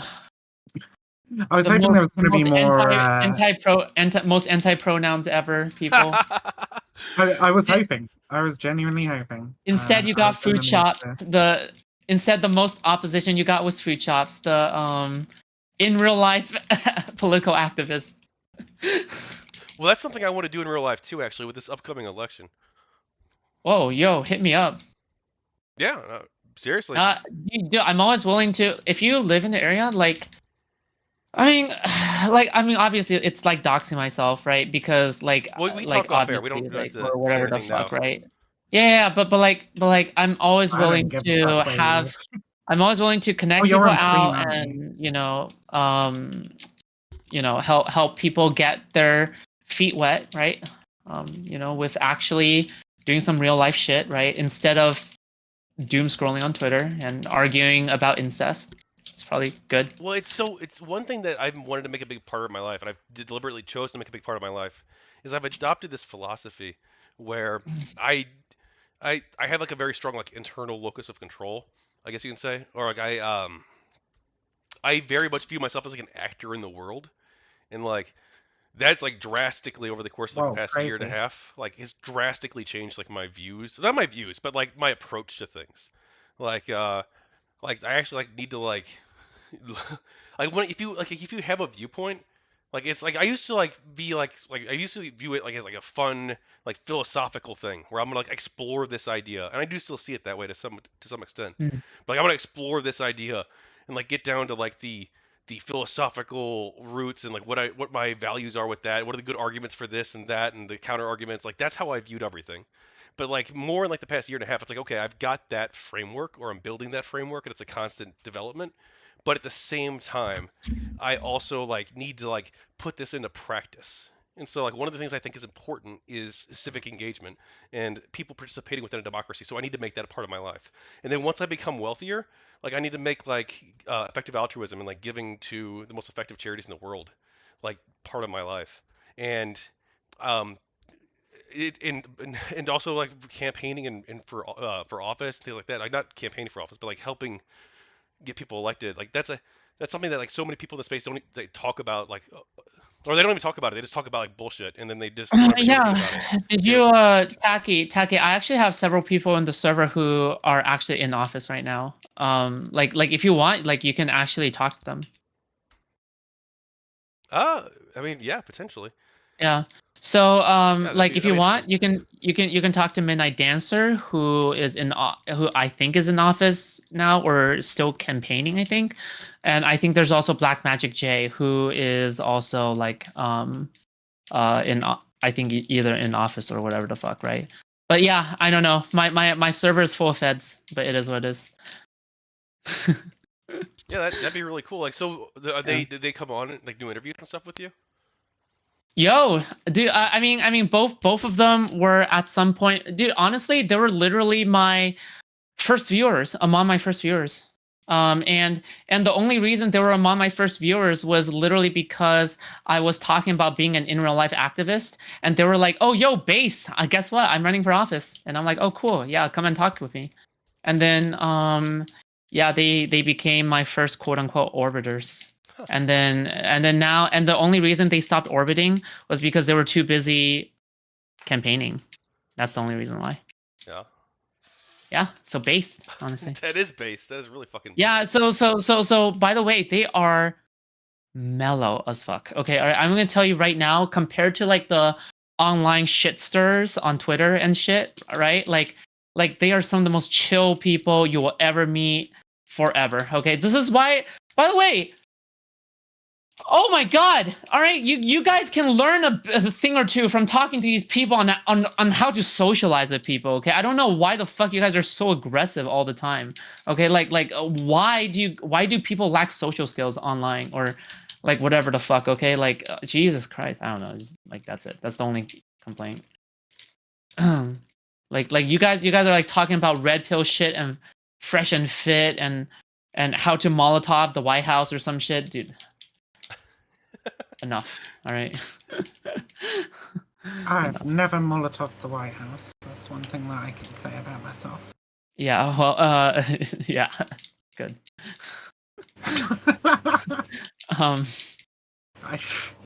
What do you want? What do you want? I haven't Molotov any White Houses. Well, good. That's probably a good thing. The last time I went to the White House, I literally saw some snipers on this on the roof. So I think it's probably, yeah. I think it might be a little difficult too. All right. This ain't a place to socialize. It's a battlefield. Stop! Anybody who says the online space is a battlefield is also cringe. Okay, all right. Very cringe. Also, the real battlefield is like school board meetings. Okay, that's closer to any battlefield than any online space. Okay, like why? Okay. If you have the audacity to go to online panels, like online debate panels, and argue like so energetically about things, and I've talked about this before, why not go to school board meetings and like urban planning meetings and argue with NIMBYs? Like because they're literally debate panels, but in real life. That's it. And not only that, you can dismantle their arguments way easier than any of the debate panels online. That's it. And guess what? You can probably record them too and post them on YouTube and farm views. Yep. Yeah, I don't know why you guys aren't doing that. Boomer obliterated by Zoomer Yimby, obliterated Giga Chad, you know, and you guys, and then meanwhile all I see are SJW obliterated compilations, and you guys aren't farming the free views that are literally right there. Jesus Christ, guys! Well, what's funny you guys is aren't doing enough work. one of my friends in real life, like you keep using like the obliterated language and stuff. One of my real life friends, you probably know who he is actually. No. Oh. Yeah. The guy who told you to stop talking on Gamergate. Actually, he said to write the encyclopedia, but do it off air. That's what he said. True. Actually, he wants me to write the encyclopedia. He bought my first book, and he thinks I'm pretty good at research. But he wants me to do it off air. Which please. Okay. But also, I mean, he says that's way happy, what I wanted. I mean, I don't even think I wanted. I mean, I want to do it at some point in my life, maybe, but not right now. I want to like focus on like this, and then also focus on like other things I've got going on in the real world. And I don't really want to focus necessarily just on writing a book right now. Yeah. But maybe at some point in my life that'll change. But what I was say, he says is don't approach things with like the debate mindset. He always gets on me about that. He criticizes me for it when I do it, and I do it a lot. But he's like, oh no, don't think of it as a debate. Think of it as just like a friendly conversation, and like that's how you should like view it, and it'll turn out better. It'll turn out that way if you view it that way. Like you wanna be like the change you want to see. My mind automatically snaps to it because my mind is. Okay. Before this content creation shit, right? Like my mind didn't really snap to the debate context, or whatever the fuck, right? But then now it does, and I am so sad that it does. And I don't know. I feel like it's a sad thing, but at the same time, I think it's a useful thing since I'm in the online tech context a lot. But now all I know is that when I'm eating Korean barbecue, I don't want to be thinking about debate with my friends. You know what I mean? Like when I'm out there touching grass. Yeah, I got a little too debate brained, I think, in some cases. Like, but it's interesting too because like tonight, I was pretty debate brained with you a bit, Vivian, but I also like was able to pull back from that. Like during the policing conversation, and like during the free speech one too, I was able to pull back and like not get too like focused on like the debate mode, but like let's actually hear out the other person. Like that's the kind of stuff that I want to do. Like be like more often. That's good. Yeah, seems pretty good to me. Cool. All right. Well, hey. You both have a lovely night. It was a very fun conversation. Went a little long. I do. Oh my god. I did. I hope Appabend wasn't too pissed. We talked way more he's not a politics guy really. He just talks about video game stuff. So we got a little bit off topic and went like way into the politics stuff. I hope he's cool because I don't know if he wanted to talk about that because I didn't tell him it would go off rails. I didn't know. Well, you know, as Vivian might say, politics is, video games. I don't know if I would say that actually. As Vivian said 5 years ago, right? What? When? When did this happen? This never happened. Well, you do believe everything is political, right?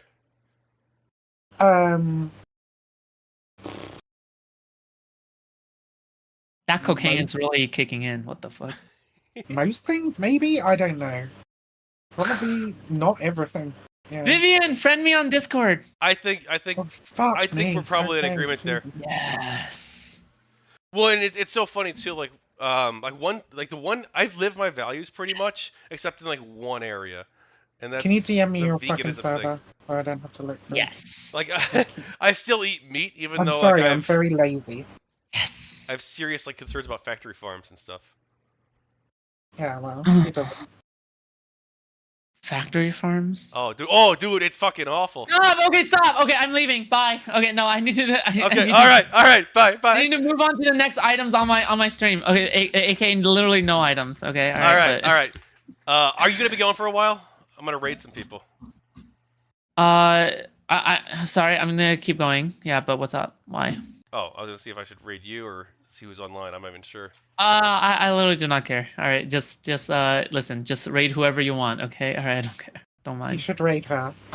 Oh, JT's live. I'll rate him. All right. Okay. All right. Well, See ya. thank you. Okay. I'll see you guys around. Okay. Wow. All You're on. right. Farewell. Bye. Bye.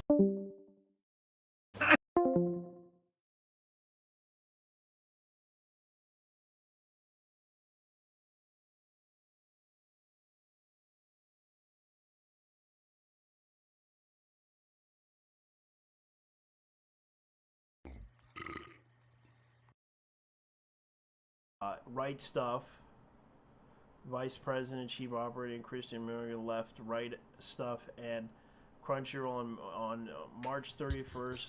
JT has raids turned off from Right Stuff President, co-founder Sean JT. Kinnickle also left the company in December. Crunchyroll announced it in August 2022. It required Right Stuff to expand its e-commerce service. Kinnickle, the Right Stuff team, then joined Crunchyroll, an emerging business organization led by Terry Liu. So this is kind of a situation to where right now people are kind of surprised by this. So keep in mind, this is what's going on. They are making, let's just say it's kind of interesting business news, and I'm just bringing this up because this is going to be the new owner. It's going to be a female Indo-Caribbean woman. So keep in mind, they're trying to. She's trying to run. She's going to be running the marketing and everything, hoping that we can make more money off of this. But as far as I know, Sony